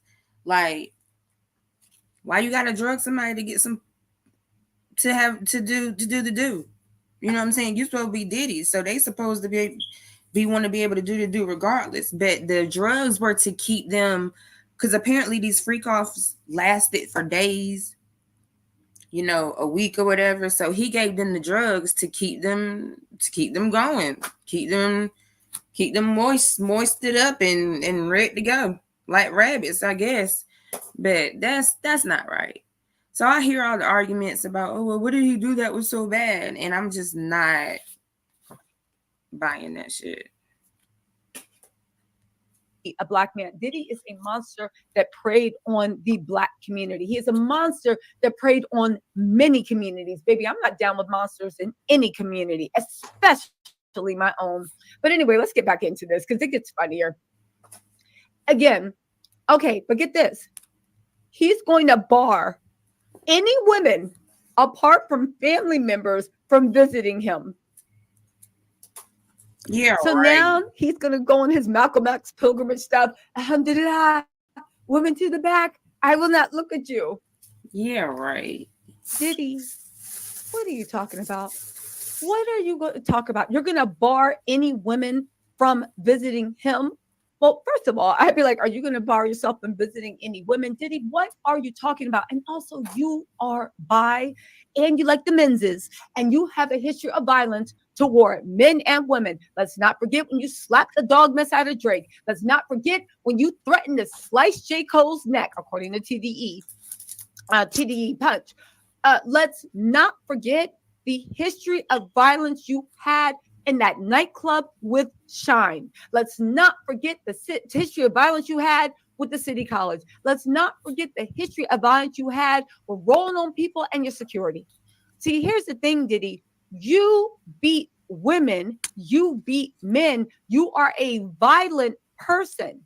When it comes to the freak offs, Kathy and all those in between, well, I'll say they seem like they were just like little paper people. Here's my thing, and I will 100% say this. I kind of feel like this with Kanye and Bianca too, right? And Kanye and Kim, Kanye and any woman he's been with, okay? And this is no shame. I believe there's a certain type of man that they desire the strong touch of a man, right? And not the soft feminine touch. And great, get it how you live it. I don't care. But there's a certain type of man that when you see the way Diddy used to always have Cassie looking like a baby doll. And Cassie's drop dead gorgeous. She can dress, but he had her looking like a baby doll. He had Young Miami looking like a baby doll. That's what he does. Same thing with Kanye. He used to have Kim doing that. Now he got Bianca walking around in like a two-piece leg, suntan pantyhose, top and bottom, and she's willingly doing it. And people are like, ew, how could you have your wife walking around that? How could you? There's a certain type of man where they desire the touch, the feel, and the gaze of men. However, society has taught them wrongly that that's wrong to do. You can't do that. Something's wrong with you. So the way they get around it is when they come into a room and all men turn their eyes to their woman and they see that look of desire in men's eyes. That's my question too, to all the people that feel like Diddy's innocent and he hasn't done anything. What y'all got to say about the men though? Like, because it's not just women that he was accused of messing with. Like, it's men too, boys too. There's, like I said last night, there are strong rumors that he did something to or with Justin Bieber. Like, so when people make this argument like, oh, they just trying to hold a black man down and what's wrong with him having consenting sex with adults, because that's just not what the fuck it was. Like, I'm just tired of people making excuses for this man because he's a billionaire. He's a billionaire that ain't even done nothing for nobody. Like, nobody for real. Like, not his artists. Because they broke. His artists, anybody signed to Bad Boy is dead or broke. And he seems to have scathed by every single time. He's been untouchable this whole time.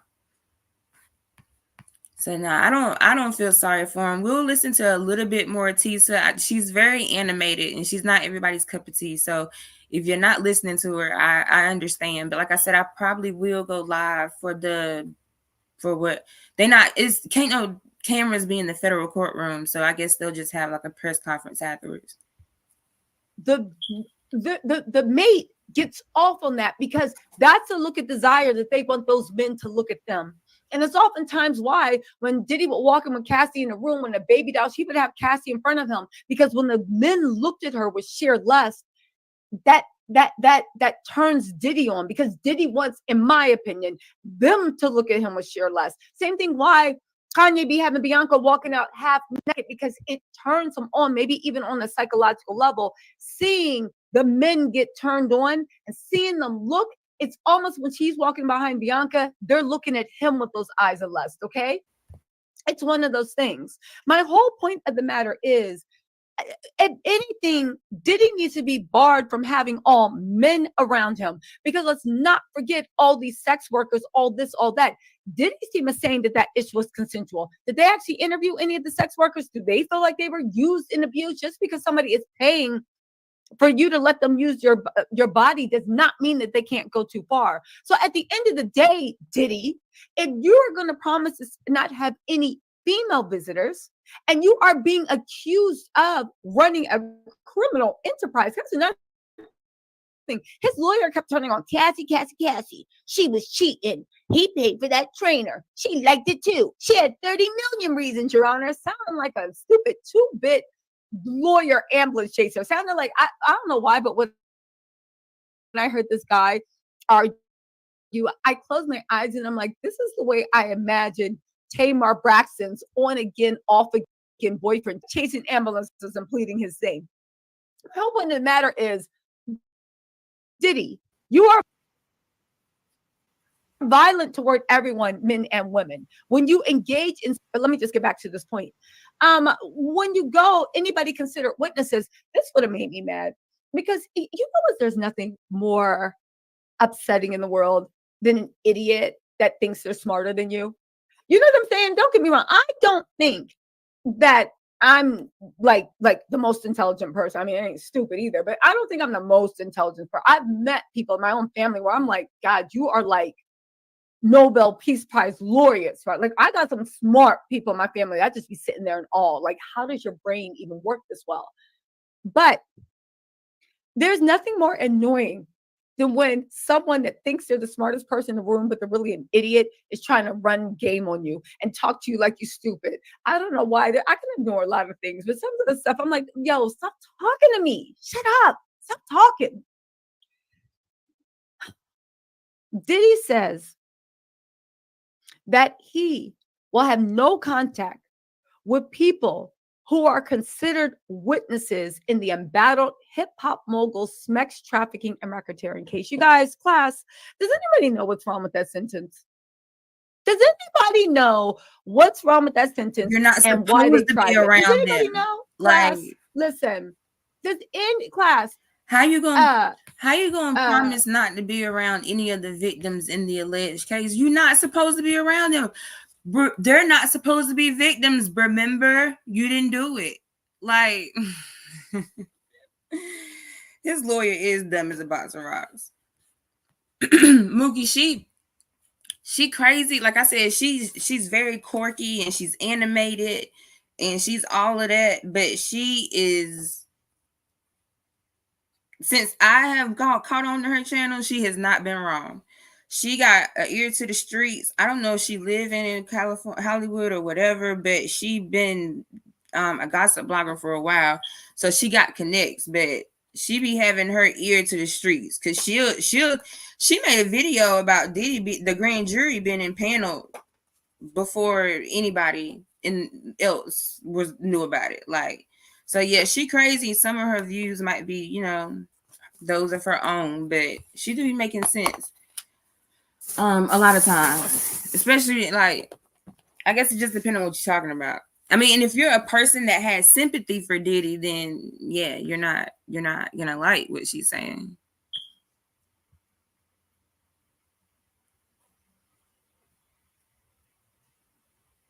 Oh, here's somebody.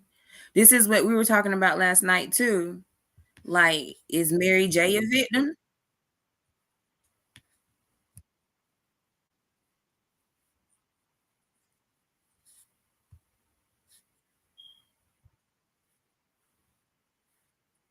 Cassie's a much more easy one.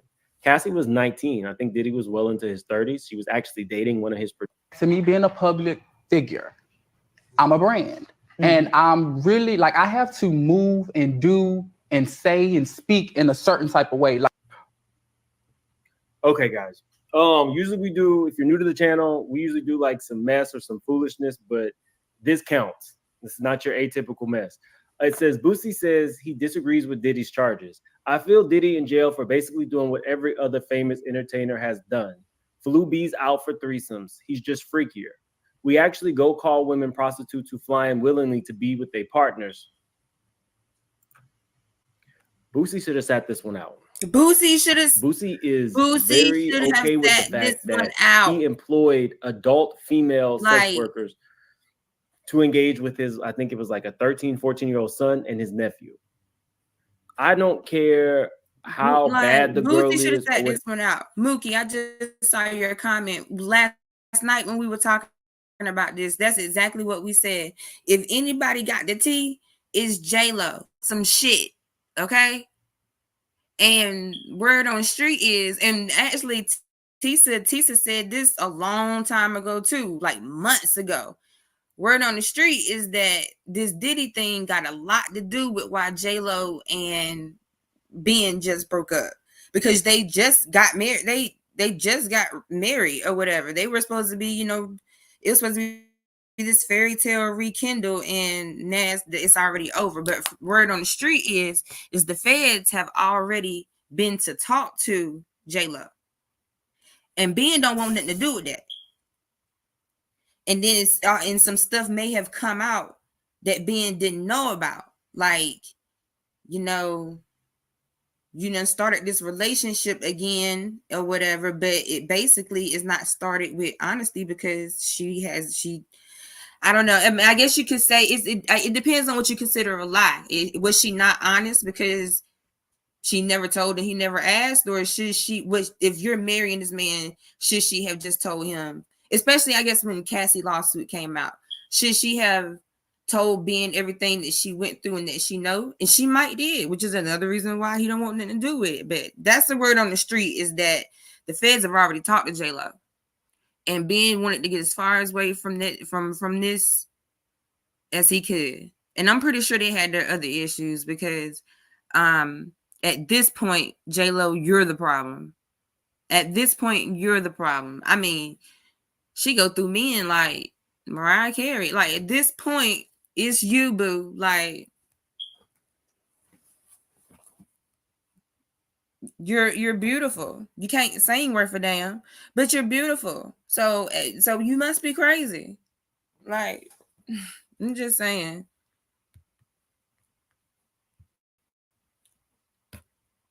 Whatever the situation may be, or if the kid wanted to do it, you have admitted to violating your child. He should sit this one out.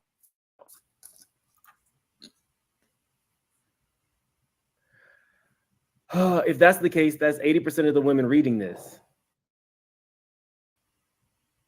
If you have ever been flued out and you had intercourse, you should be labeled a prostitute.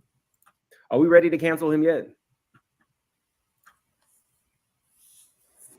How else you got to get the pee? You've never in one place. When I saw that video, I was pissed off at this ninja. Like, he really got a problem. But facing life in prison for doing basically what so many other entertainers has done, I disagree. This man is trash. The problem is every other man has done it. And when I say man, I'm talking about high-profile music executives. They've done this behavior forever, but that's because they were allowed to get away with it forever. It seems commonplace to entertainers to have young girls fucked up at parties. That's what it ain't a party for them if it ain't no young girls there that's messed up. Like, it's commonplace for them, but it doesn't mean that it's okay. And like I said, a lot of stuff was okay, I guess is the word, back in the day. That's not okay now. And the way the world is, they will cancel your ass quick. But like when R. Kelly finally got arrested, the people that pissed me off was the ones that was acting like they were trying to railroad this man, and this is just out the blue. When we have been hearing rumors about R. Kelly since R. Kelly was R. Kelly, okay? We have been hearing rumors about him since the group with Aaron Hall. Like, and so then when he went and married Aaliyah, I mean, that was like a bell, should have been a bell for everybody. Like, I don't want to get into whether her parents consented to it or not, because there's like some real deep drama with her parents as far as her career goes or whatever. But these rumors about R. Kelly wasn't new. They weren't new. Like, so Boosie can say, oh, well, he's just going to jail for what every other man has done, or every other rich man or whatever has done. But does that make it okay, though? Like, and like I said, it's not the flying the girls to one place and paying them for sex and then send them to home. That's what Boosie is incorrect about. That's not what he's accused of doing. He's accused of flying underage girls all around the world, getting them fucked up and keeping them held days at a time for week-long freak-offs. poo just a burning. Can't even walk straight. Like, that's what he's accused of. And like I said, and then there's the man aspect to that. Like, he was diddling men. The diddler was diddling, literally, just diddling all over the place. But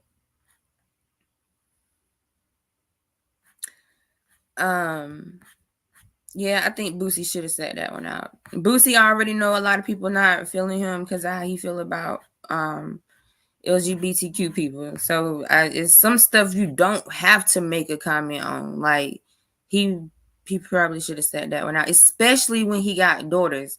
The men that got daughters and supported is the one that killed me. Like, of course you're innocent until proven guilty, of course, but we all seen the video, and the video was just a small portion of the stuff that he's being accused of.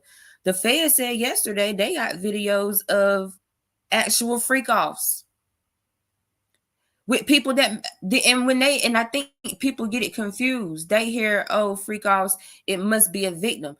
These freak offs don't have to include quote unquote victims. These are other rich people in the industry that were at these freak offs, and they are on tape. So the only way that they are a victim is because they didn't know they were being recorded.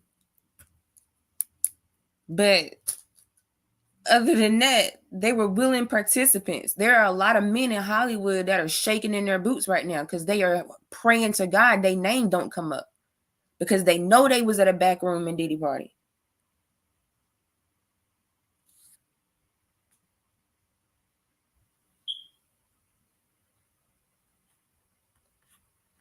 But yeah, I'll probably go live when all that comes on. It's just so I was reading, there's so many stories coming out. I mean, there are more women coming out about his sons now. Like, I believe Justin, the one that looked just like him, he the one that already has a rape lawsuit against him. I believe he got some. I believe that he ain't right. I believe he got some shit up his sleeve.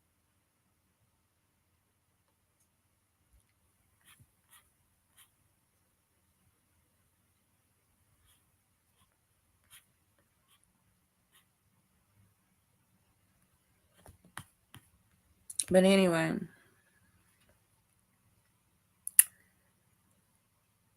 Dwight Howard, yeah, and he been out with it.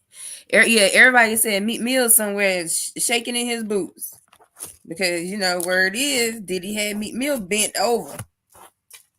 Not Meek Mill had Diddy bent over. Diddy had Meek Mill bent over is what the word on the street is.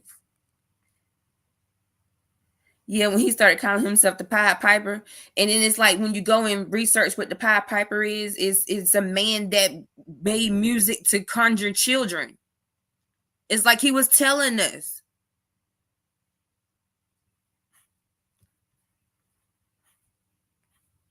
It's so many Instagram skits though going on and TikTok going on right now about baby oil. Like, baby oil stock is definitely about to grow, and it's crazy that it's off of this.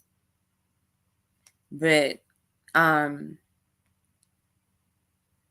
yeah, it's people in very high places that are real scared right now, because one of those lawsuits allege that the higher ups at Bad Boy and is it Arista, whatever the main like big record label is over Bad Boy, like it names like those higher up people.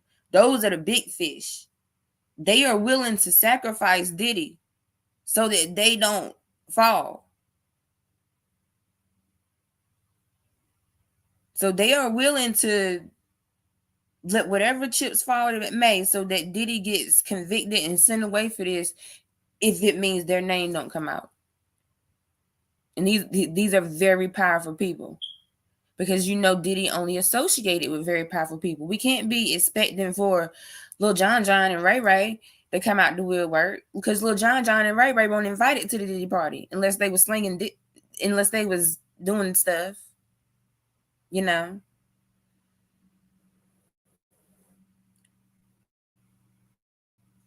Put it right in our face. Don't say J-Lo don't like y'all. I think J-Lo liked. I don't know. I can't speak on that. I don't know. I think when she was getting the attention from the African American community,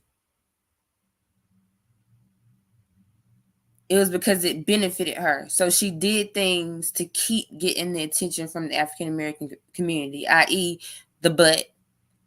You went and got a black woman's butt, and then you went and dated the one of the richest black men in the country, Diddy. So it's like, and then that's when she was on her run doing songs with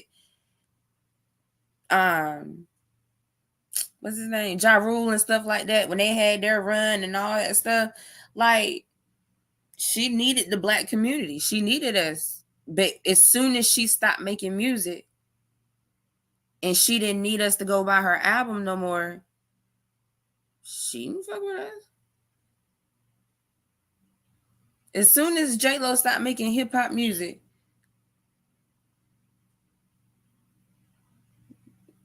and I'm just all I'm gonna say.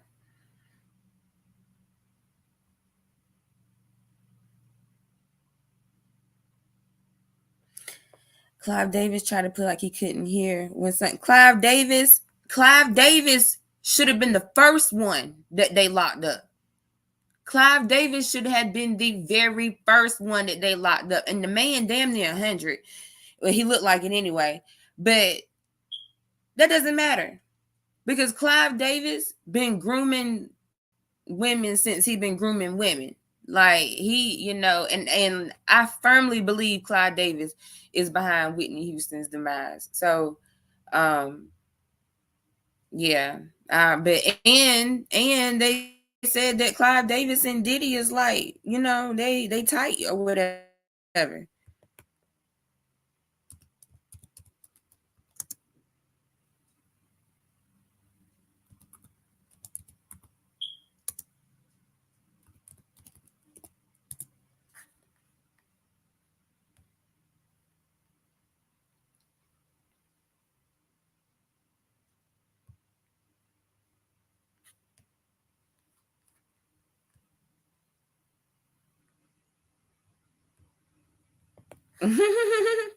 She did do a song with LL Cool. She did a song with a bunch of artists. Like I said, she had a real good like hip hop pop run or whatever. The hip hop songs that she was doing were crossing over into the pop charts, and that's what that's all you can really hope for as an artist. Like, if you a mainstream artist, you want everybody listening to your music. You want your shit to be on the pop charts. You want everybody of all colors and whatever listening to it. And it's like once she hit that plateau, yeah.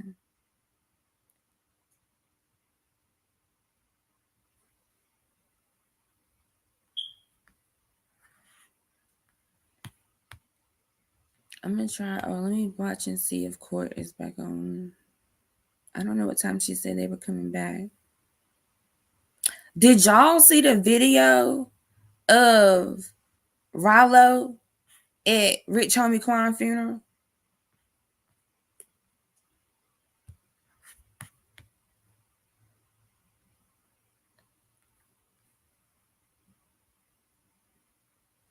Did anybody see the video of Rollo at Rich Homie Quan funeral?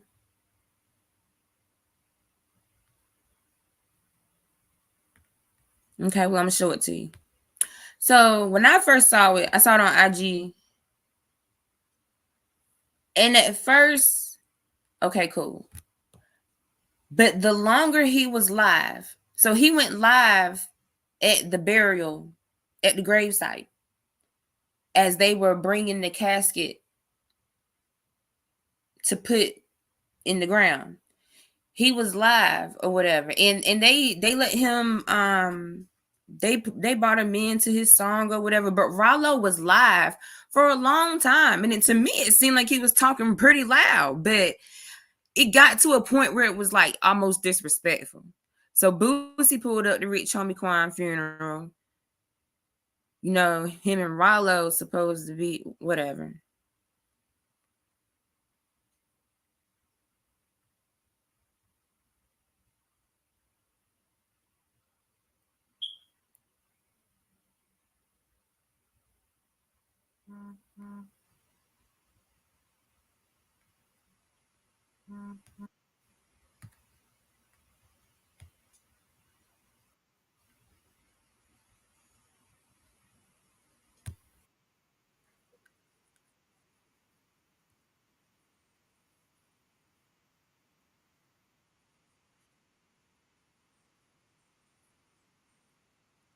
I just was grateful that we squashed our differences before they laid on the rest. If he would have went in that motherfucking grave, and we would have, and we would have still been beefing, I would have felt cursed, bro.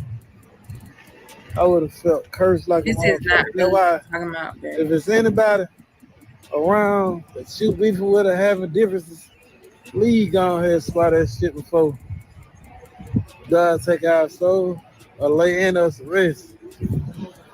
And man, family out here grieving and shit. I appreciate it. I'm sorry for everything I have said wrong against the brother. That Koya, Koya can get some peace. I love you, girl. Yeah, you see. What? But did Mookie, you got an ear on the streets? Did Rollo and Quan have some kind of beef?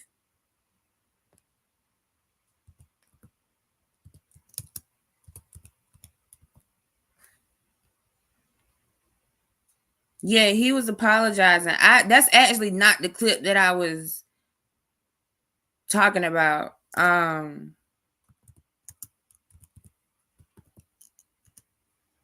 But yeah, I guess they supposed to have squashed him and Boosie had supposed to have squashed their thing, whatever. I didn't take that shit serious to begin with, honestly.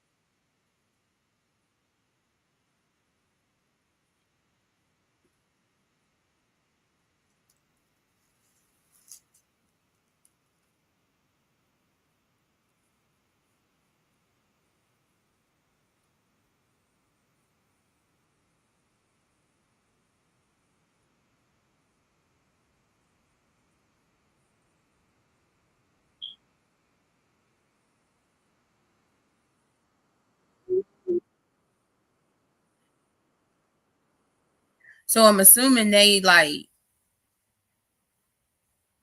went to the grave site and put the casket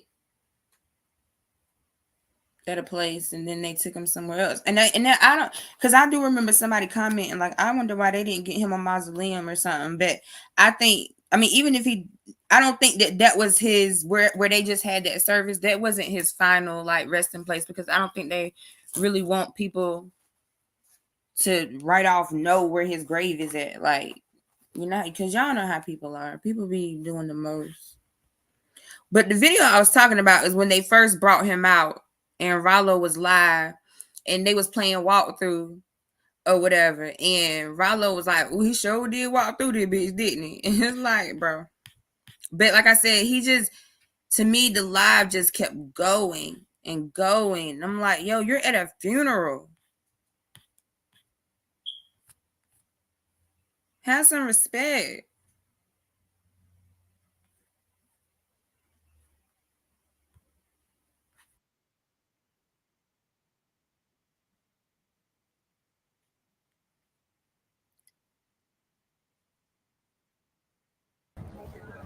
We love you, mama. Yeah. Miss Hummer, baby. Anytime, family.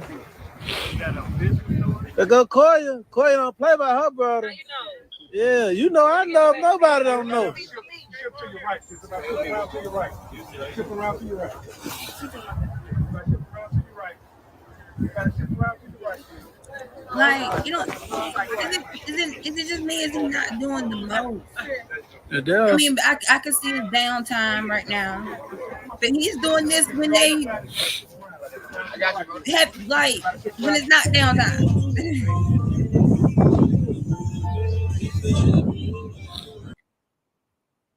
Maybe I'm reading too much into it, but I just was like, bro, like you ain't fair.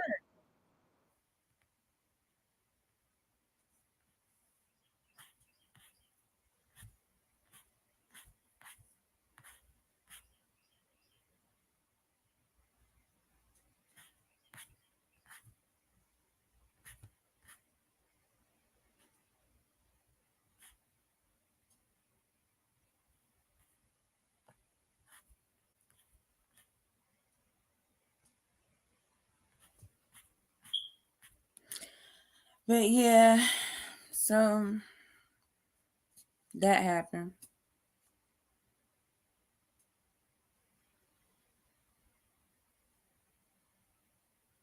Right? Camera time, a motherfucker. Like clout is the worst drug of them all. Because I just had this conversation with my son not too long ago. I told him, look, one thing I don't want when I pass, I don't want no fake love at my funeral. If a person didn't F with me while I was here, and I don't mean talk to me every day or nothing like that. I'm talking about if you had I'm talking about, I'm talking about some wannabe beef type stuff or whatever, some bull, because that's what it'll be. But if you was like that into my dying day, don't come to my funeral crying. Don't do that. I pop about that casket. But I'm just saying, don't do that. Like, don't come to my funeral crying. Like, I just talked to her yesterday. Girl, I ain't talked to you in 6 years. Cause y'all know that's how folks be, especially our folks. Soon as somebody die, I just talked to bro. You did? Okay. Everybody just so happened to just talk to him. Right. My folks, like they know, like as of this moment. Well, I got to change that, because I did have at least like 3 people on the they not even getting through the door list. But I'm growing and I'm evolving and I'm learning, and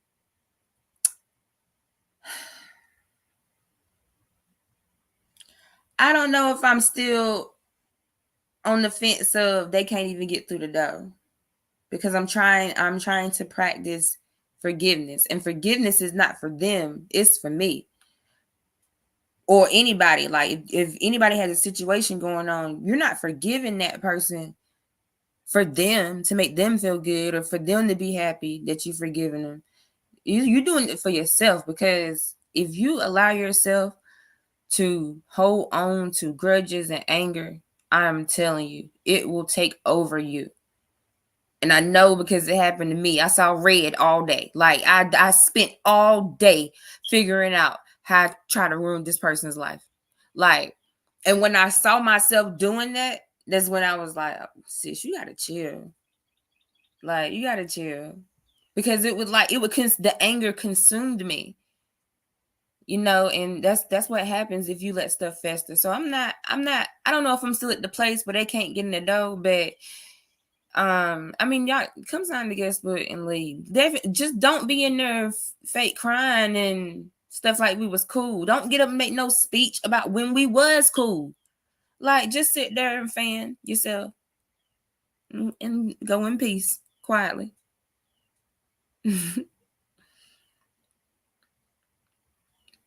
Right. I understand, Cavell. I understand. I definitely do. That's one thing that gets to me when it comes to not talking to people. There are two people that, it's really three, but she really don't count. I've had a mental funeral for her already. So it's two people that I was very close with, like very, very, very, very close with. And we are not talking right now for very, very stupid reasons. Like, and this going on 3, 4, 5 years at this point or whatever. But anytime something happens, I'm always the bigger person. I'm always the one that reaches out. I'm always the one. And you get tired of being the bigger person because people are grown. You knew exactly where you had me fucked up at. I shouldn't have to explain that to you. But I'm doing better with forgiveness. But I'm a true believer, and I tell anybody this. I can forgive you wholeheartedly, but that don't mean I got to be friends with you again. That don't mean I got to talk to you every day or at all, really. I can forgive you and never speak to you again. Just know that you're forgiven. There's no bad blood over here. Like, whatever burden about me that you had on your mind, you can take it away. But that don't mean that I have to allow you back into my space. That doesn't mean I have to allow you the opportunity to disrupt my peace yet again. People got to start setting boundaries. The problem is the people that want to overstep your boundaries are the ones that get mad that you set boundaries. And that's how you weed them out. Because a grown person shouldn't be mad that another grown person set boundaries. We all grown. We all got stuff to do. We all got our own internal stuff going on. So if a person is mad that you set boundaries when it comes to them, it's because they want to walk all over you and overstep those boundaries. And that's how, and you can just be done with them from there. You ain't got to continue it on no more. Because you got to start seeing it. And people need to start accepting people's behavior for what it is. You don't need closure. You don't need a long letter describing and going rehashing and going over. Like I said, you know exactly where you had me fucked up at. And that's where I'm gonna leave you. I forgive you though. Go prosper. Be good, girl or boy or whatever. But do it over there. I love you, but stay over there. I forgive you, but stay over there though. That's where I'm at right now. Let me check back in. They should be getting back in court. So let me go and see about that so we don't miss it.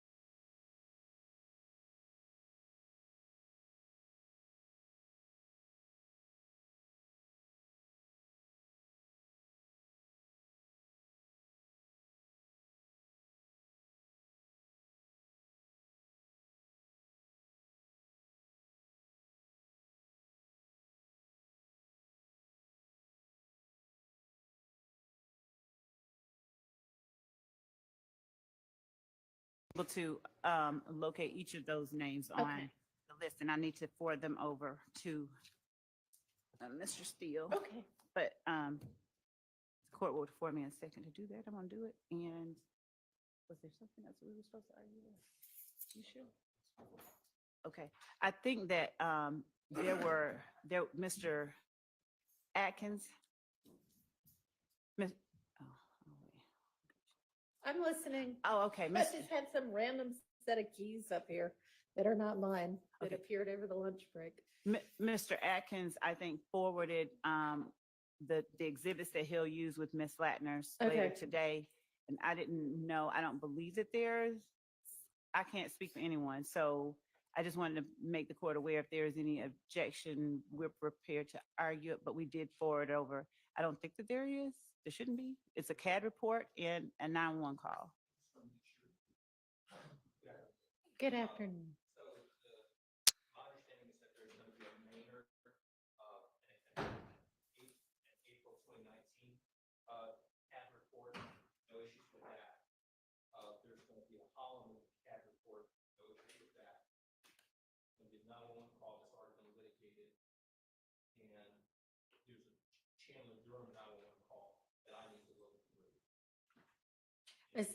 Is Miss Latner's the next witness? I mean, we're on No, this witness still anyway. she's not. Okay. She's You not. think you'll have time to do that? Okay, all right. And I don't think that was I would ask that the court inquire if there are any more objections about the ones that he sent over, because I think that was the extent of it, but he just wanted me to make sure that I addressed it with the court.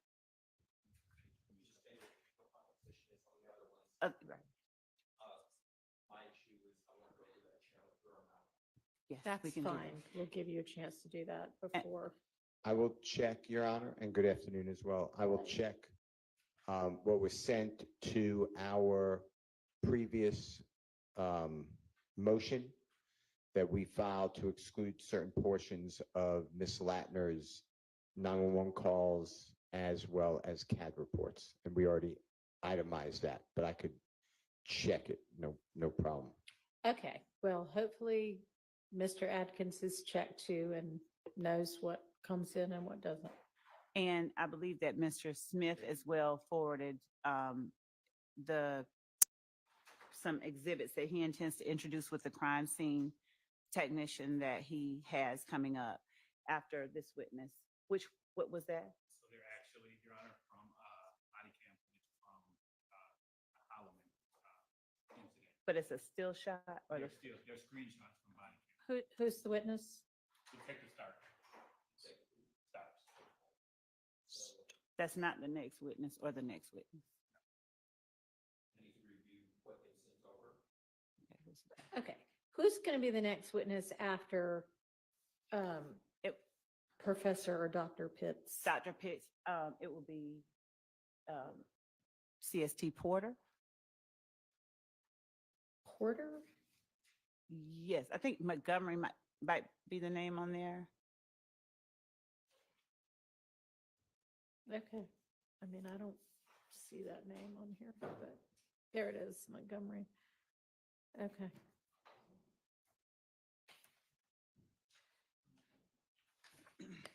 So Montgomery and then who? We have Miss Latner's coming, we have Miss Smith coming, and we have. So is Yes. Miss Latner's going to be right after Montgomery? No, in fact, it's going to Okay, be. I guess what I'm asking is, could you give me and them in order, kind of who you expect for the afternoon? Dr. Pitts, crime scene tech, Montgomery Porter, Miss Smith, Officer Collins, Miss Latner's. Okay. And Starks if we reach Starks. All right, great. All right, and whatever evidence is going to come in through those witnesses has been shared. Is that accurate? Whatever. Say that for me one time. Whatever evidence is going to be introduced through these witnesses has been shared? Yes. Okay, and as far as we know, the only thing that somebody still needs to look at is that or listen to, is that 1911 call. That's correct. Okay, I'm gonna review I understand that there were some stills that were apparently sent over. I need to look at that, apparently from a body cam. That's the first I've heard of that, so I need to look at that, Judge. okay, and the stills would be with what witness? Starks. The Okay. last one. All right. Okay, so we've got 3 witnesses plus the one on the stand to get through before them, so y'all should have some time to do that. I'll review them, If there's Judge. any issue with it, just let me I'll know. bring it to the court's attention. Thank you. All right, anything else before we get the witness back and the jury in? No, I'm just sending over the. Great. All right.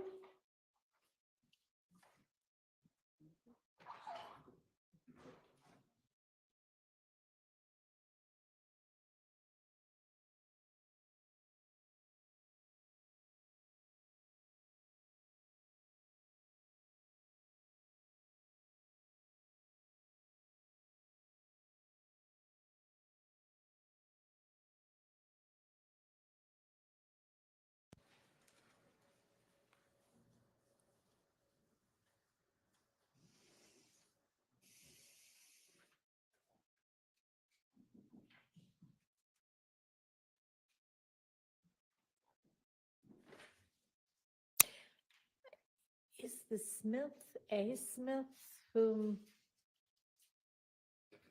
there's a concern about? Yeah, okay.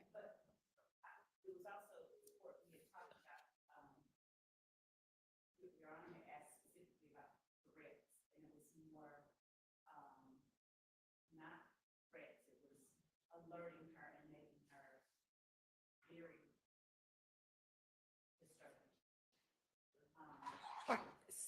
So before we have her come in, there needs to be a determination made because we haven't done that yet. Okay. We're ready. I'm sorry.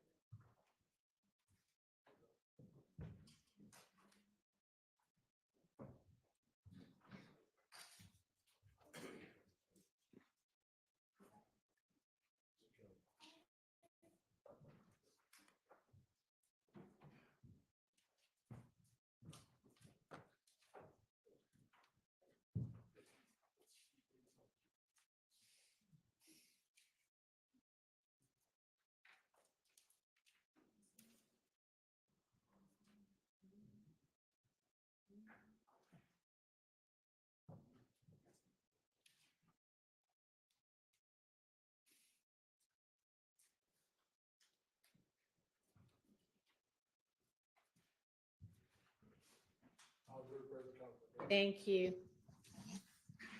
Go ahead, Mr. Brown.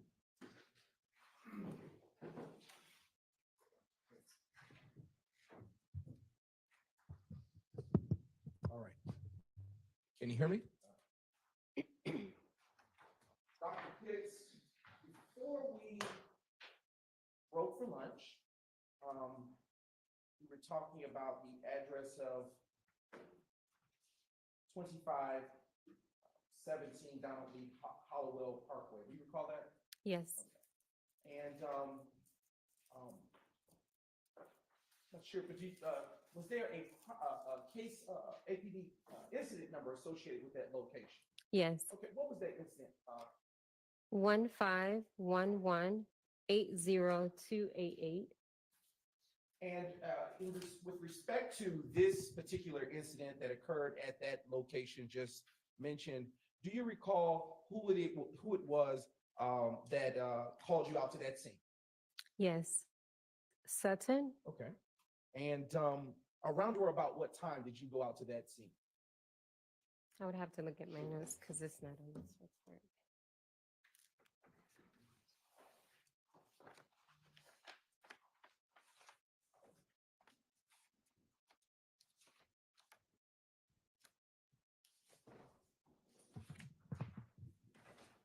Thank you. Thank you. The call came through at 2:30 a.m. I responded at 3:04 a.m.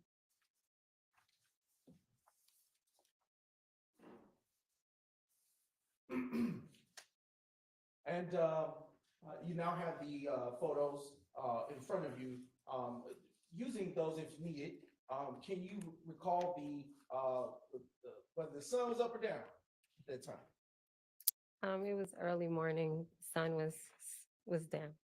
Okay. And when you got to that scene, as with the prior two cases that you testified about earlier, did you in fact process that crime scene at 2517 Donald Lee Hollowell Parkway Northwest? Yes. And when you began to process that, did you go through the same type of steps that you described earlier in the first two APD incident numbers? Yes. And what, in terms of processing, did you collect any evidence at that time? Yes. What evidence was located on that crime, at that crime scene? 49 shell casings and 1 projectile.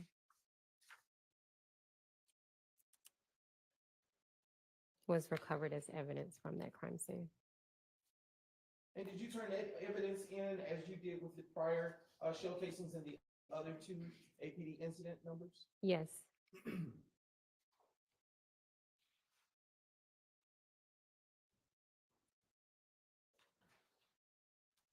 Was any of the evidence in the first APD incident number tested by you for anything?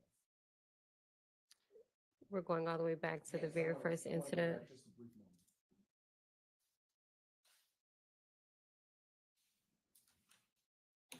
Was that the Springdale location? What That would have location been was that? Or the Hill Street?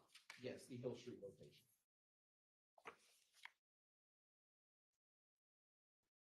No, I turned it over to the APD crime lab for further review for ballistics. Did you do any testing in the second APD incident case number that you responded in process? No, I submitted it to the crime lab for ballistics. And as to the third case number, which we were talking about before we circled back, this case specifically pertaining to 2517 Donald Lee Hollowell Parkway Northwest, did you perform any testing on that evidence that you collected at the scene?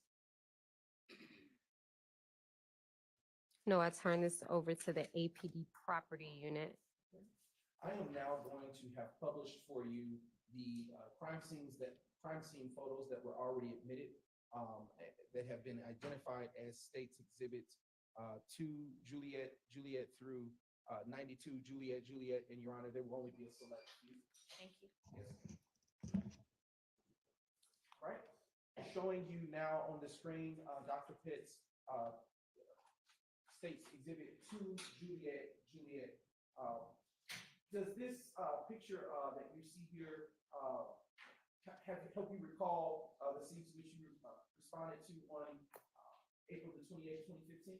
Yes. And where exactly, what type of business or structure is located at that address? This is Club Crucial. And how familiar are you with Club Crucial in terms of knowing its operations and being in that area? Familiar with it, but not familiar to the extent that I know someone that has been to that club. Okay, and are you familiar, based on your experience in employment, with the hours of operation? They may be more frequent? No. Okay. Right, now turning to the next state's exhibits. Now being published as states 3 Juliet. Dr. Pitts, what is exactly being shown here in this exhibit that's just been submitted? This appears to be the front entry side of the club. Now publishing states exhibit 8 Juliet.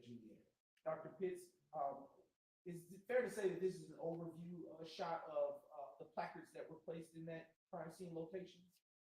Majority of the placards, yes. And those placards that were placed down, do you recall to what number they went to? I don't. Okay. Is it by chance that your notes may refresh your recollection?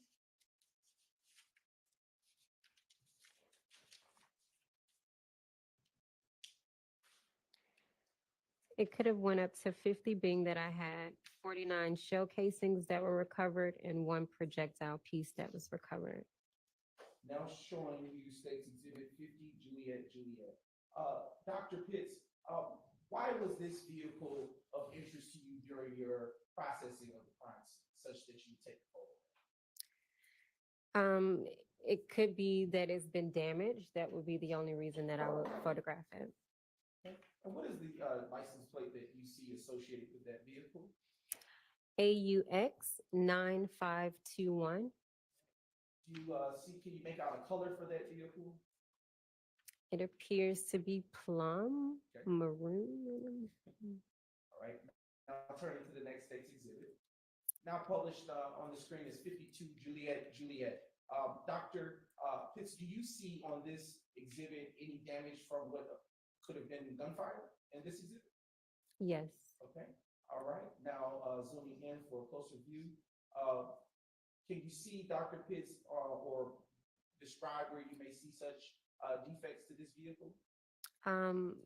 Over the back tire, maybe that's called the fender. I'm not really sure. All right. Now turning to State's Exhibit 53, Juliet. And Dr. Pitts, utilizing the exhibit that is now posted on the screen, do you see any other additional damage from bullet defects to this vehicle on this exhibit? Are we able to zoom in some? Plus, No, it doesn't appear to be. turning to this next State's Exhibit 54, Juliet. What about from this vantage point of the vehicle?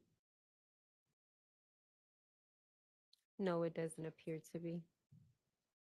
Okay, now turning to State's Exhibit 56, Juliet.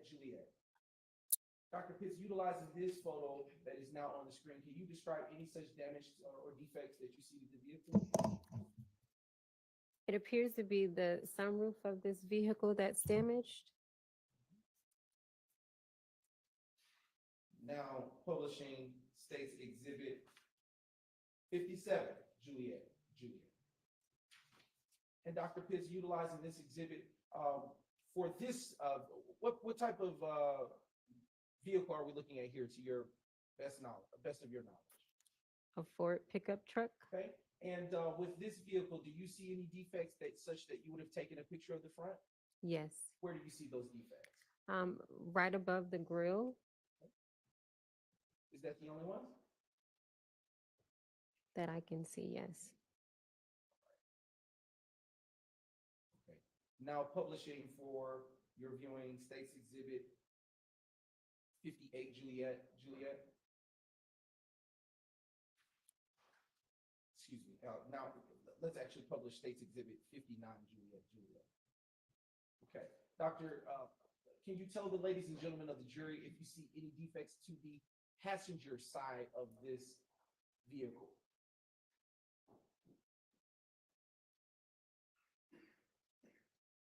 It doesn't appear to be. Okay.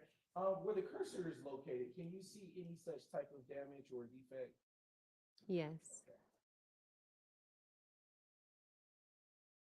Now turning to State's Exhibit 60, Juliet. And was there anything of value in terms of your experience as a crime scene tech that you would take the rear of this rear photo of the truck? Well, as I mentioned earlier on, when you're photographing a vehicle, you should be capturing all 4 sides of that car. So it doesn't appear that I see a defect, and so it just appears to be that this photograph was captured for documentation purposes. And what is the license plate or tag number associated with this pickup truck? I do wear contacts. I think it's BZE 0994. Okay. All right. And And we are now publishing State's Exhibit 62, Juliet, Juliet. Dr. Pitts, was this another such vehicle that was impacted or received defects at the crucial location? Yes. Okay. And do you, from this vantage point of the vehicle, see any defects where the cursor once was, but I believe it did move? Okay. Are we able to zoom in some? Yes, that's what I believe is happening. Yes.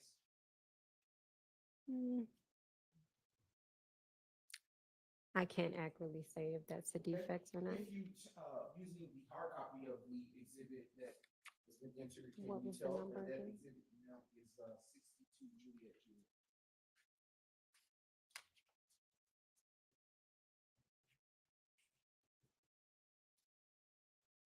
It still appeared to look the same. So yeah, I can't. Now publishing 63 Juliet Juliet.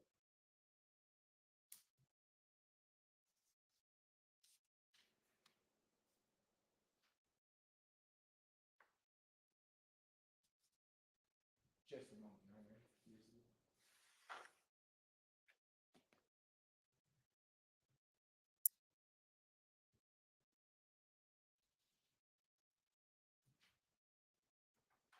Thank you, Ms. Knight. Dr. Pitts, before we ask any questions about the exhibit that is published at this point, can you tell the ladies and gentlemen of the jury what vehicle you know this to be, if at all? What type of vehicle, I should say? Based on the emblem, it looks like a Ford or BMW. And with respect to this vantage point of that BMW that you described, is there a defect to you, to your ability to see from utilizing this picture? Any defects? No. Where the cursor is, can you describe whether you believe that to be to the right of the cursor? That is, can you describe if you know that to be a defect? What was the This is number? State's Exhibit 63 Juliet Juliet.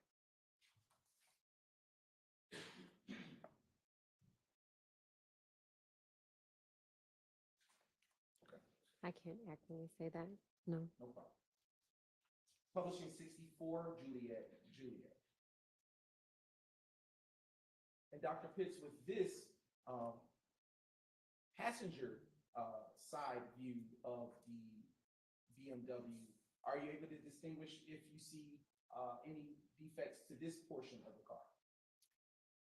I do not see any defects. All right. Now publishing 65 Juliet Juliet. Dr. Pitts, do you see anything of this pertinent on this picture that would look like defects to you? Yes. Okay. Where on this photograph do you see defects? It appears to be a defect at the top of the trunk. Okay.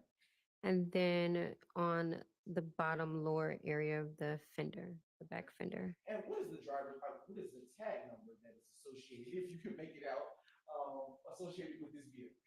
I think that's YI4970.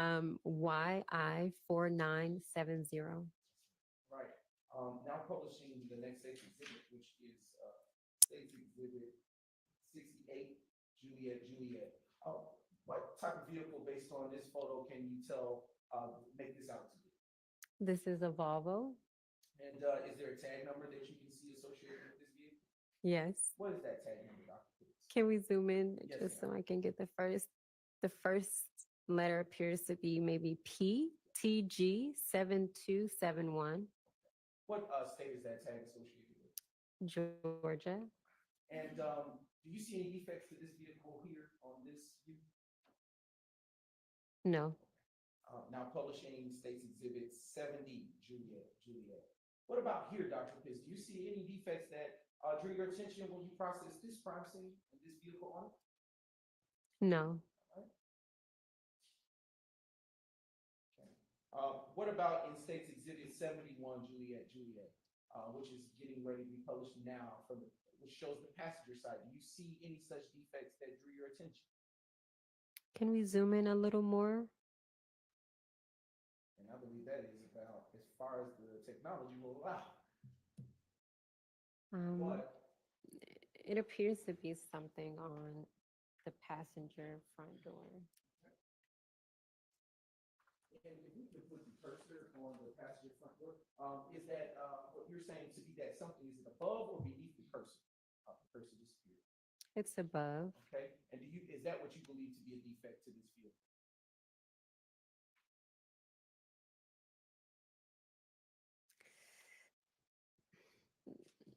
I'm gonna say it's not a defect because I'm not 100%. I'm gonna say it's not a defect. I'm not 100% sure. Okay.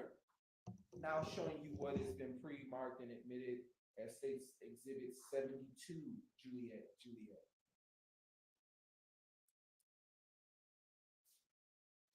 Okay. Utilizing this exhibit, Doctor, is there anything that you see in terms of defects to the front of this vehicle? No. All right. Now publishing State's Exhibit 73, Juliet. Dr. Pitts, are you able to say that, do you see any thing that may appear or resemble to be a defect on this portion of the car? Yes. And is that what you would believe to be a defect? Yes. Now publishing State's Exhibit 74, Juliet. And Dr. Pitts, using this exhibit, can you tell what type of vehicle this is? A Nissan Sentra. And what's the, if we could zoom in, does there appear to be a permanent or a temporary tag here? It's a drive-out tag. And I know this may be a little smaller, but can you make out those letters or numbers? You can see them? 14310132. And what appears to be the expiration date? May 29th, 2015. Okay, now publishing State's Exhibit 76, Juliet.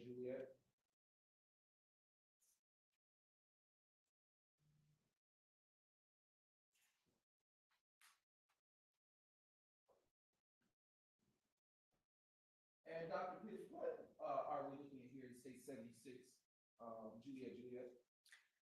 The driver's side of this vehicle with defects. How many windows do you see to have defects or damage? 3. Okay. And okay, now showing you State's Exhibit 77, Juliet. What about on this side of the vehicle? Can you see any such defects on this side? Can you zoom in, Dr. Pitts? It appears to on the back passenger side door. And do you see anything on the front passenger side door in terms of damage? The window. Okay. Is there anything on the ground near the vehicle on this side of it? We would have to, can we zoom in some? It appears to be shattered glass that I can see. Okay. Now turning your attention to the next State's Exhibit, which is State's Exhibit 78, Juliet. Dr. Pitts, do you see any such damage to the front of the vehicle? No. Next State's Exhibit, please. Actually, if we may zoom in right there, Dr. Pitts, can you see any damage where the cursor was pointed, just above it?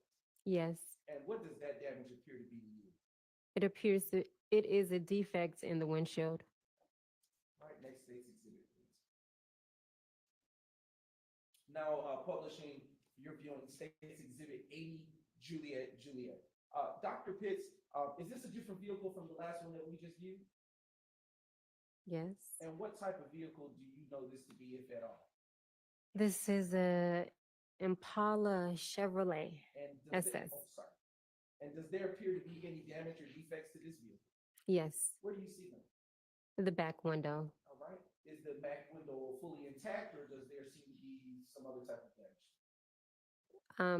It has a defect and it's shattered. Showing you now Dr. Pitts State's Exhibit 82, Juliet. And what are we looking at here? Thank you. Another drive-out tag or a temporary tag. All right, and can you make out those digits and numbers? 14223 495. And does there appear to be an expiration associated with those temporary tags? Yes. What is that date? June 2nd, 2015. Now, publishing 81, Juliet. Outside of the damage that you described to the back rear windshield, do you see any additional damage to this vehicle, Dr. Pitts? It looks like there's damage to the front passenger door. Do you see any damage to the rear passenger?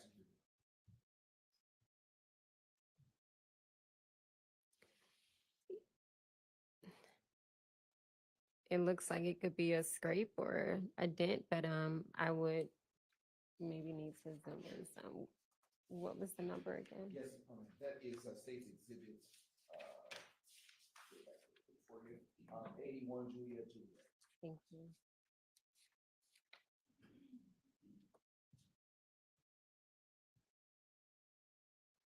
Yeah, it still appears to be maybe as if it's some type of scraping. Do the windows appear to be shattered as the back windshield, or do they look intact from this view? They appear to be intact. Dr. Pitts, if you could zoom out just a bit, Ms. Knight, can you tell if this vehicle is parked properly within the space that it should be, or is there something different going on? It's in 2 lanes. Showing you now the next State's Exhibit. 83 Juliet. And if we could just zoom in partially. Dr. Pitts, do you see any damage to this portion of the vehicle, the driver's side?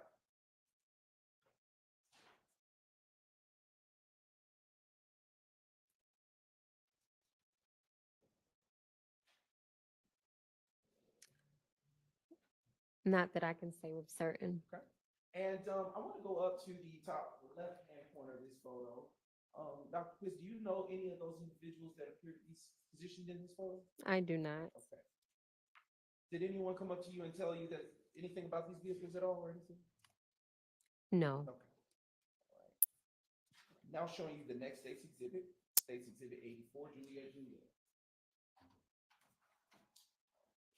And if we could just zoom in just a little bit tonight.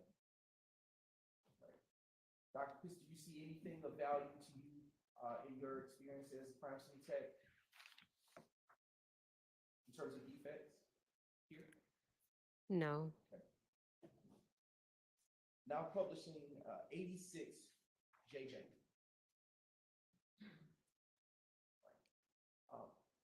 Dr. Pitts, do you see it, and thank you, Ms. Knight. Do you see any defects to this vehicle at all? Yes. Where do you see such defects? Initially, I saw something on the front fender towards under the grill, and then the windshield. Okay. If we could move the cursor, Ms. Knight, is that where the cursor is about located? Is that where you were speaking about a defect? Yes. And can we move to the windshield? Is that where the cursor is located? Whereabout you are describing the second defect you observed? Yes. Okay. Now turning to the next State's Exhibit for publication, and that is 88 Juliet. Dr. Pitts, what type of vehicle is this to your knowledge? A Challenger. Okay, and do you see a license plate or tag identifier associated with this vehicle? Yes. What type of digits are associated with this vehicle? BBN 9843. Right. And now, do you see any defects to this portion of the vehicle, the rear of the Challenger? Are we able to zoom in a little? Yes.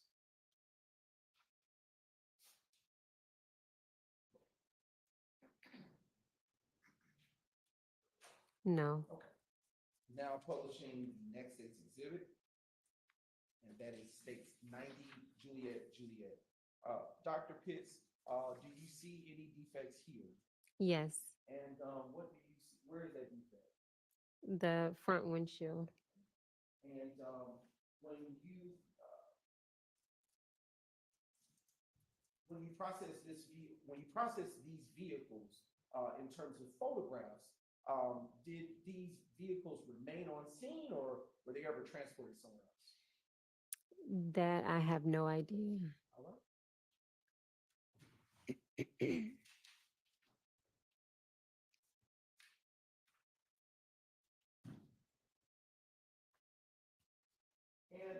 Dr. Pitts, in conclusion, did that conclude your involvement as to APD incident numbers 15-026-2672? For the first case that you dealt with?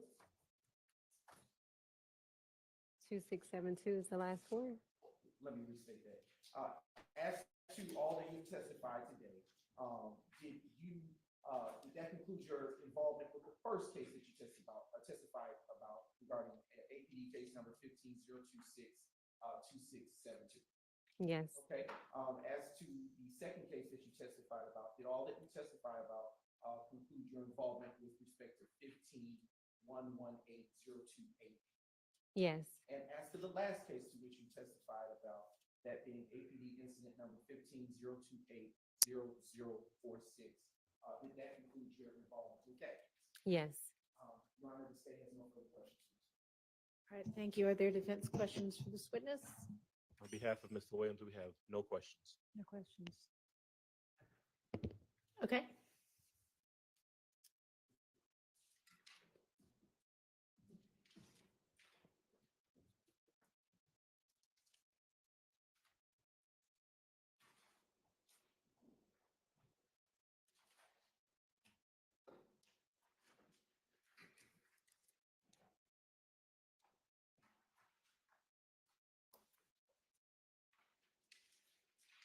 Good afternoon, Dr. Pitts. Hello, how are you? I'm fine. How are you? I'm good. My name is Max Shard. I represent Shannon Stillwell. I just want to ask you a couple questions about your work on January 26th Okay. at 1007 Hill Street. Okay? Okay. All right. And if you need to refer to your reports, just let me know, and then that's fine. But we just need to, for the record, just make it clear that you're referring to your report, okay? Okay. All right, thank you. As I understand, you were the crime scene technician on that scene, correct? Yes. Okay, and were you the only crime scene technician on that scene? Yes. All right. And I understand your testimony is that you took a large amount of photographs and also collected shell cases. Yes. Okay. Now, when you're at a crime scene working as a crime scene tech, do you dictate your actions or do you follow the responding officer? How does that work? It's based off of my discretion. The first responding officer really just briefs me during that initial walkthrough of what they've uncovered, but no, they do not tell me or lead me on how to process a crime scene. And these shell casings, I believe your testimony is you've collected 65 documented and collected 65 shell casings from that scene. Is that correct? Yes, based on my notes, yes. Okay. And I'm not asking for an exact measurement, but with your fingers, I guess, could you show the jury how large these shell casings are? Are we able to pull up a photo so I can make sure that I'm referencing the correct Certainly. shell casing? I believe it's the batch labeled GG.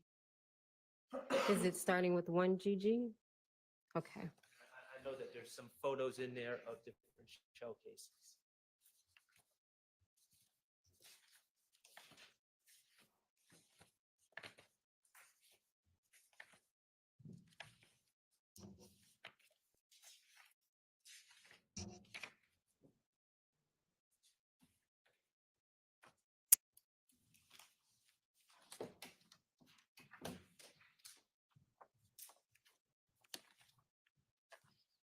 Maybe about this big.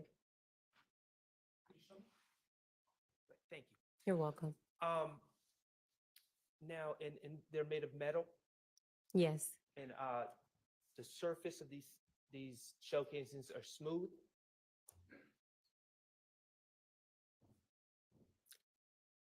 Yes, I guess. I'm not an expert in the manufacturing of shell casings. Okay, well, when you collect them, do they appear to be smooth, the surface? For the most part, yes. All right.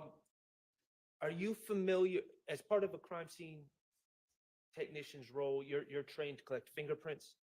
We are trained to process for fingerprints. Okay, and thank you for that correction. When you say, you corrected me, I said collect, you said process. Could you explain what you mean by process? So when you're processing a surface for fingerprints, there may not be a fingerprint that's even there to collect. And so in terms of saying collect, therefore there's something that you've brought to the surface and you're adding lifting tape, and then you are physically collecting that print off of that particular surface, and you can actually take it with you and turn Is it there over. another process?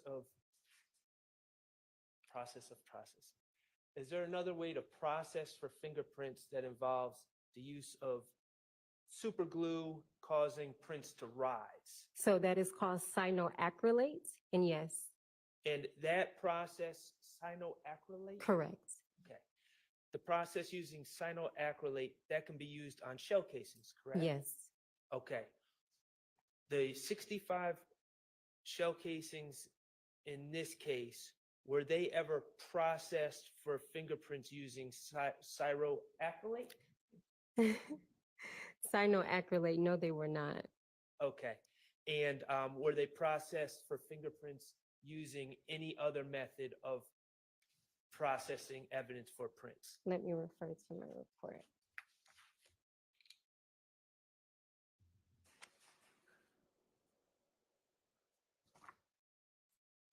According to my report, no, I turned them over to the APD crime lab for ballistics testing. Okay, thank you. You're welcome. Any other defense counsel with questions for this witness? All right, any redirect? All right, thank you so much for your time. You're excused. Call your next witness.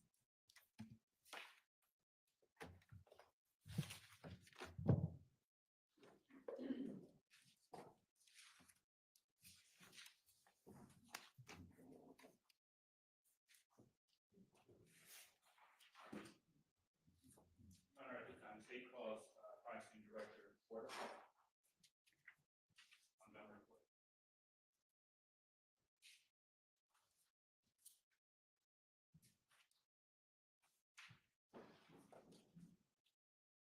I'm just wondering why this person's not walking in the door right now. Y'all, the other person's been out, and there's no harm in them passing by each other. I actually, I mean, I'm not trying to be a stickler, but any little bit of time we can save, everybody would appreciate.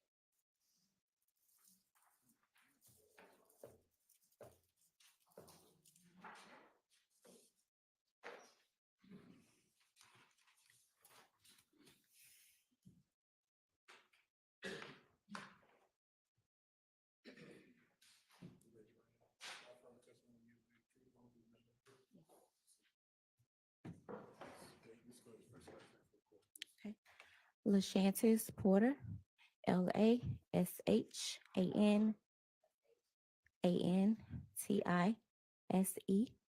Last name Porter, Porter.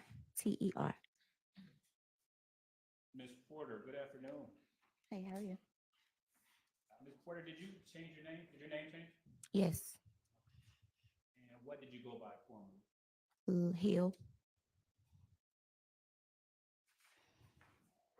Where do you currently work, Ms. Porter? Atlanta Police Crime Scene Unit. And how long have you worked for APD? For 19 years. Can you tell the jury what your current role is? I am a crime scene director for the Atlanta Police Department. And what are some of your responsibilities in that role? I ensure that the crime scene technicians are doing their jobs properly, processing evidence properly, collecting evidence properly. I also manage our customer service section where they do background checks.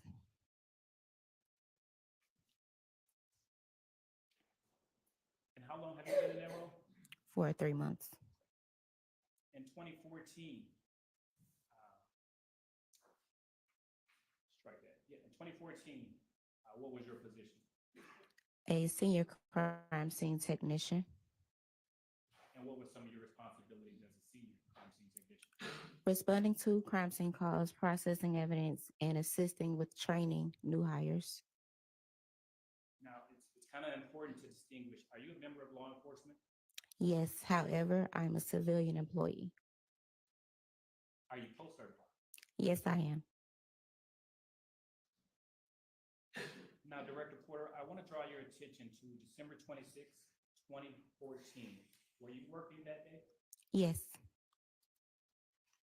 And on that day, how long had you been working as a senior crime scene technician? I believe about 2 to 3 years. And were you on shifts or on call? We were on shifts at the time.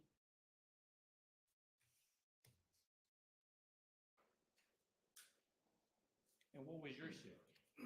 I was 4 p.m. to 12 a.m. Were you alone or with a partner? I was alone.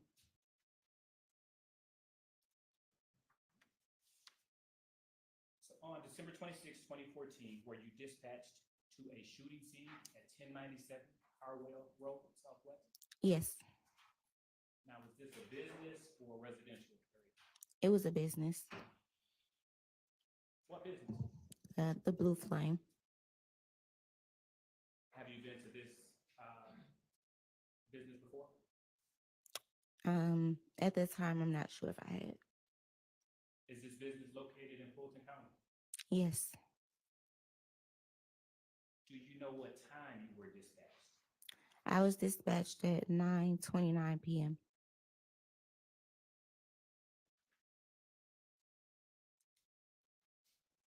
Now, what was your job when you arrived on scene? My job was to process the scene by taking photos and collecting the evidence that needed to be collected.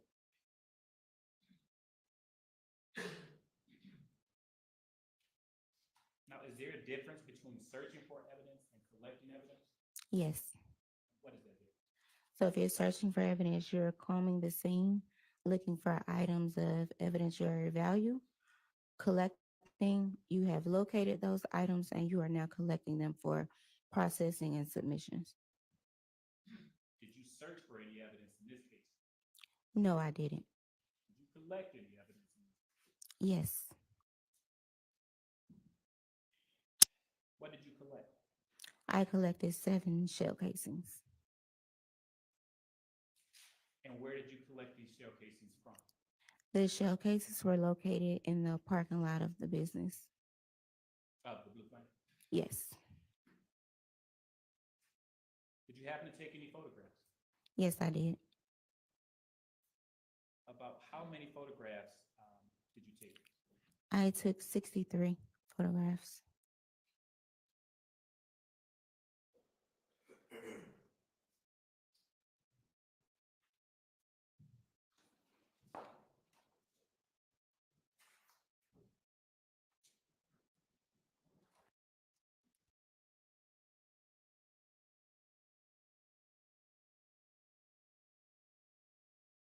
You actually photographed, took your photograph? Repeat the question. Do you recall, do you recall where you actually took photographs that night? They were toward the bottom, maybe toward the street of the parking lot.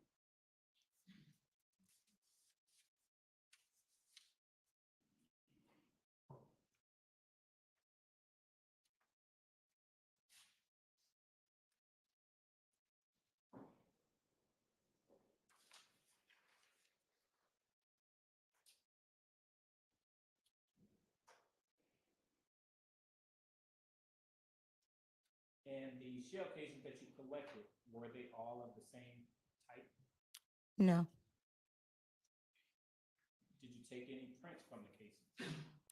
The casings were processed for prints, but there were none of value lifted.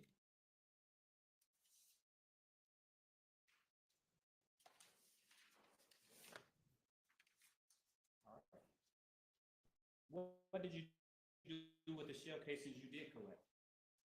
Once they were collected and processed, they were submitted to our APD crime lab for ballistics analysis. Did you perform any ballistics testing? No. Now, what did you do with the photographs? The photographs were placed on a disc and sent to our photo lab.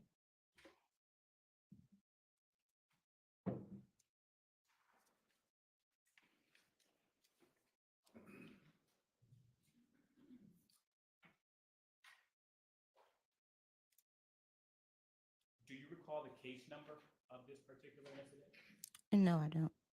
Would looking at your report help refresh your memory? Yes. Your Honor, permission to approach? Yes. Let's take a look at that. I want you to have a moment to look at it. Look up at me.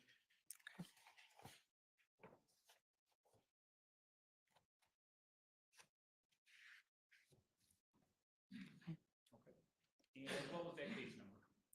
It was 143602137. Now, would your crime scene report have the same report number as the APD report number? Yes.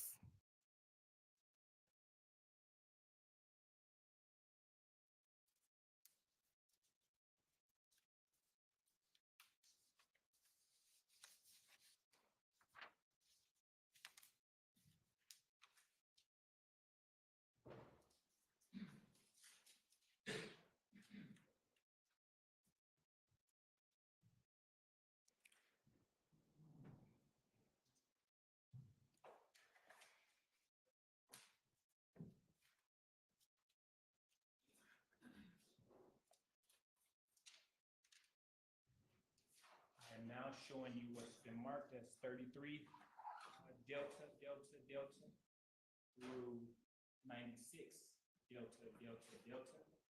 Permission to approach, Your Honor? You may. And these have been previously served to.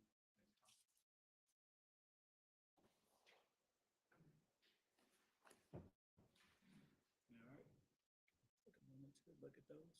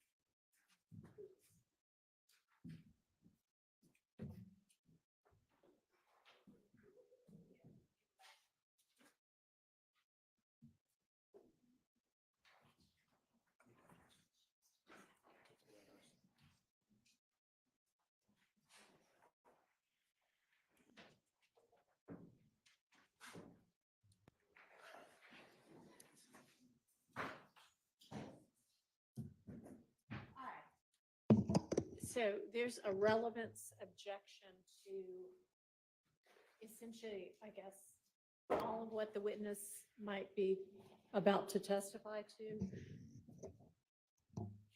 And Mr. Smith, you were trying to sort of explain the relevance, and if you can just do it here.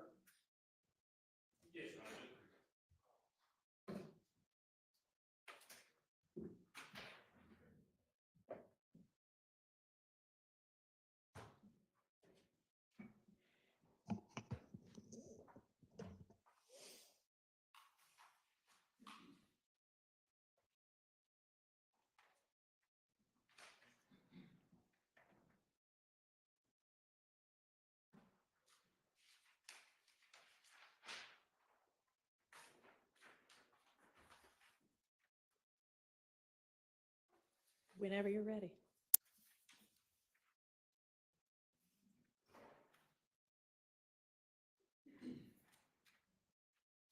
Your Honor, these shell casings that were collected at 1097 Harwell Road, this location is just down the street from Club Crucial. It happened December 26, 2014, and it produced a knifing hit to 2905 Springdale Road, which occurred on January 28, 2015. One of the other cases that the state has presented evidence on. Okay,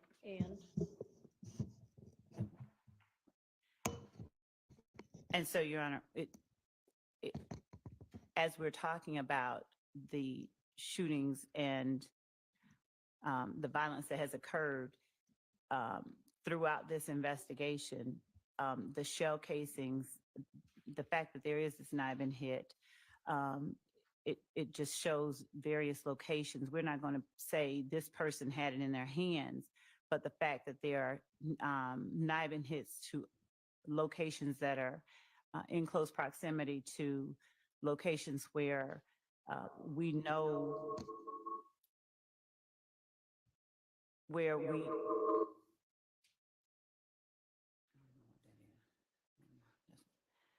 where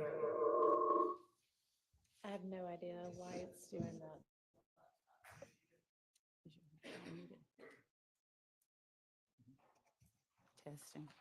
testing, where we know that other instances that have involved the groups of people that are an interest in this gang war have been seen and apprehended at. We believe that it's relevant because it tends to show that this particular firearm was used in at more than one location and more than one incident. So the connection of the locations by shell casings is not like it's 2 years earlier or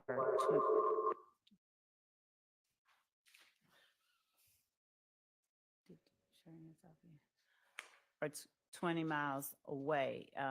The proximity and temporal proximity of the locations are what we believe make it relevant. All right, and which group is it that is alleged to, that you, the state's theory at least, committed this, you So- said Springdale Road in this?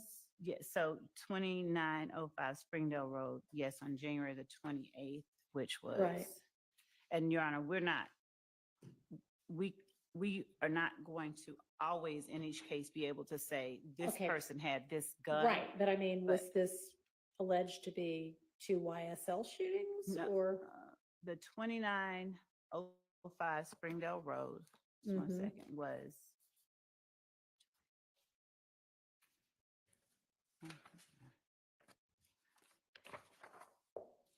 January 28th.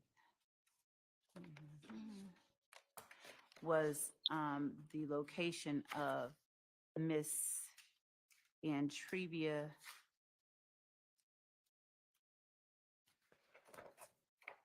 is a location of one of the witnesses that we have. The Springdale Road. Yes. Right. And who is alleged to, or which group is alleged to have committed that shooting?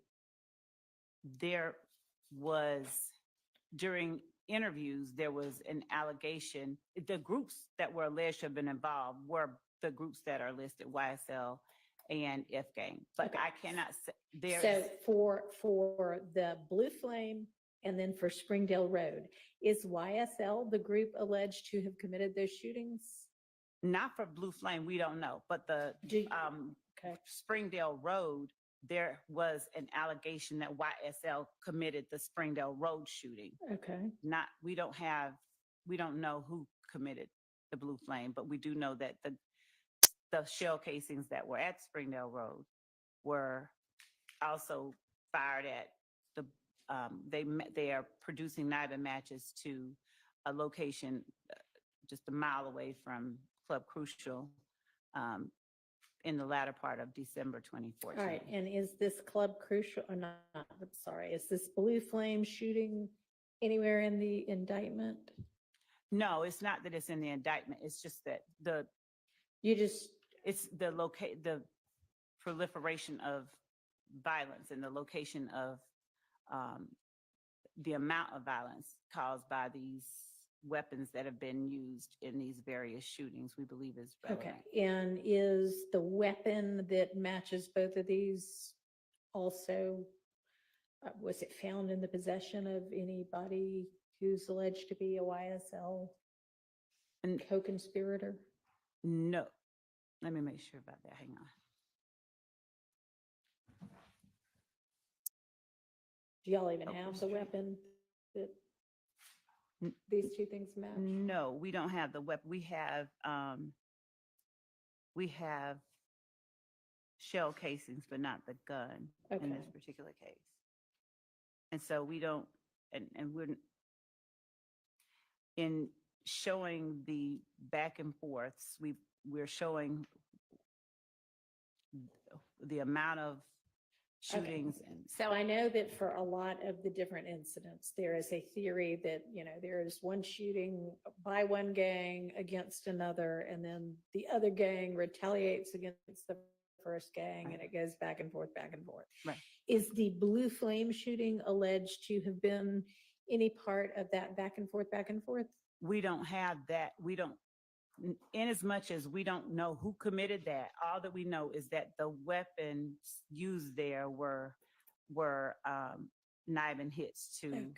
So you just want to show that I assume will have some evidence that in some way ties YSL to the Springdale Road shooting, and you want to be able to show that somebody involved in that might have been involved in some other shooting, just to show that they shoot things up a lot. Well, the count one of this indictment alleges exactly that. Okay, but this isn't an overt act in count one of the indictment, right? No, but it's it's not an overt act. No, the Blue Flame, no, but it is. I guess our position is it doesn't need to be an overt act to be proof of something that we are showing. Has there been any prior notice about this? Any argument that it's 404B or intrinsic? Well, we have not. Yes or no? No, I don't think we have. No. All right, I'm going to sustain that relevance objection.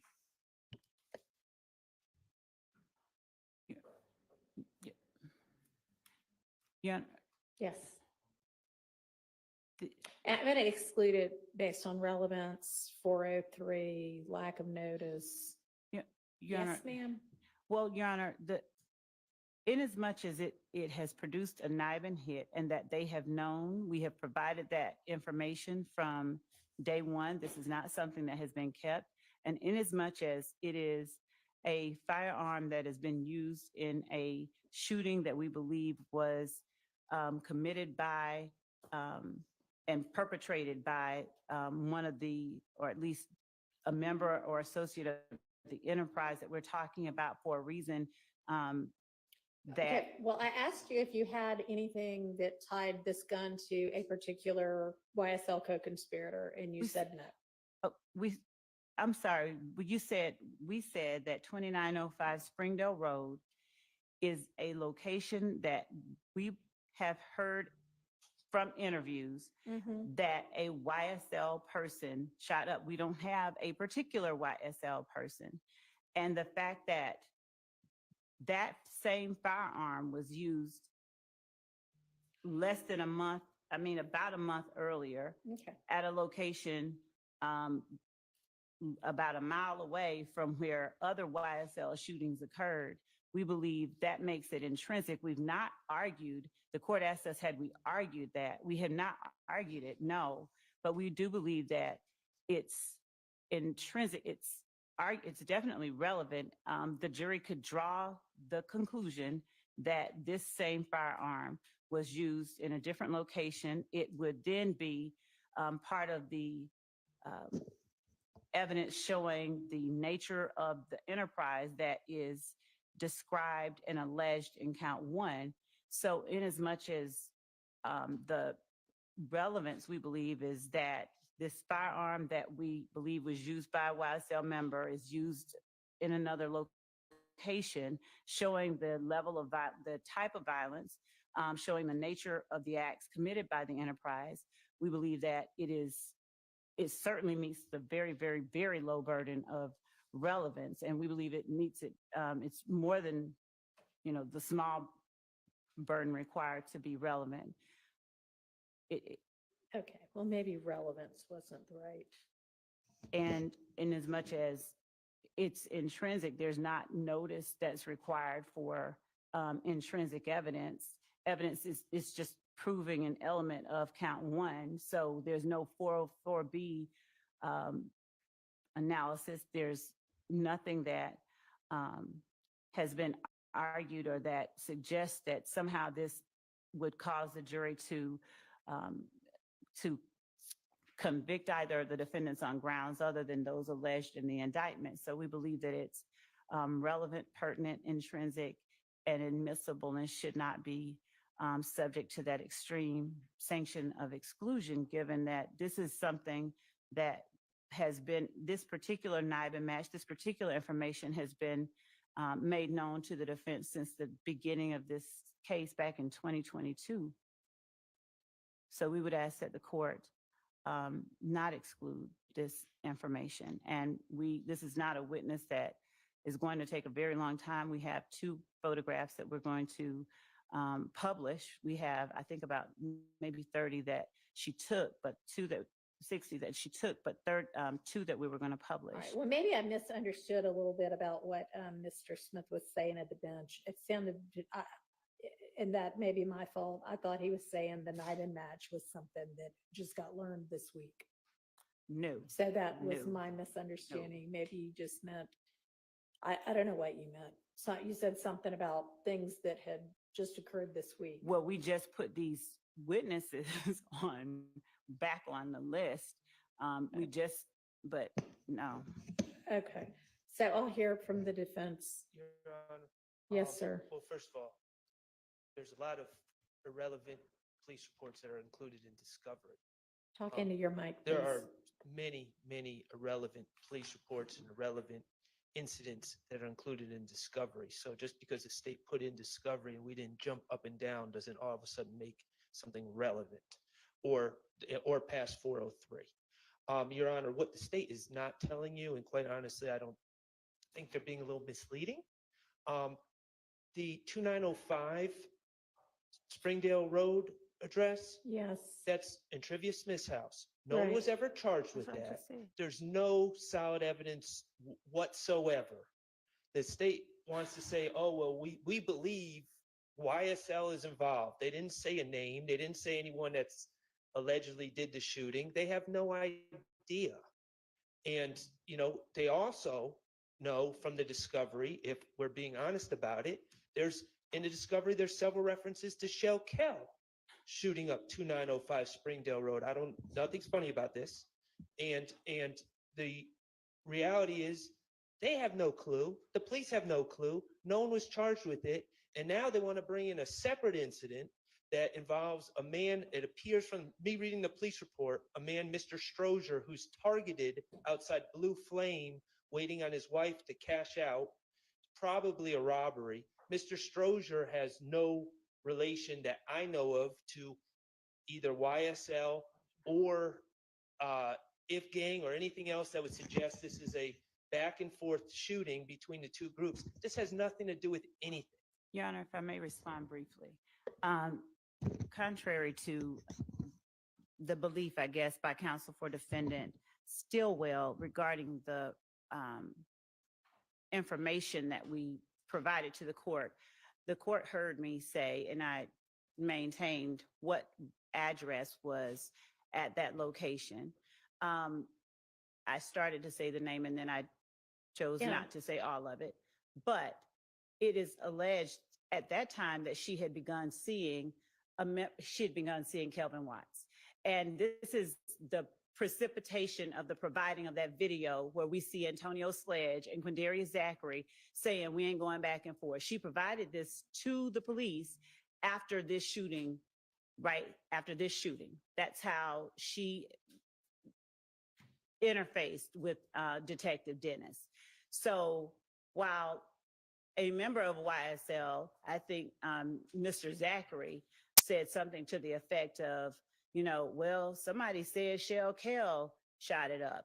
But at the time that this shooting happened, she was dating Mr. Watts. And so there was, it was said sort of sheepishly, the court can hear it, it'll come in, I believe, during other testimony. But the idea that I'm certain there would be a desire that everything that we put in here is considered irrelevant, but it's not, simply because an assertion is made by, one of the accused that it's not relevant. It is in fact relevant. It does not, there's nothing that warrants its exclusion.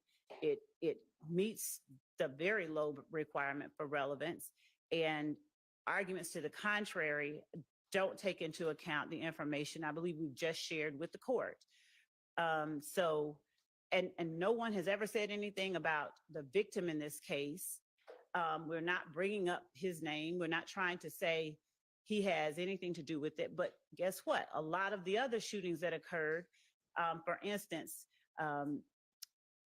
the location of Miss B, she wasn't an intended target. And that's one of the themes here. We see people who aren't intended targets getting affected by the violence that's perpetrated by persons on behalf of this enterprise. And so in as much as that person's name, Do you have any evidence that the shooting at the Blue Flame was perpetrated on behalf of, at the direction of YSL? Your Honor, what the evidence that we have that we believe suggests that a member of YSL was involved in that is a Nibin hit. Right. To the, Okay. A member of YSL was involved in that is not the same as it was done at the direction of, in furtherance of YSL. And Your Honor, so I get that. all you have is that the gun used here is suspected to have, was apparently the same gun used at the Springdale Road location, which is suspected to have been done by a YSL member, but could equally have been done by somebody who's not YSL, under the theory that, I mean, Your Honor, it's the state's circumstantial theory, evidence. right? It is circumstantial evidence. It is All right. Right. And I mean, yes, you can prove your case based on circumstantial evidence. You have a right to do that. But I do not find that this Blue Flame incident is intrinsic to the issues in this indictment. So I am excluding it. All right. So does that mean that we're done with this witness? Your Honor, if the court's going to exclude that one, then we'll. Your Honor, can we just have a instruction to the jury to just strike Yes. the testimony about this incident? Well, they hadn't heard much of anything yet anyway, but yes. All right. Your Honor. Yes. Your Honor, I would ask that, given that the court has decided that it has not heard very much. There's nothing that's prejudicial to anyone that's been presented. We would ask that the court simply allow the state to have no further questions and move forward. They haven't even seen the photographs. And so to strike the information, there's nothing that has been in any way that could, they be considered harmful. So we'd ask that. Well, it's not harmful, but I mean, we don't want to be confusing the jury, so I'll just tell them to disregard. You can certainly put her back on the stand and say, thank you, no further questions, but then I'm going to turn around and say, disregard all that testimony. If you want me to say it in a way that you want to come up with a particular way for me to potentially say it, I'm willing to consider it. Just one moment, Your Honor. Okay. The court will allow us. Anybody need to use the restroom while we're on break anyway? Yes, okay. Your Think Honor, about it. Well, let's try to take, yes, sir. And when you come back, or can do it now. We can do it now. Thank you, Judge. Your Honor, the court asked me some questions regarding any objections I have to a Yes. 911 call. Yes. I'd like to be heard at the court's Okay. pleasure. Yeah, that's fine if we want to do that now. We want to Break craft and it. then- Yes, Yeah. yes, please. Okay, we'll break. We'll do the crafting of the instruction. We'll take the 911 issue up. You can let the jury know it'll be at least 15 more minutes. All right, y'all try to get back here quickly so we can deal with these issues.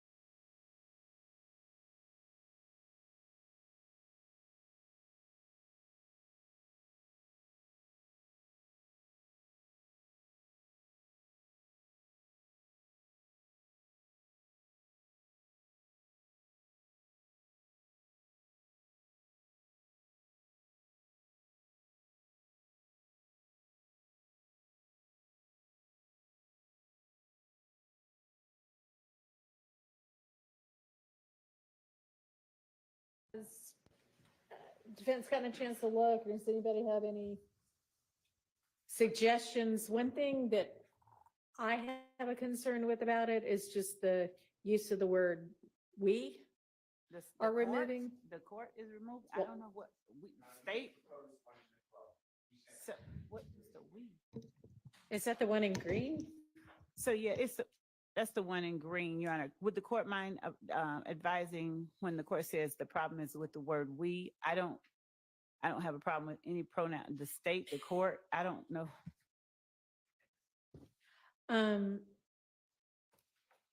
This court is removed. Hang on, I haven't gotten anything from y'all, Mr. Steele, and it may be that you just sent it to Ms. Persfield and she'll be in here in just a minute, but you want to just tell me what it is? Yeah. Your Honor, reads, ladies and gentlemen, you are hereby ordered to disregard in its entirety the testimony of the last witness. State may call its next witness. Okay, I mean, I was just going to say you are to disregard the testimony of the last witness, but I understand if you want some sort of a reason why, but it's not. Your Honor, if I may, the other thing is, Your Honor, the court asked us specific questions, and I understand that what the court's ruling is regarding relevance and the admissibility of that evidence. We asked in the second email to the court that it was just a follow-up. It was the same thing. It was just a follow-up with a parenthetical at the bottom that the court allowed, should the state have additional information to present to the court regarding this matter, that we may ask for reconsideration. And that is the only reason that I asked that the court tell the jury that the court, whoever the court wishes, it's being removed. The evidence of incident 1-4. Had she already said the incident number? I believe she had, didn't you have? She had. That is all that she had said. I think did she say that?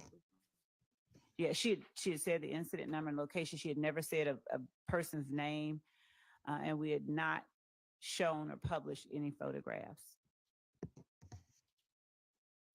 or tendered any photographs.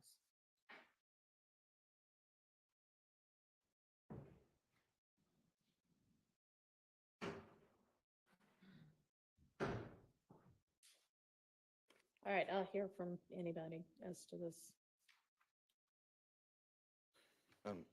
Your Honor, I just would like the instruction that we gave or asked for in writing. If you don't have it, it's what I read out. And I'm just going to say at this time, you're to disregard the testimony of the last witness. okay. That way the at this time's in there, and if it comes up later, great.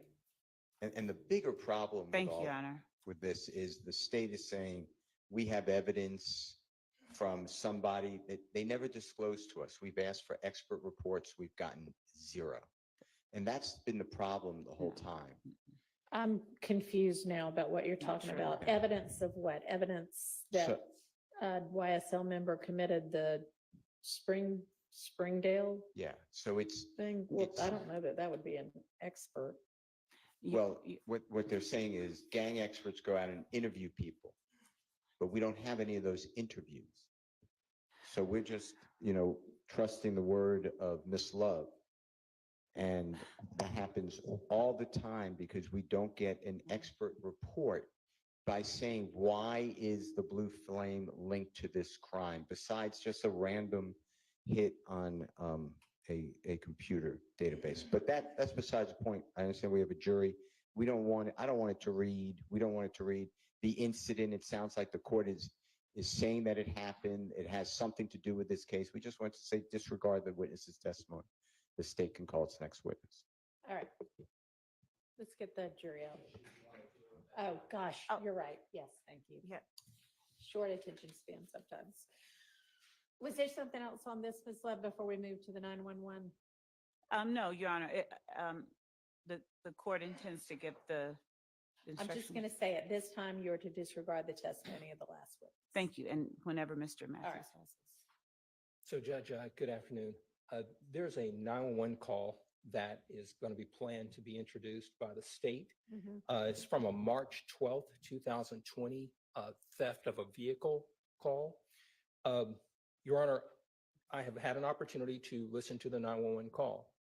And based on the 911 call, Your Honor, it's our position that that call is a testimonial call that would be excluded All right. under the confrontation All right, clause. I may need to listen to it. Do you know how long after? It's the about a incident? minute or two, Oh, no, couple no, of no. I minutes. meant how long after the incident it came in? How long after? Oh, yes. So according to the 911 call, it was the caller said that over an hour ago, the theft took place. All right, I'll take a listen. Okay. If somebody can cue that up for me.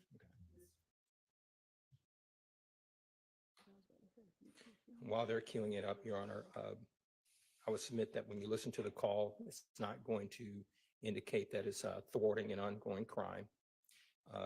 It's not going to be to seek any assistance in any situation involving immediate danger. And the callers, Chandler Durham or this other person, hasn't been called as a witness. We've never had an opportunity to cross-examine this person at any prior proceedings or anything of that nature. So this will be the first time. So that's what makes it, in our opinion, testimonial. And the cases that I'd like to cite for the court is going to be two cases, Pitts versus the state, 280 Georgia, 288. That's an 06 case. It's been cited several times. It was one of the recent sightings on it was McCord versus the state, 305 Georgia, 318. It's a 2019 case. All This is not a present citizen impression call that you're about to hear, in our opinion. Mr. Atkins is queuing that up for the court. Thank you.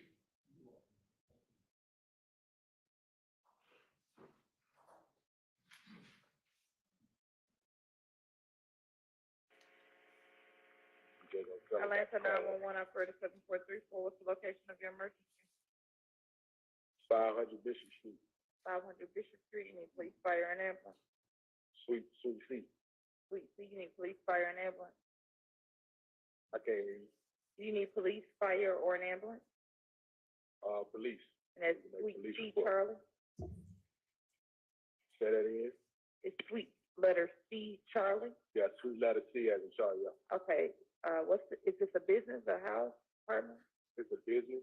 What's the name of it? Sonico. Sonico. Okay. And what's going on at Sonico? Why you need an officer? Stolen car.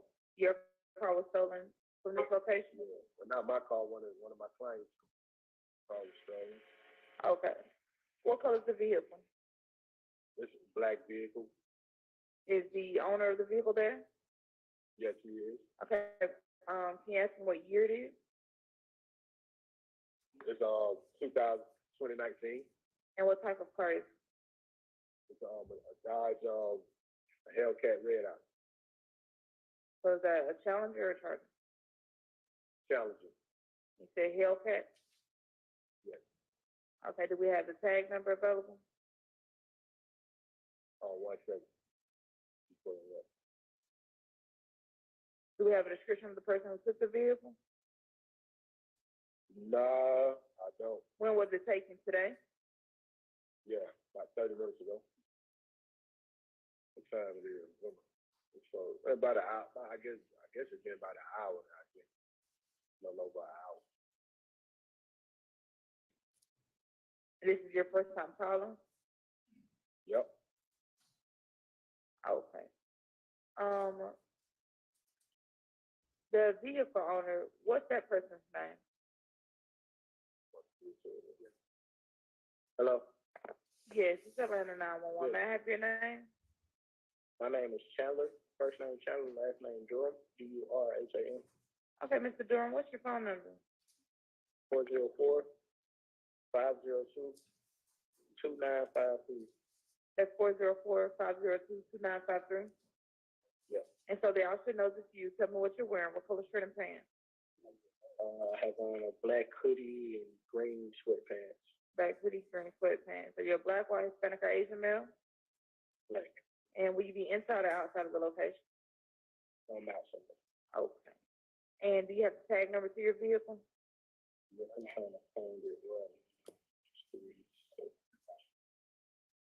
And is it registered in the state of Georgia?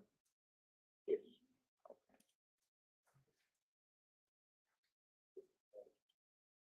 I'm not sure. Do you see the VIN number? You have a VIN number? Let me look on my insurance. I might have VIN number. See if I can find that.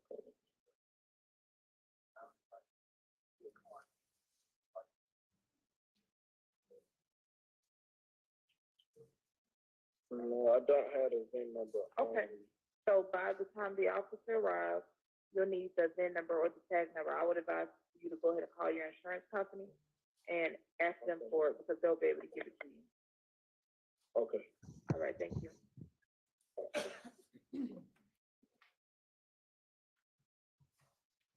All right. So, Your Honor, the caller initially says, I don't know if the court heard it, but I heard it, says, need a police report. It's number one. There were two callers on the call. One was the owner of the business. The second one was the victim of the theft of the vehicle. And that description that the court heard, that was the description of Chandler Durham, who says, I have on a black hoodie, I'll be Yeah. outside, so Seems forth. like they when the- switched the phone over. They switched the after phone a few over. minutes to say, for him to give the details. Right, and Durham says, hey, I have a black hoodie Yeah. on, green pants, I'll be outside when the police get there. So the police get there and then they do some further questioning. So in our, based upon the law, Your Honor, this is a testimonial call. It doesn't involve a present citizen impression, Your Honor. The court heard the call. And it was over an hour after the theft of the vehicle. So it's not to thwart an ongoing crime. And it's not to seek any assistance in a situation involving immediate danger. They don't know who took the car.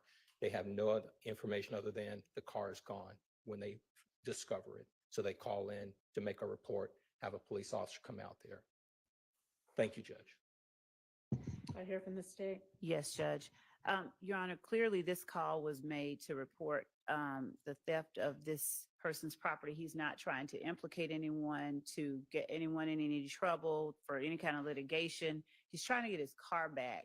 And the only thing that he's describing, I believe in all of the cases that we've looked at to, or at least previously with the court's predecessor, when the court was evaluating whether or not it considered a call to be testimonial, and for the purposes of future litigation, it involved a situation where, for instance, someone called to report not an ongoing emergency, but he's violating his probation or something like that. In this case, Judge, the man's car had just gotten stolen. Even if maybe he had to walk around the parking lot for an hour and he, it's really gone. But the fact remains, it was gone and he was trying to get it back. He didn't give anyone's description but his own. And he's telling them, I'll be out here waiting on you. So I don't believe that this falls into the category of testimonial, and we believe that it should be admitted, Your Honor.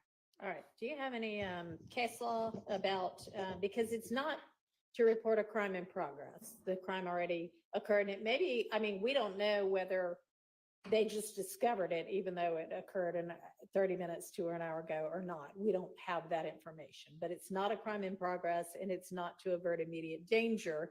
It still also may not be something that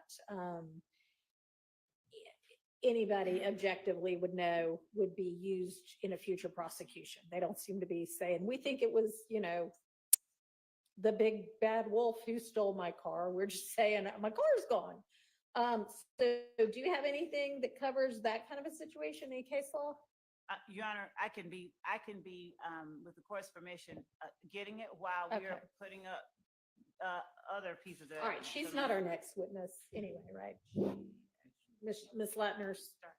Okay, right. All right. I will, understanding what the issue is, get back to y'all with a ruling before she takes the stand. Thank you. Okay, so do you have your next witness available? Yes. All right, let's get the jury out. Your Honor, while the jury's coming in, can you just also, I just want to put on the record, because you excluded that last witness, that's also on the NIBIN chart, if that could be removed by the state. Okay, Thank you. that's not in evidence yet, right? a NIBIN chart? No, we didn't put a NIBIN chart in evidence. Are you going to ever? No. Not that includes something that the court excluded, nope. Okay, well, make sure that it gets removed from the chart, even if the chart gets used as a demonstrative. Yes, Your Thank you Honor. for bringing that to our attention. Yes, Your Honor, thank you. Thank you. Ready for the jury.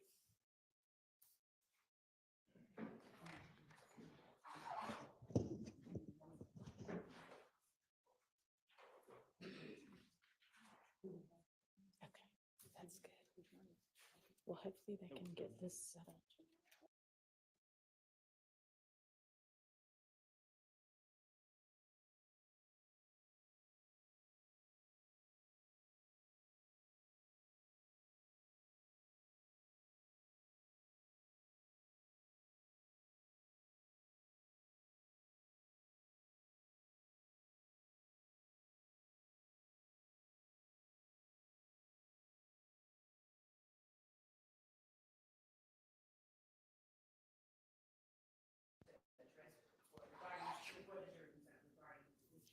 I'm sorry, hold just a second.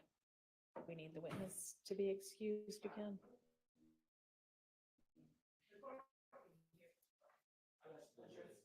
Can we ask you to step back out for a second? Oh, well, but stay really close because we might need you in here again. Just stand at the door for us. Yes, sir. Yes, Your Honor.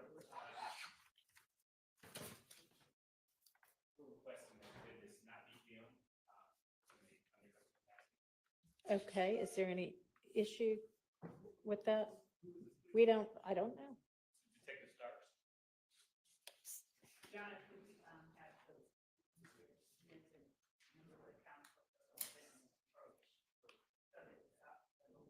Y'all come on up here. Yes. Yeah, that's what I figured, is that nobody said that before he walked in as the next witness.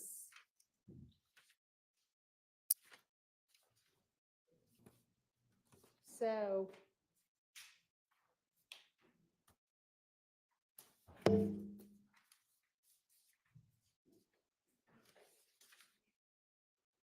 And honestly, y'all, even like, y'all keep skipping around. You will tell everybody it's going to be witnesses A, B, C, D, and E. And then it's witness A, witness E, witness D, witness B. I mean, y'all can't keep your order straight either. He was supposed to be the last witness of the day.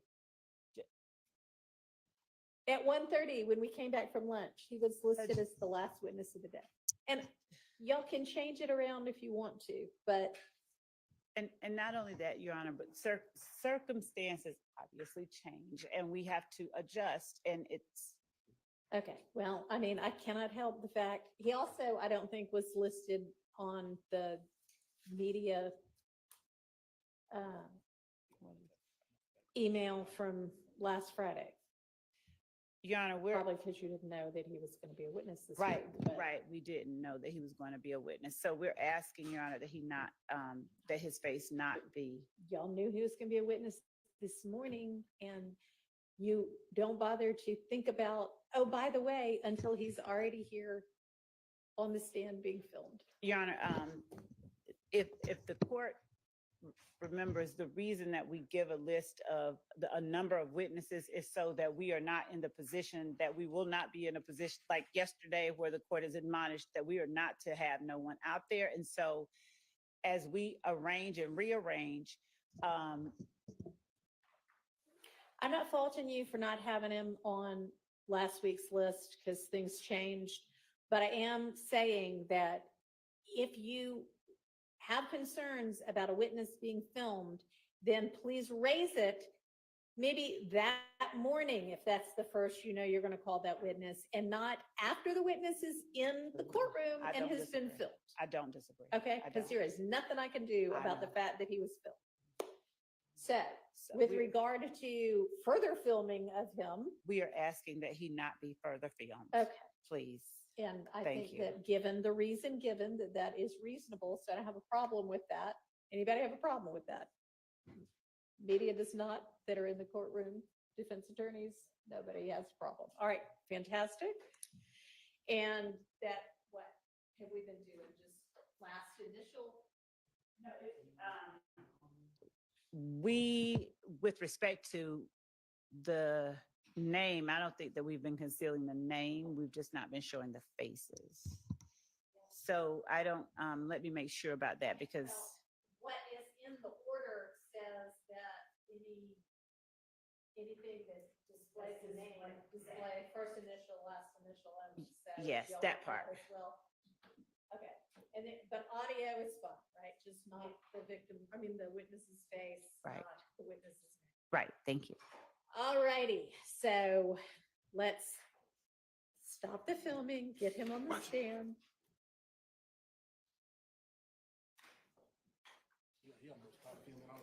Hmm? Oh, I think so.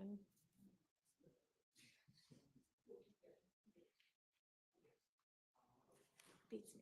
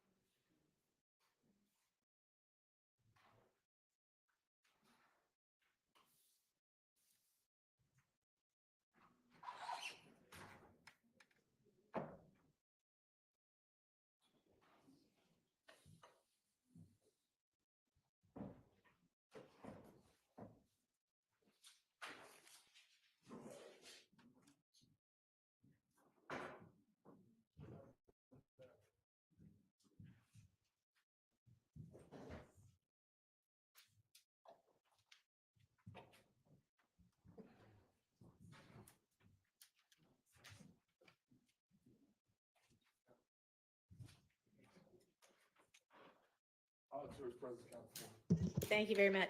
All right, ladies and gentlemen, you will notice that there's a different witness in front of you right now.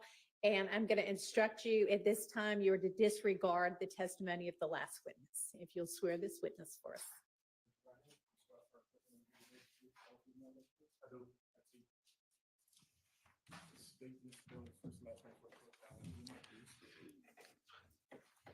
Yes, I'm Javaria Starks, Jarvarious. Last name is Starks, Starks. Good afternoon, Detective Starks. Good afternoon. Detective Starks, where do you work? I'm currently employed with the City of Atlanta Police Department. And how long have you been there? I've been employed with the City of Atlanta Police Department since 2012. What is your current position with APD? I'm currently a detective with the Atlanta Police Department. Back in November 2020, what was your position? I was a detective. What are some of your responsibilities as a detective? I investigate things such as robberies, homicides, auto thefts, entering autos, burglaries, shoplifting.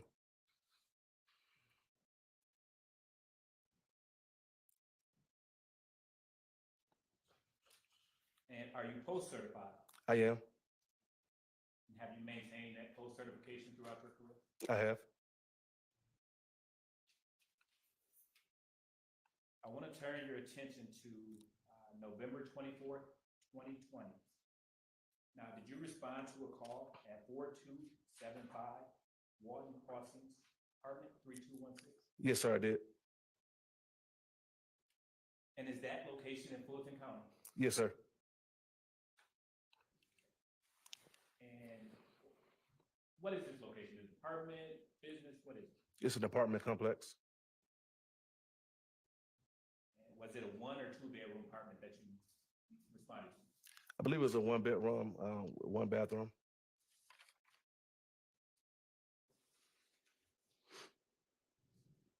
Now, can you orient the jury on why you were called? Yes. So I responded to the location to assist with a search warrant. The warrant was for a person and for ammunition, guns, and cellular devices. Now, when you responded to the call, were you alone or were you with a partner? I was transported to the apartment complex with Sergeant Price, and we met other people there, the people who actually executed the warrant and other members of my team. Do you typically travel with a partner? Sometimes I do, sometimes I don't. Now, you mentioned that you were there to aid in the assistance of the search warrant. Yes, sir. Okay. So when you arrived at the location, were you assigned to a specific area to search? When I arrived to this apartment, I started searching around the bedroom and closet area of the apartment. Why did you search that area? When I initially came to the apartment, I was escorted in, and they showed me stuff that was already found, so I just started that way.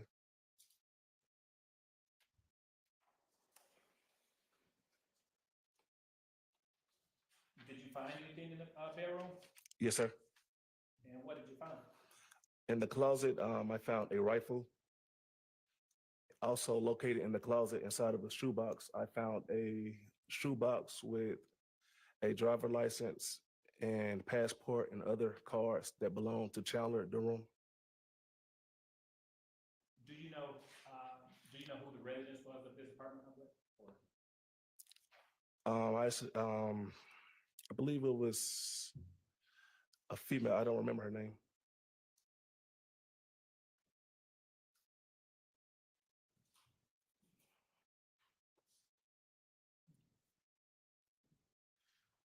What did you do with the items that you found? The items that I found, I gave it to Investigator Belknap because he was the lead investigator on the search warrant. And did you or Belknap prepare the search warrant for that residence? Investigator Belknap prepared the search warrant.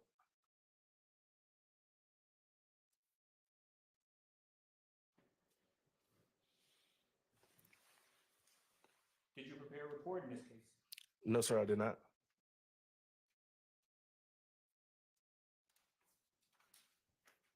Were you wearing body camera that day? Yes, sir, I was.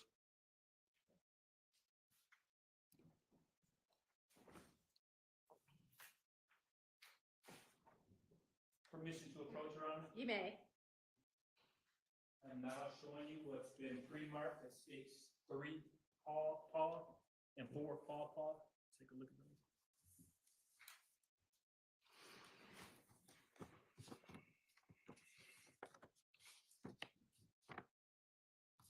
Yes, sir. Do you recognize those items? Yes, sir. And what are they? It's a rifle that I located in the closet, and the ID of Chandler Durham that I located in the shoebox was within inside of the closet. Are they a fair and accurate representation of the items depicted on your body cam that day? Yes, sir. Your Honor, this time the state moves to admit 3 Papa and 4 Papa. All right, those are admitted. I am now going to publish 3 Papa.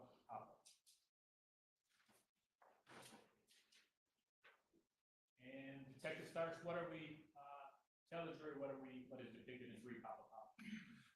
Yes, sir. It's an ID of Chandler Durham that I located within the shoebox inside of a closet. And what else was in that shoebox? A passport, I believe some debit cards, credit cards of Chandler Durham. You may.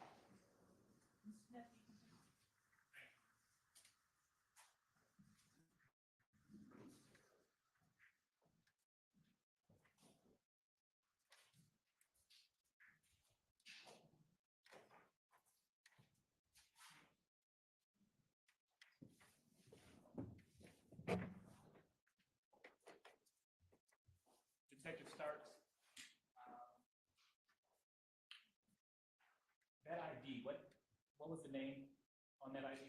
I believe it was Chandler Durham. Or And what else did you locate or find in that shoebox? it was a passport and I believe some debit cards. And did those items bear the name Chandler Durham as well? Yes. I'm now going to publish four Papa. And Detective Starks, what are we, tell the jury, what are we looking at here? Yes, sir. We're looking at a rifle that was located inside of the apartment closet. And where was this? I know it was in the closet, but where was this located? On the shelf, I believe, inside the bedroom closet.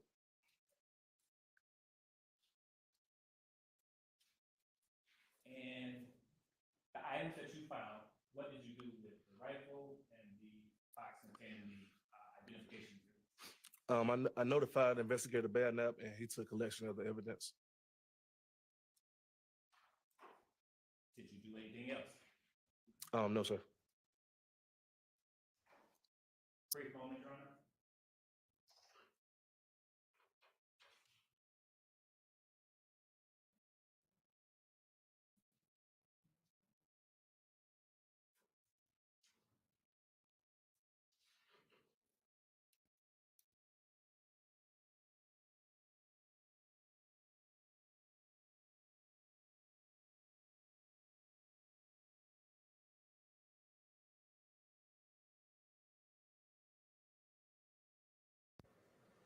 No further questions at this time, Your Honor.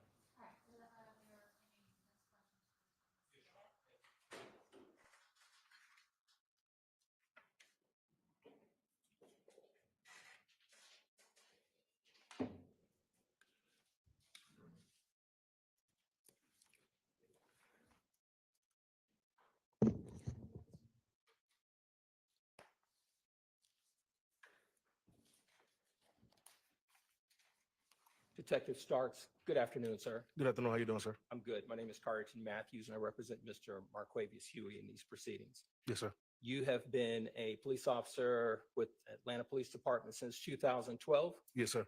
Okay. And you were part of a team that conducted a search warrant. Is that right? Yes, sir. And I understand it was in November 24th or so, 2020, correct? Yes, sir. Okay. And you were not the only person that was there doing the search warrant, correct? I was not the only one there. You're correct. Okay. My understanding is that you did not prepare a report, correct? You're correct. Okay. And my understanding is that there were a couple items that you just testified to and you talked about that you located, correct? Yes, sir. All right. You have arrest powers, right? Yes. You have the ability to take out warrants for people when you believe that something awry has happened and a crime's been committed, correct? Yes.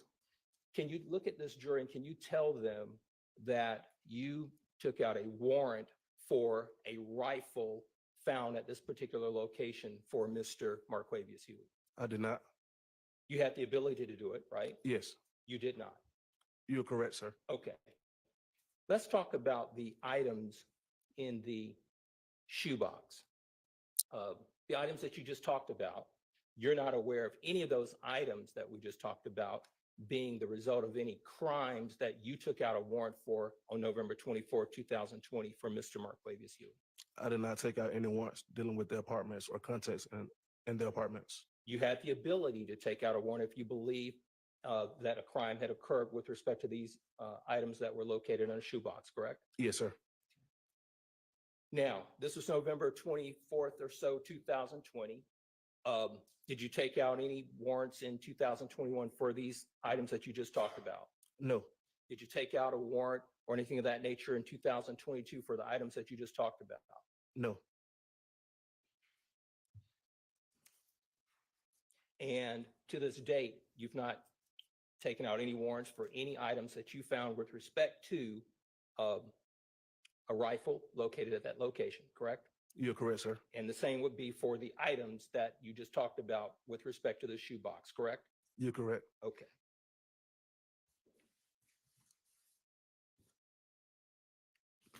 Now, let's talk about a couple other things. So this would have been a November 24, 2020 search warrant, right? Yes, sir. Okay. Did you locate a 5-star gold ring at this location? No, sir. Did you locate a bracelet, a gold bracelet or necklace or anything of that nature that you collected at this location that you believe was part of any type of crime? No, sir.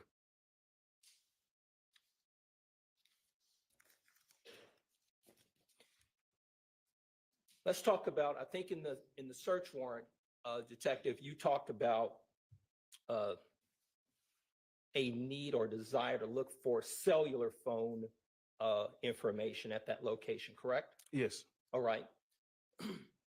Did you locate any cellular phone that would belong to anyone that would be the name Gary Holloman? I located a cell phone on the couch. Right. And I turned it to Investigator Belknap. That's as far as I went with the cell phone. I didn't try to find the owner of the cell phone. Okay. So there's one cell phone that you said you found. To your knowledge, as you sit here today and you look at this jury, you have no knowledge or information that a cell phone belonged to a Gary Holloman, correct? I found the cell phone on the couch. I don't know who it belonged to. Okay. And I turned it over to Investigator Belknap. You have no information or evidence that any cell phone was found belonging to a Domitia Coppage, correct? You're correct. I don't know who the cell phone belonged to. Okay.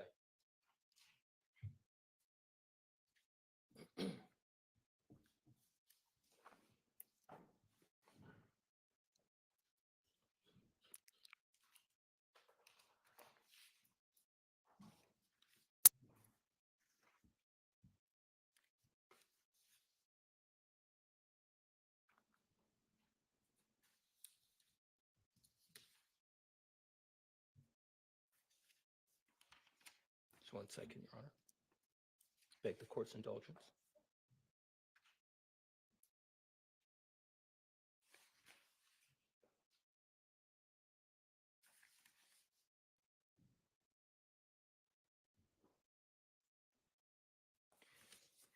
You did not locate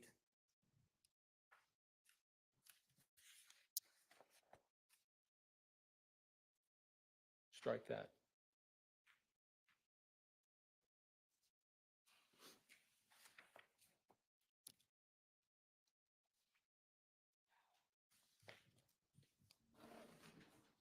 Those are my questions. Thank you, Detective Starks. Yes, sir. Any other defense questions? Nope, nope, nope. Okay, any redirect? Go ahead. Detective Starks, was this your case? It was not my case. Okay, whose case was it? Investigator Belknap. And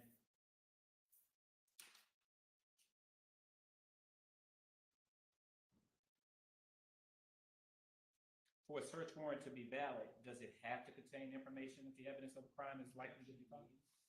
Sustained. What does a search warrant have to contain in order for it to contain evidence, information? Strike that. Let me ask a better question.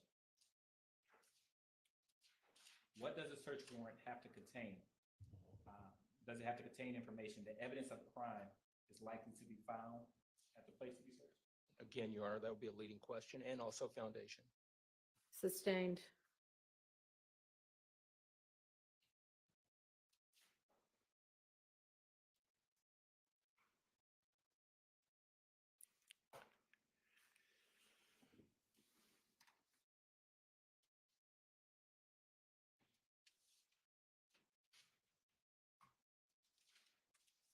Detective Starks, did you prepare the search warrant in this case?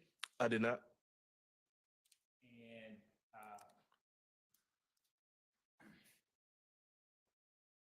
as a detective,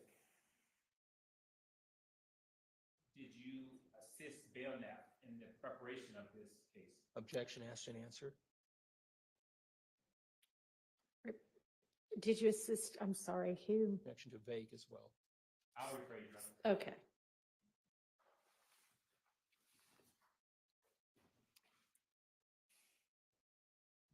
what additional steps did you take in the execution of the search warrant? The execution of the search warrant, I searched, But I'm going to object. It's been asked and answered. Additional steps.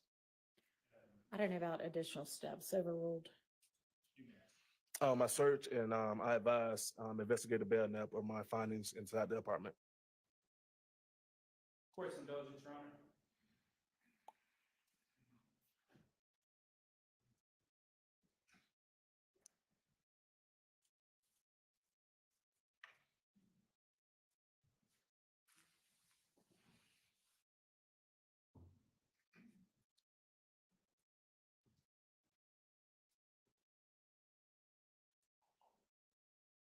No further questions, Your Honor. All right. Nothing further, Judge. All right. Thank you for your time. You may step down. Oh, yeah, have a nice one. Do y'all have a relatively short witness? Like an hour or less? Okay. Bring them on. Okay. Y'all approach real fast.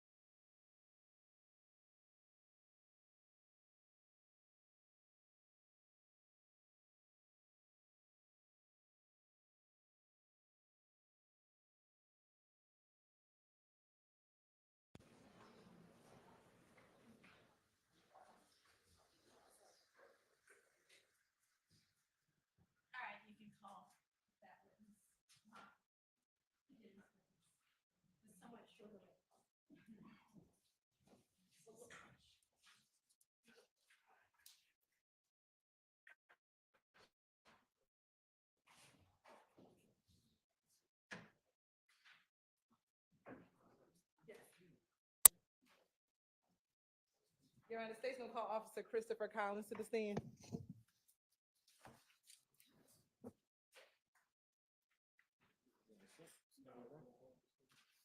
Raise your right hand. This is my first testimony. I do.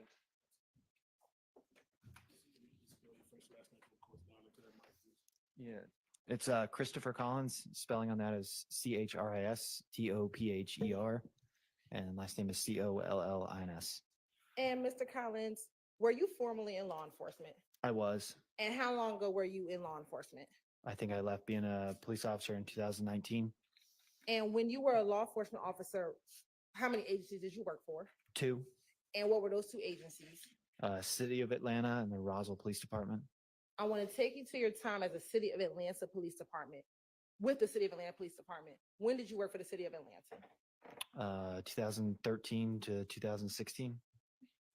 And when you worked for the City of Atlanta, what ranking did you have? Just police officer. Did you work in a specific zone? Zone 3. And did you work a specific beat?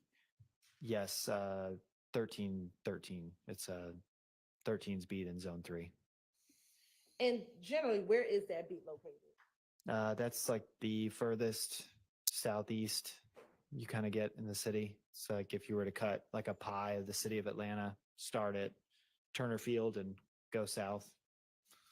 What main roads were in the 1313? Cleveland Avenue, Browns Mill Road, Jonesboro Road, and 285 actually cuts through the bottom of it. You got permission to approach? You may.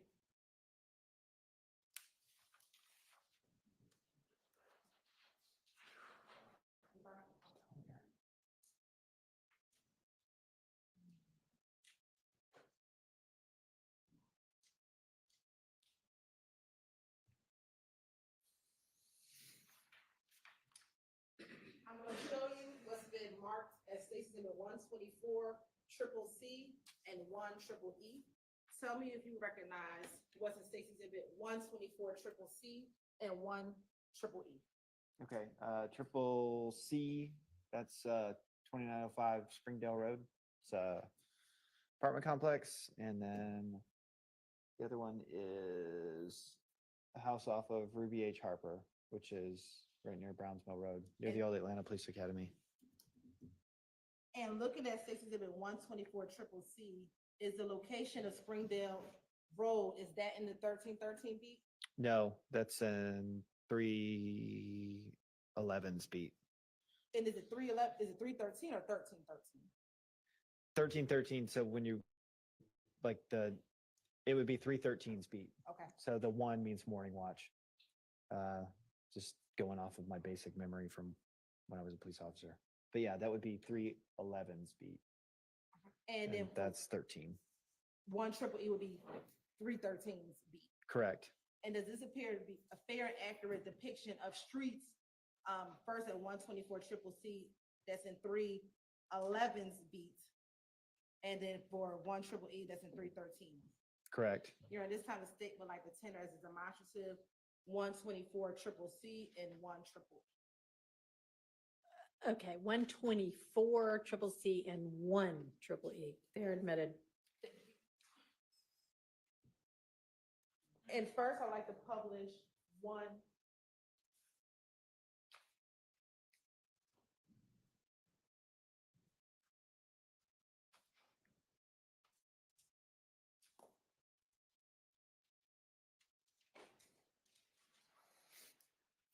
We won't publish anything yet because we're having technical difficulty.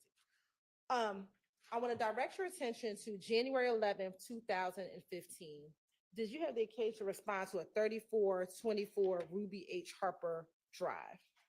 Yes, And is that in Atlanta, Georgia? it is. And is that in Fulton County? Yes. Why did you respond to that location? That was a shots fired call. I believe there was property damaged. There have been And did you weapons respond to that discharge. location with any other officers? Yes. I want to say Officer Lucky responded with me. I'm sorry, say that one more time. Officer Lucky responded with me to that one. Okay. And if you can recall, what occurred when you responded to that location? Without referencing my report, I know that there was a couple vehicles that had been damaged and a little bit of the structure as well. Will looking at a copy of your report help refresh your memory as to what you did when you arrived? It would.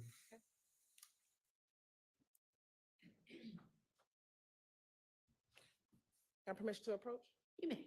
I'm going to show you what's been marked as Stacy Exhibit 2 triple E. Okay. Some of you recognize 2 triple E. I do. This would be a police report that I wrote that's been printed out. And will looking at that report help you refresh your memory as to what you did when you arrived at 3424 Ruby H. Harbor Boulevard? Yes, it would. Okay, you can take a moment, look at it, and let me know when it helps refresh your memory.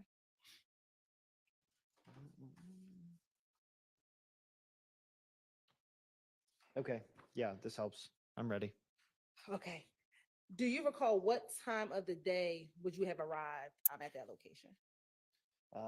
That would be, this report was submitted in the morning. So let's see. Yeah, this is, looks like the report was submitted at 1:06 a.m. Okay, and I apologize, you said you worked the morning watch?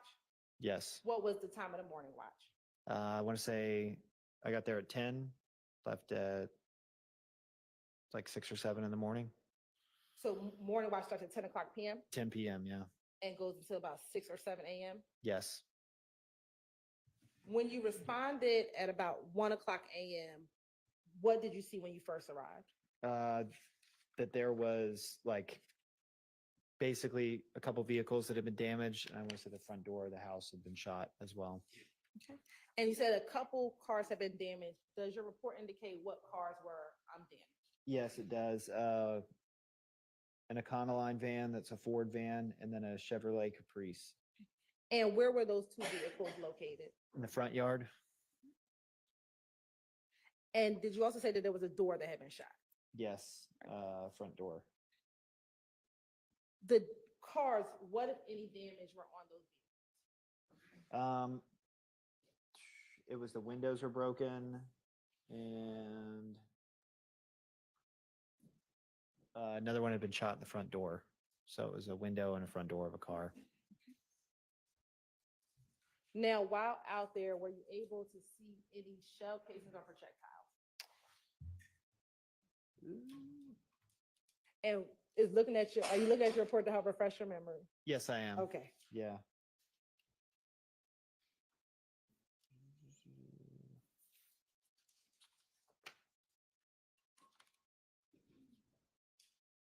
Yes. There were 24 shell casings, 9mm and 40 caliber that were there. They were in the street directly in front of the house. And was there anyone home when you first responded to the location? No, there was not. When you responded to the location, you talked about being in the front of the home. Did you go anywhere else to check to see if anyone was there? Yes, we checked the backyard and the surrounding area. Now, were you familiar with that location? Yes. How were you familiar with that location? I believe I've been on several 911 calls there in the past. And were you familiar with the individuals that lived at that location? I was. Okay. And who were the individuals that lived at the location? John, I'm going to object to the extent that it calls for hearsay. How were you familiar with the individuals that lived at that location? Previous 911 calls. And those 911 calls that you responded to? Correct. And when you responded to those previous 911 calls, did you interact with the individuals that lived at that location? Yes. And did you become aware of them through that interaction? Yes. Okay. Who were the individuals that you knew that lived at that location? You had Rodney Sturkey and Thaddeus Bush. And without giving me their full date of birth, what was the year of birth of Thaddeus Bush? 1967. And what about the year of birth of Mr. Rodney Sturkey? 69.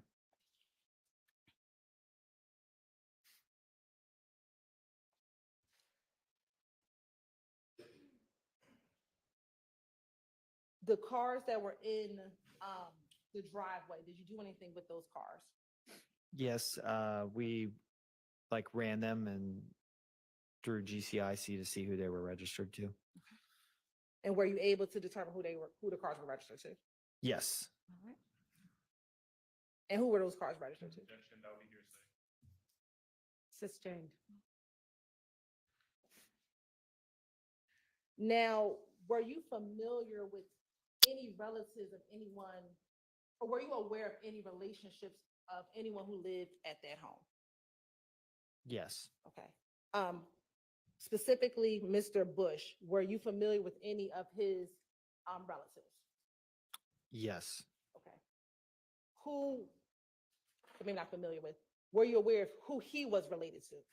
Yes. Who was he related to? Objection, foundation, and possible hearsay. Sustained. Let me ask, how were you familiar with Mr. Bush and who his relative?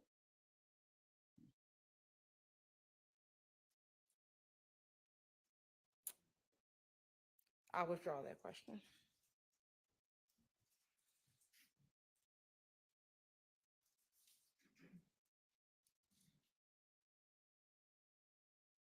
While on scene, were you ever able to speak with any witnesses? Without telling me what they said, were you ever able to speak with any witnesses? Yes. Okay. Were they able to provide you information about the incident? Yes.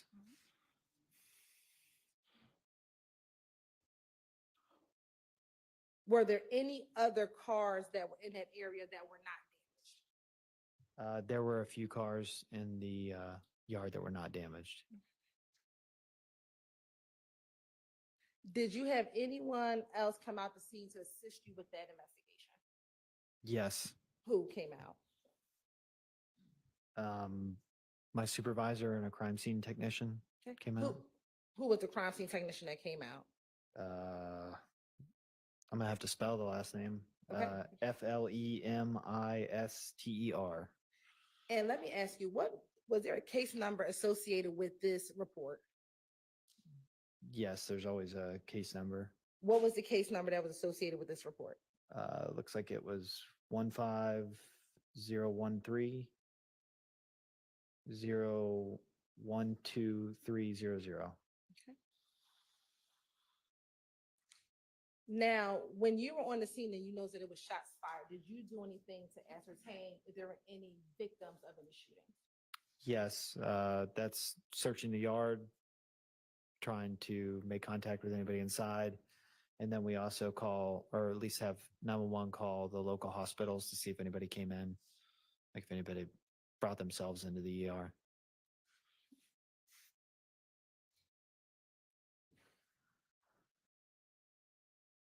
At any point while you were on scene, did either Mr. Bush or Mr. Sturkey arrive on scene?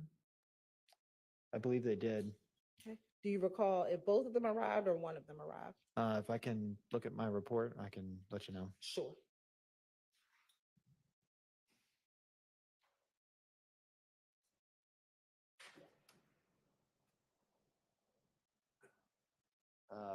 Mr. Sturkey looks like he arrived on scene.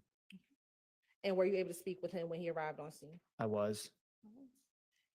And was he able to, provide you any contact information for himself or for Mr. Bush? Yes, he provided contact information for both.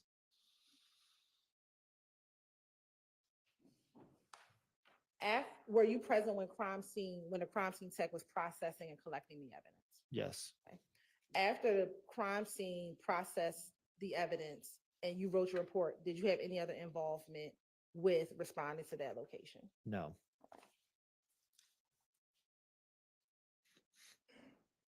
I want to direct your attention to January 28th, 2015. Did you have the occasion to respond to 2905 Springdale Road in Atlanta, Georgia? I did. And why did you respond to that location? I believe there was a shots fired call at that location. And what time did you arrive to that location? I wouldn't know that off the top of my head without referencing my report.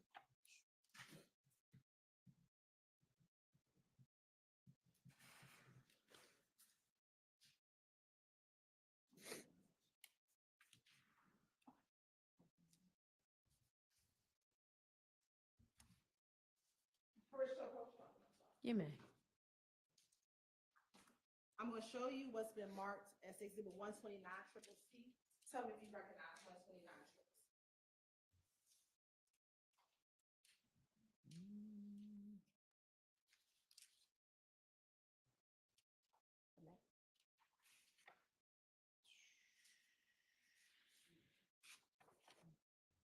Let me make sure.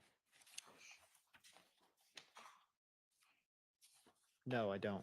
This is not, I mean, I know the person that wrote it, but that's not mine.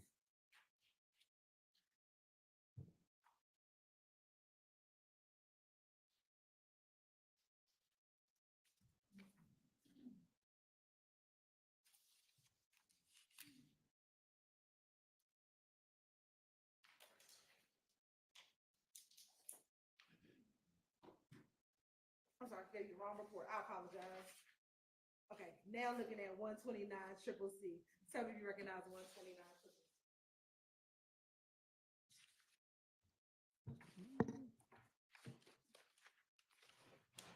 Yes, I do. This is a report I wrote. All right, well, that helped refresh your memory as to what time you responded to 2905 Springdale Road, 2905 Springdale Road on January 28, 2015. Yes, it does. What time did you respond? Looks like 12:16 in the morning. So just after midnight. And why did you respond to that location? Shots fired, apartments were damaged by gunfire. Now I'm going to publish for you State's Exhibit 124 triple C.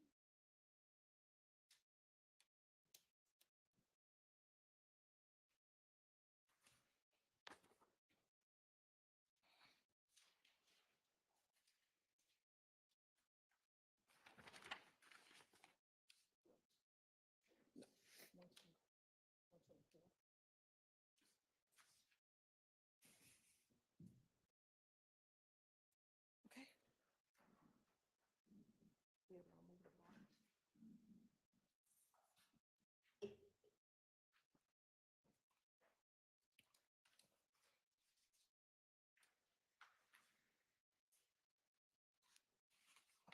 And looking at 124 triple C, if you could just orient the jury to what we're looking at as exhibit 124 triple C. Sure. To the north is well, it's older now, but at the time it was a newer Walmart on Cleveland Avenue. And then you go down Springdale Road, this apartment complex would be on your right. And if you kept driving south on Springdale Road, you'd hit like the airport parking lots, those types of like park and ride places. 85 is to your east, and then Sylvan Road to your left. And is this the location that you responded to back on January 28, 2015? It was. Did you respond with anyone else? Yes. Who did you respond with? Officer Robinson. And what did you find once you responded to that location? There were four, I would say they're like apartment / townhouse style living, but there were 4 units that had bullet damage to them.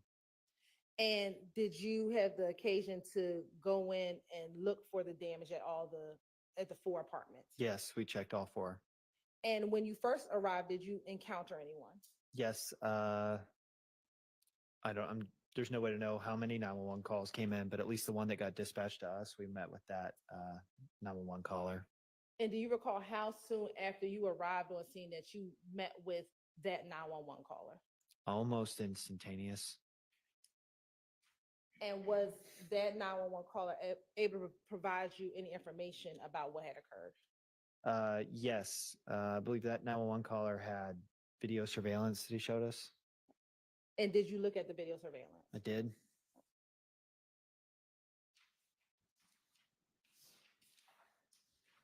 And based on looking at the video surveillance, what if anything did you do after looking at the video surveillance? After we looked at it, we basically like analyzed that there was a silver, like mid 2000s Chevy. I'm going to object to the hearsay and the best evidence. I believe that he could testify to what he saw on the video surveillance camera. Are we gonna have, you watched it, you looked at it? Yes, Your Yeah, Honor. okay, overruled. So Teldra, what did you see on the video surveillance camera? We saw a silver, like, I guess you would look at it closely as like a mid-2000s sedan, like a Chevrolet Impala sedan. It's like a cop car. It's a very common car. And what did you see? Tell them what you saw on the video surveillance. We saw a 2000s silver Chevy Impala. And did you see? You see the it. Chevy Impala do anything? It drives by and shoots at the apartments. Okay.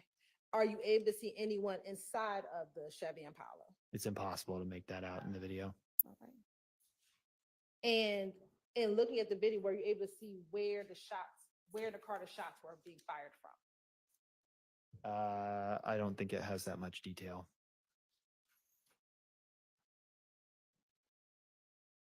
Will looking at a copy of your report help refresh your memory as to whether or not you saw? It would. Okay. If you want me to read it, I can.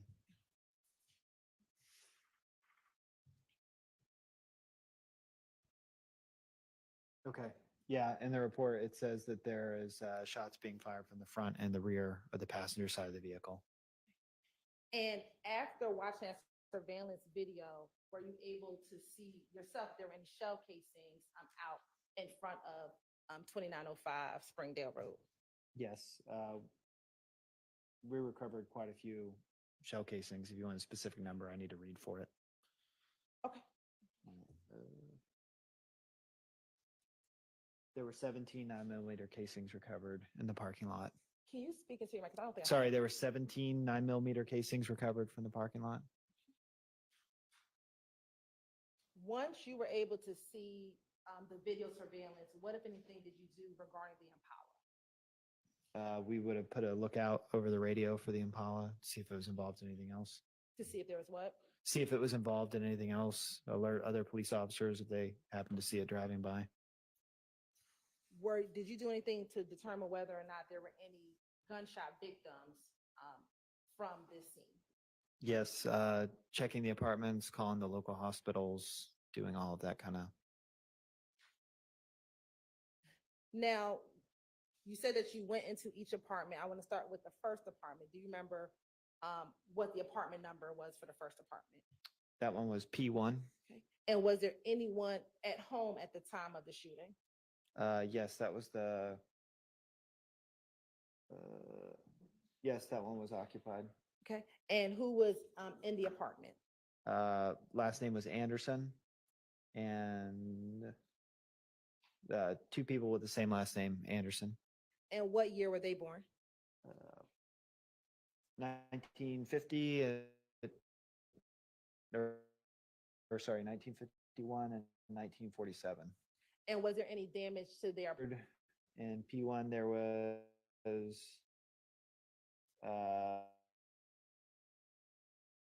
just all doors, etc.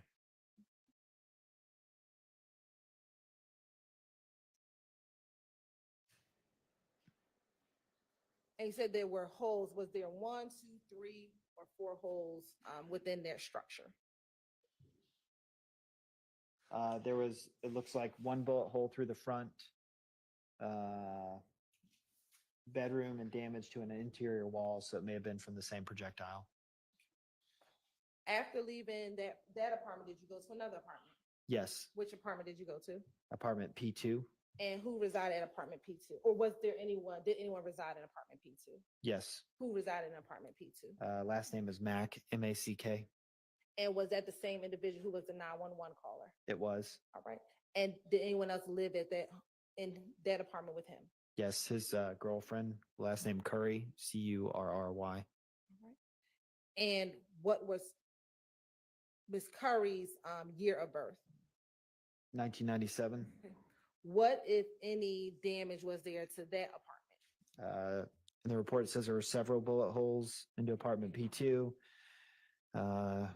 No property damage except the structure. To this point, that the witness not read from his report, if it needs to be used to refresh his recollection, that's fine. All right. Sure. So just, if it helps refresh your memory, read it, and then if it refreshes your memory, you can testify from your Got memory. it. All right. Were there any projectiles? I'm gonna have to read to give you the specifics on that. Read it, and if it refreshes your memory, then you can let us know.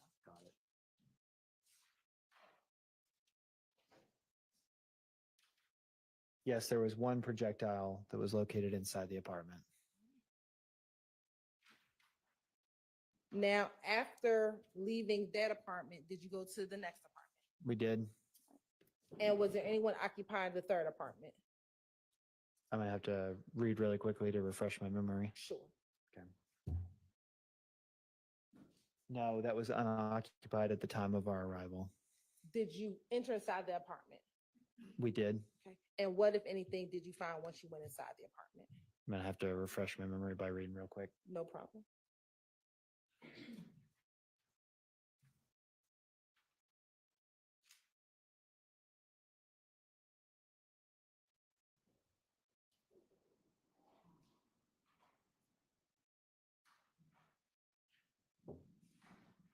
Okay. Okay.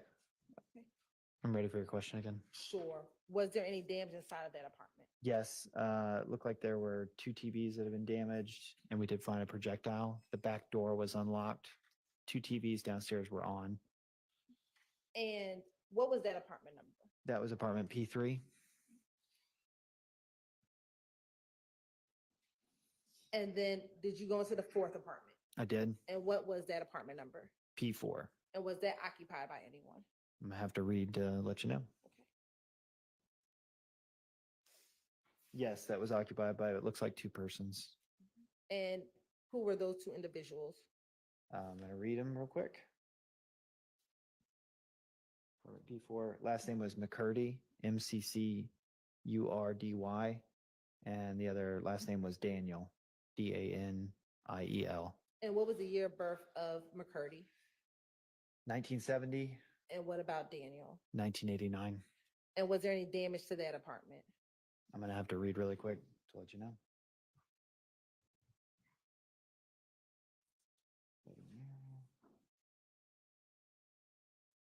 Looks like a bedroom mirror and some of the walls were damaged. We located 2 projectiles there. At any point while you were on scene, did the occupant of apartment P3 arrive on scene? They did. Okay. And who was the individual that arrived on scene? I believe the last name was Smith.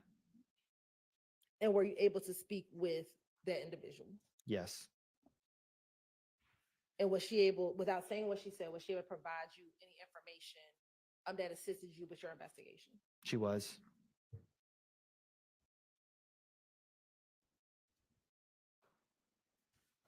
Now, did you have any crime scene techs come out to the scene? We did. Okay, which crime scene tech came out to the scene? Sanders was the last name.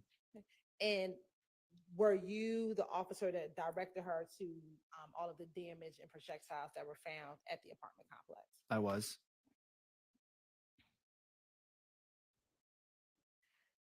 After speaking with Ms. Smith, talking to all the other residents of the apartments that were damaged, did you have any other involvement in this case? No. All right, court's indulgence for one moment.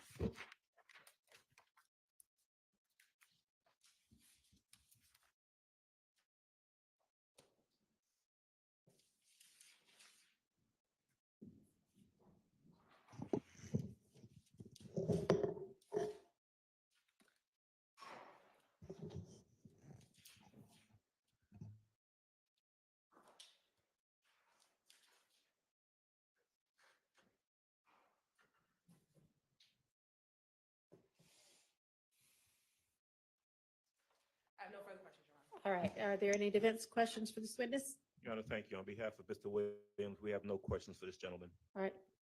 Mr. Short, if you, okay? Officer Collins, good afternoon. Good afternoon. My name is Max Shard. I represent Shannon Stillwell, okay? Yeah. My understanding, you arrive at the scene and one of the residents shows you their surveillance video. Correct. Oh, I'm sorry. Thank you. At 2905 Springdale. Sure. Is that correct? That's correct. And you viewed that video? I did. Were you the only officer to view the video?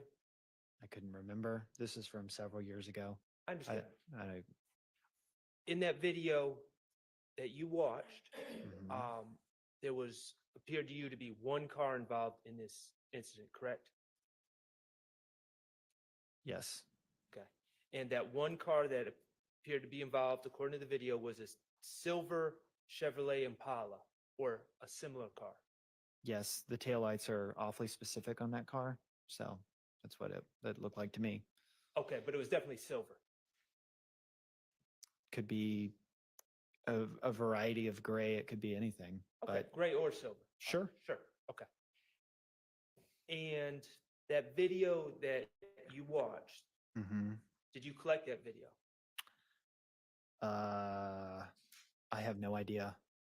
I mean, if it's listed in there as being put in like on a thumb drive, then sure.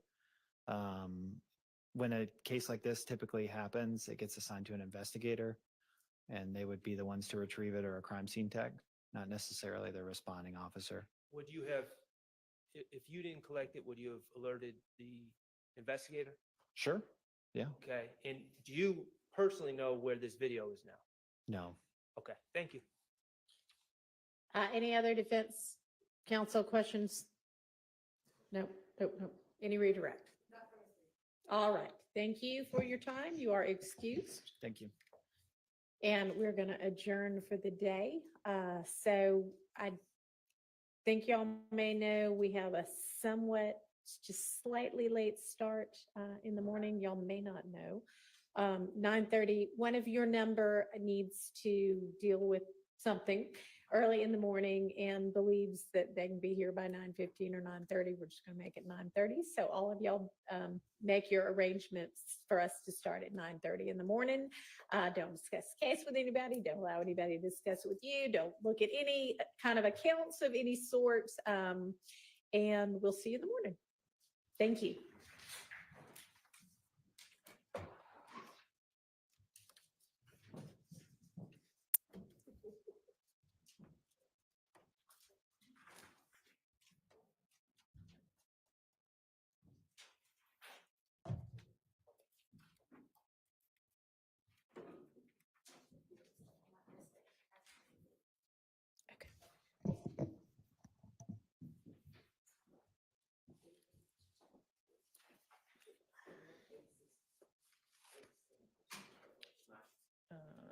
GG.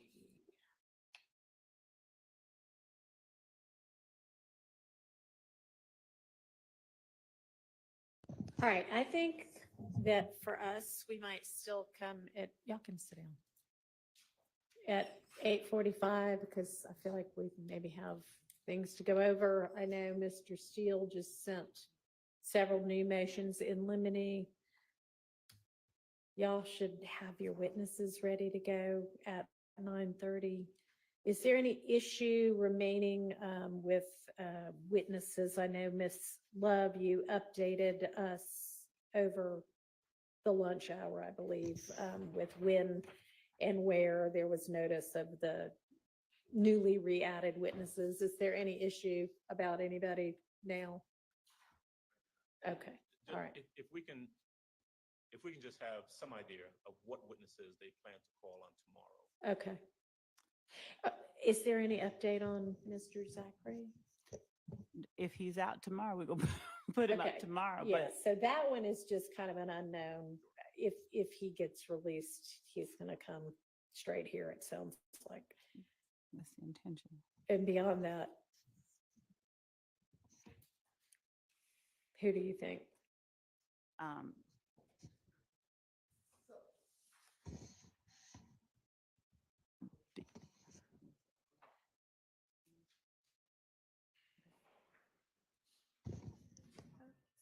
Beyond that, Your Honor, these are subject to being called. These are the ones that we have in line. We have Ms. Coppedge, Jenkins, Bowers, Kelly, Tullis. Hang on, slow down just a tad. Everybody's sort of jotting it down. All right, so this is who you expect to be lined up calling tomorrow. This is who we have lined up. And if we don't have Mr. Zachary. Understood. Okay, so can you run through that again a little more slowly? Yes. Miss Glatner's, I should have started with her. All right. Miss Coppage. Jenkins.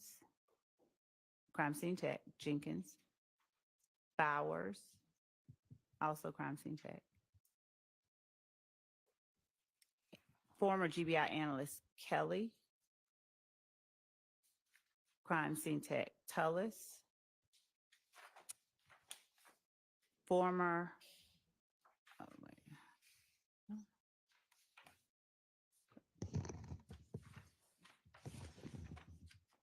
And we are confirming some other people. We don't want to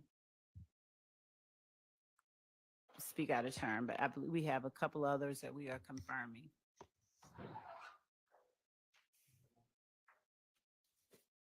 Okay, Gail had mentioned Montgomery before as a maybe today witness. Is that going to be a maybe tomorrow witness, or is that the? That was Montgomery Porter. Oh, Montgomery Porter. Okay, Yes. all right. Never mind. Okay. All right. Does that work? That helps. Okay, thank you. All right, so I just feel like if I tell you on mine, we'll have 45 minutes worth of things to deal with instead of 30. So let's plan on 8:45. Yes. Can we, I believe that Mr. Atkins had introduced or intended to introduce a specific exhibit 38. Yes, please go ahead. He'll address it. Your Honor, I just wanted for the record, for identification purposes, Supervisor Trigot, who testified this morning, he referenced his report, and so I wanted to introduce for identification, it's his crime scene record, so that it's in the record as 32 Delta Delta Delta. I didn't have the exhibit sticker on that when I showed him this crime scene report. So I just wanted that to be in the record. Is there any objection? No. All right, that's admitted. And Your Honor, the last thing I wanted to ask, just because we just discussed it, is would the court permit if the state finds specifically on the CAD report and 911 call that the state, Mr. Matthews, and the court were just discussing for a 5-minute argument in the morning if the case finds an appropriate case to share? Absolutely. Thank you, Your Sure. Honor. And would the state mind, I'm going through the in-camera on the communications between the state and the various attorneys for people who have pled. Do y'all mind getting me the executed plea acknowledgement for whomever y'all sent me over the correspondence for? Because I know it's somewhere and I could probably sort through and find it, but if y'all could just get them to me, it'd be easier. Because I've got sort of the drafts going back and forth, but I don't know what the end results look like. I will. I think that we filed them in Odyssey. Do we? And I'm sure that they are we'll get somewhere, them. but We have them. We will give the court that'd that be signed great. copy. Yes. That would be great. Thank you. Anything else before we close for the day? Okay. All right, so take a look at, and I don't know how soon we're going to get to the various things that are addressed in Mr. Steele's motions in limine, but take a look at those in the event that any of that is anything we're going to be getting to soon. All right, I'll see everybody at 8:45. Thank you. Thank you.